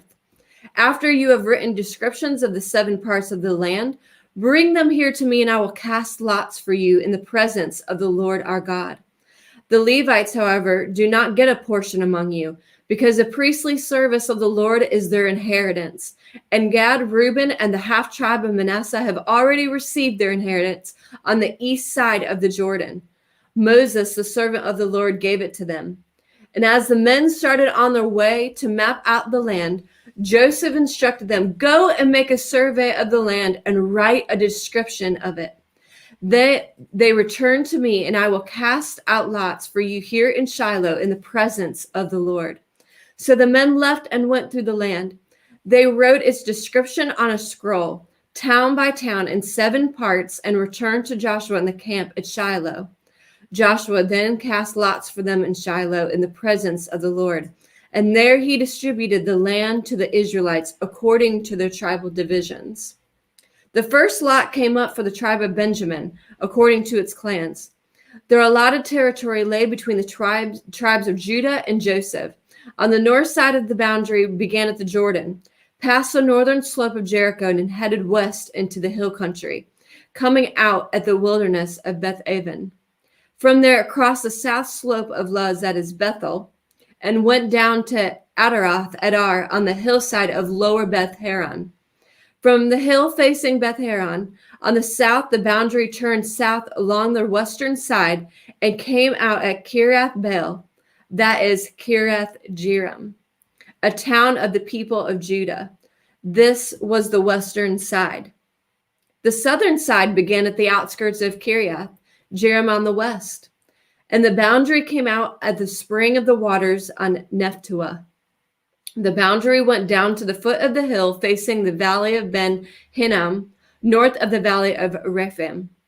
It continued down the Hinnom Valley along the southern slope of the Jebusite city, and so to En-Rangel, and then curved north, went to En-Shemesh, continued to Galiloth, which faced the pass of Adonam, and ran down to the stone of Bam, son of Reuben. It continued to the northern slopes of Beth Arabah and on down into the Arabah. It then went to the northern slope of Beth Haglah and came out at the northern bay of the Dead Sea, at the mouth of the Jordan in the south. This was the southern boundary. The Jordan formed the boundary on the eastern side. These were the boundaries that marked out the inheritance of the clans of Benjamin on all sides. The tribe of Benjamin, according to its clans, had the following towns: Jericho, Beth Haglah, Emek Keziz, Beth Arabah, Zemarim, Bethel, Apham, Para, Afra, Kifar, Ammoni, Ophni, and Geba, 12 towns and their villages: Gibeon, Ramah, Beeroth, Mizpah, Kephirah, Moza, Rechem, Erpil, Teralah, Zelah, Heleph, the Jebusite city, that is Jerusalem, Gibeah, and Kiriath, 14 towns and their villages. This was the inheritance of Benjamin for its clans. Joshua 19. The second lot came out for the tribe of Simeon according to its clans. Their inheritance lay within the territory of Judah. It included Beersheba, or Sheba, Maladah, Hazar Shulal, Bela, Ezam, Etolad, Bethel, Herma, Ziklag, Beth Markaboth, Hazar Susa, Beth Lebaoth, and Sharon, 13 towns and their villages: Ain, Rimmon, Ether, and Eshan, 4 towns and their villages, and all the villages around these towns as far as Belath Bir, Ramah, and the Negev. This was the inheritance of the tribe of the Simeonites, according to its clans. The inheritance of the Simeonites was taken from the share of Judah, because Judah's portion was more than they needed. So the Simeonites received their inheritance within the territory of Judah.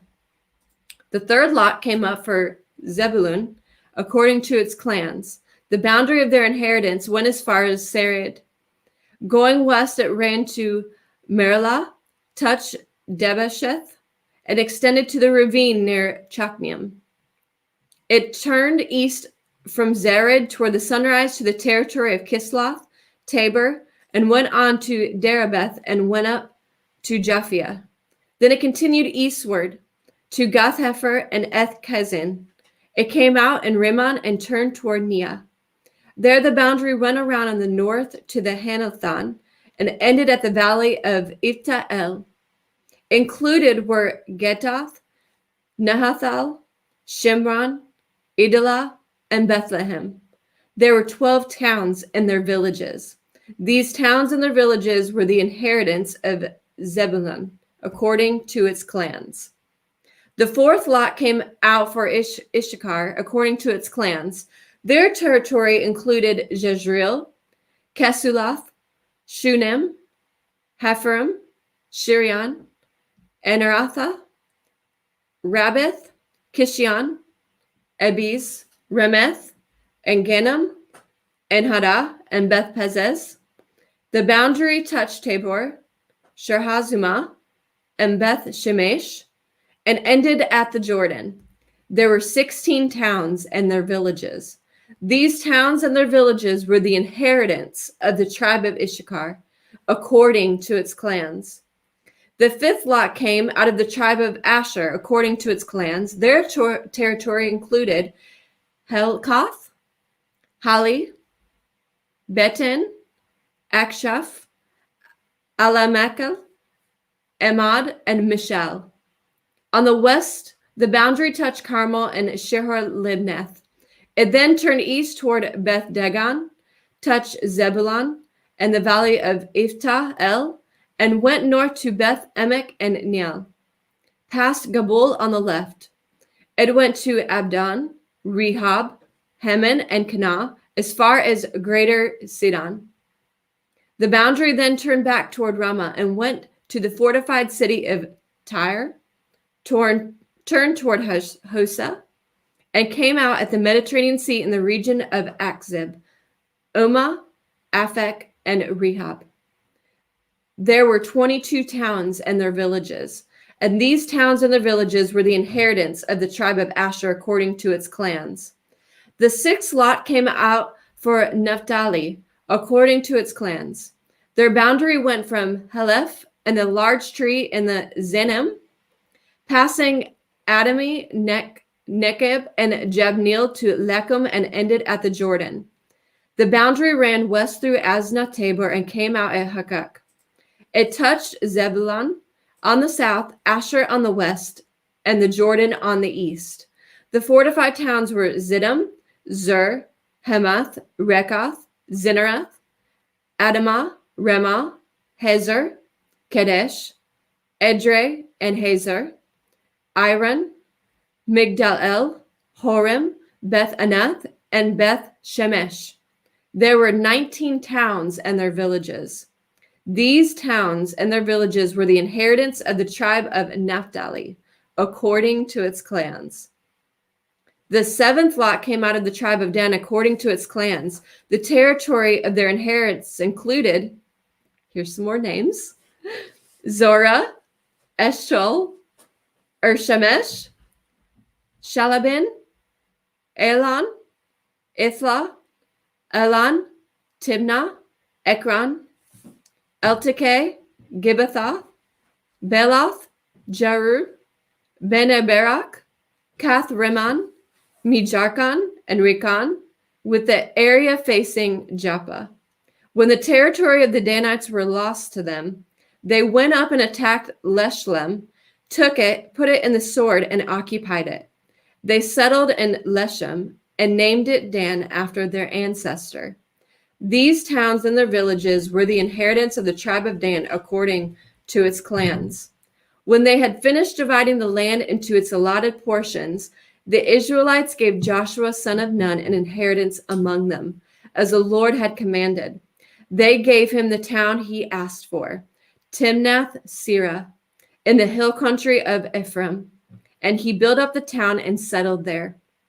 These are the territories that Eleazar the priest, Joshua son of Nun, and the heads of the tribal clans of Israel assigned by lot as Shiloh in the presence of the Lord at the entrance to the tent of meeting. And so they finished dividing the land. Then Nate's going to go to Joshua 20.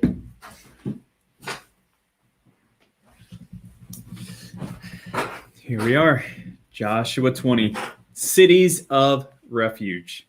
Then the Lord said to Joshua, "Tell the Israelites to designate the cities of refuge as I instructed you through Moses, so that anyone who kills a person accidentally and unintentionally may flee there and find protection from the avenger of blood.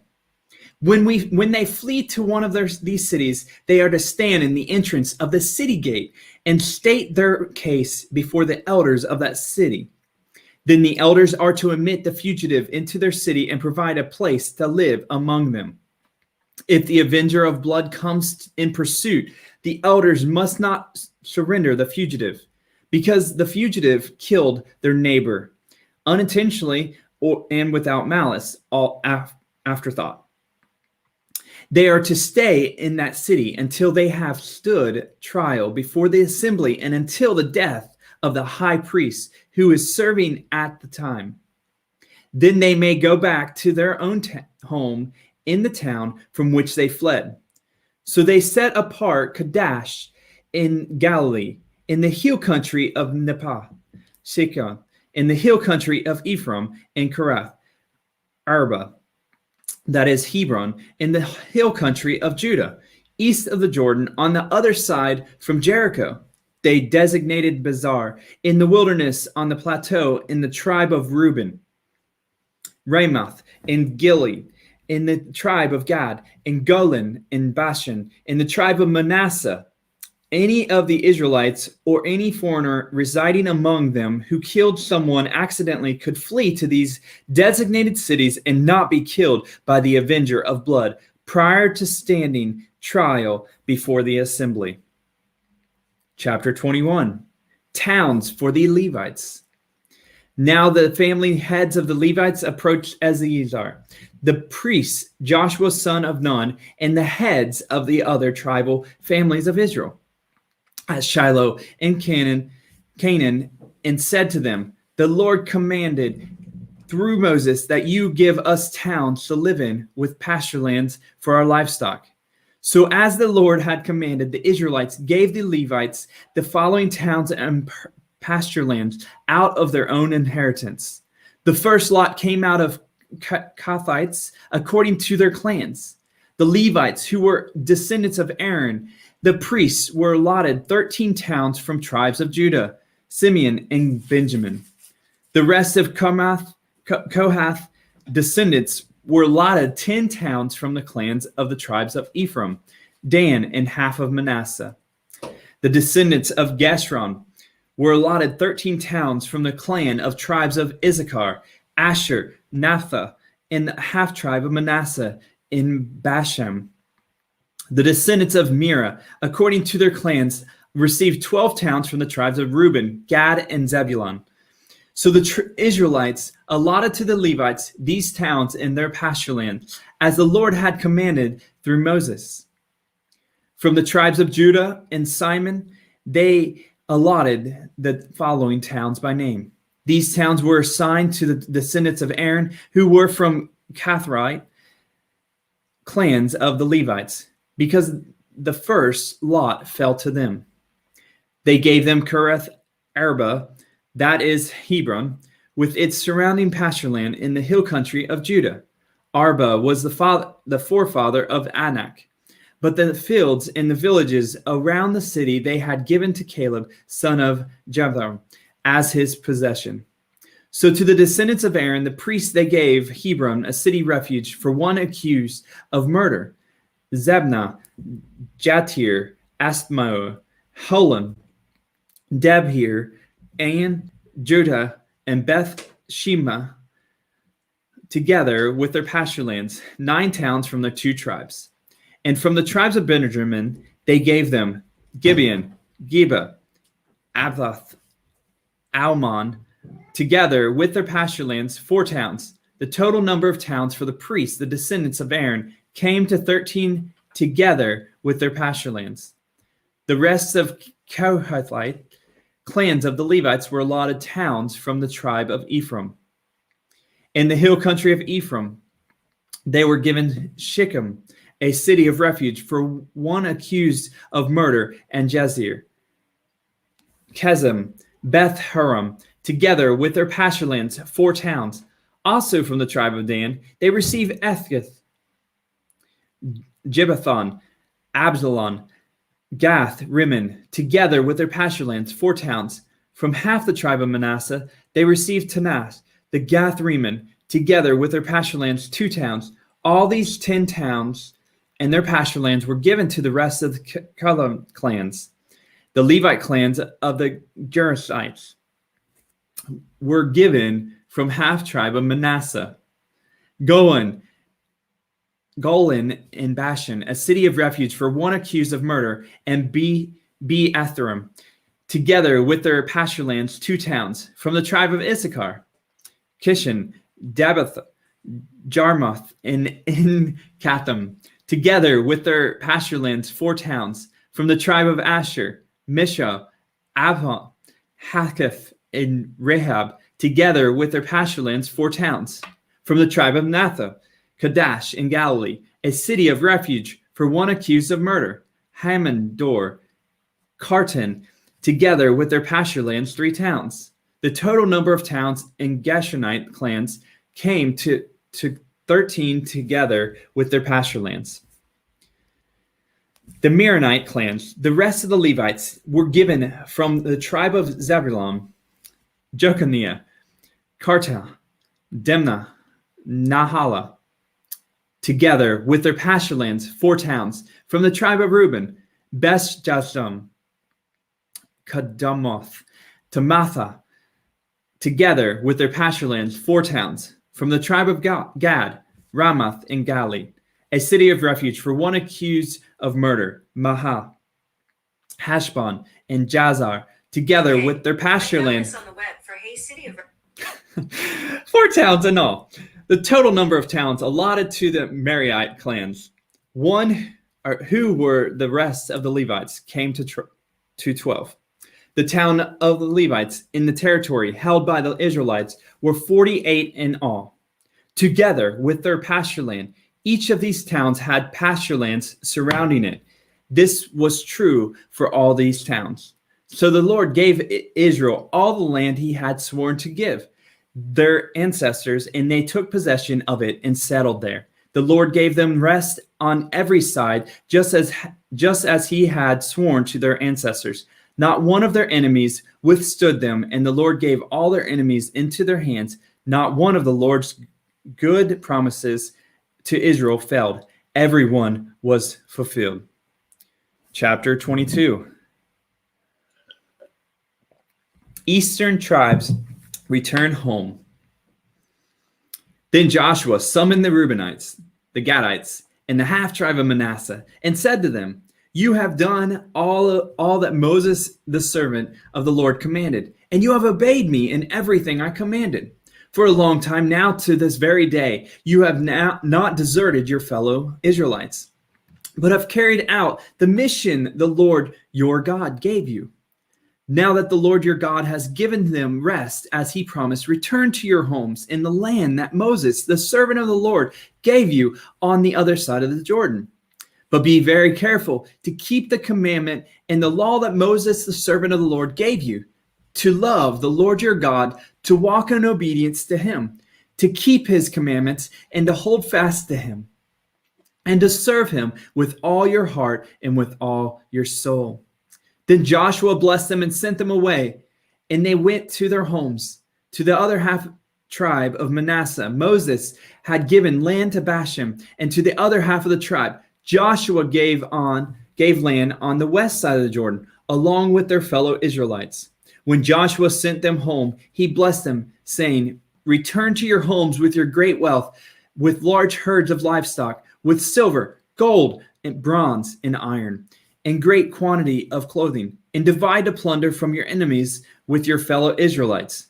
So the Reubenites, the Gadites, and the half-tribe of Manasseh left the Israelites at Shiloh in Canaan to return to Gilead, their own land, which they had acquired in accordance with the command of the Lord through Moses.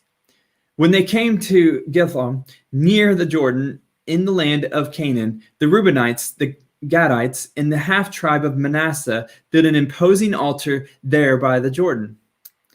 And when the Israelites heard that they had built the altar on the border of Canaan at Giloth, near the Jordan on the Israelite side, the whole assembly of Israel gathered at Shiloh to go to war against them. So the Israelites sent Phinehas, son of Eleazar, the priests to the land of Gilead, to Reuben, Gad, and the half tribe of Manasseh. With him they sent 10 of the chief men, one from each of the tribes of Israel, each the head of the family division among the Israelite clans. When they went to Gilead, to Reuben, Gad, and the half tribe of Manasseh, they said to them, the whole assembly of the Lord says, how could you break faith with the God of Israel like this? How could you turn away from the Lord and build yourselves an altar in rebellion against him now? Was not the sin of Peor enough for us? Up to this very day, we have not cleansed ourselves from that sin, even though a plague fell on the community of the Lord. And are you not turning away from the Lord? If you rebel against the Lord today, tomorrow he will be angry with the whole community of Israel. If the land you possess is defiled, come over to the Lord's land where the Lord's tabernacle stands, and share the land with us. But do not rebel against the Lord or against us for the building of the altar for yourselves other than the altar of the Lord our God. When Achan, son of Zerah, was unfaithful in regard to the devoted things, did not wrath come on the whole community of Israel? He was not the only one who died for his sin. Then Reuben, Gad, and the half tribe of Manasseh replied to the heads of the clans of Israel, the mighty one, God, the Lord, the mighty one, God, the Lord, he knows, and let Israel know. If this has been a rebellion or disobedience to the Lord, do not spare us this day. If we have built our own altar to turn away from the Lord and to offer burnt offerings and grain offerings, or to sacrifice fellowship of offerings on it, may the Lord himself call us to account. No, we did it for the fear that someday your descendants might say to ours, what do you have to do with the Lord, the God of Israel? The Lord has made the Jordan a boundary between us and you. You Reubenites and Gadites, you have no share in the Lord. So your descendants might cause ours to stop fearing the Lord. That is why we said, let us get ready and build an altar, but not for the burnt offerings and sacrifices. On the contrary, it is to be a witness between us and you in the generations that follow, that we will worship the Lord at his sanctuary with our burnt offerings, sacrifices, and fellowship offerings. Then in the future, your descendants will not be able to say to ours, you have no share in the Lord. And he said, if they ever say this to us or to our descendants, and we will answer, look at the replica of the Lord's altar, which our ancestors built, not for burnt offerings and sacrifices, but as a witness between us and you. Far be it from us to rebel against the Lord and turn away from him today by building an altar for burnt offerings, grain offerings, and sacrifices other than the altar of the Lord our God that stands before his tabernacle. When Phinehas, the priests and leaders of community, the heads of the clans of the Israelites, heard what Reuben, Gad, and Manasseh had to say, they were pleased. And Phinehas, son of Eleazar, the priest said to Reuben, Gad, and Manasseh, today we know that the Lord is with us, because you have not been unfaithful to the Lord in this matter. Now you have rescued the Israelites from the Lord's hand. Then Phinehas of Eleazar, the priests and the leaders, returned to Canaan from their meeting with the Reubenites and the Gadites in Gilead. Reported to the Israelites. They were glad to hear the report and praised God, and they talked no more about going to war against them to devastate the country where Reubenites and the Gadites lived. And the Reubenites and the Gadites gave the altar this name, a witness between us that the Lord is God. And that's the finish of Joshua 22. I am going to pass it over to the lovely Karis Rimmer for chapter 23. Yes, we're going to move on to our next stream. So if you want to hop off of this one and hop onto our next stream for us to start at 2:00, and we will start from Joshua 23. So see you on the other side.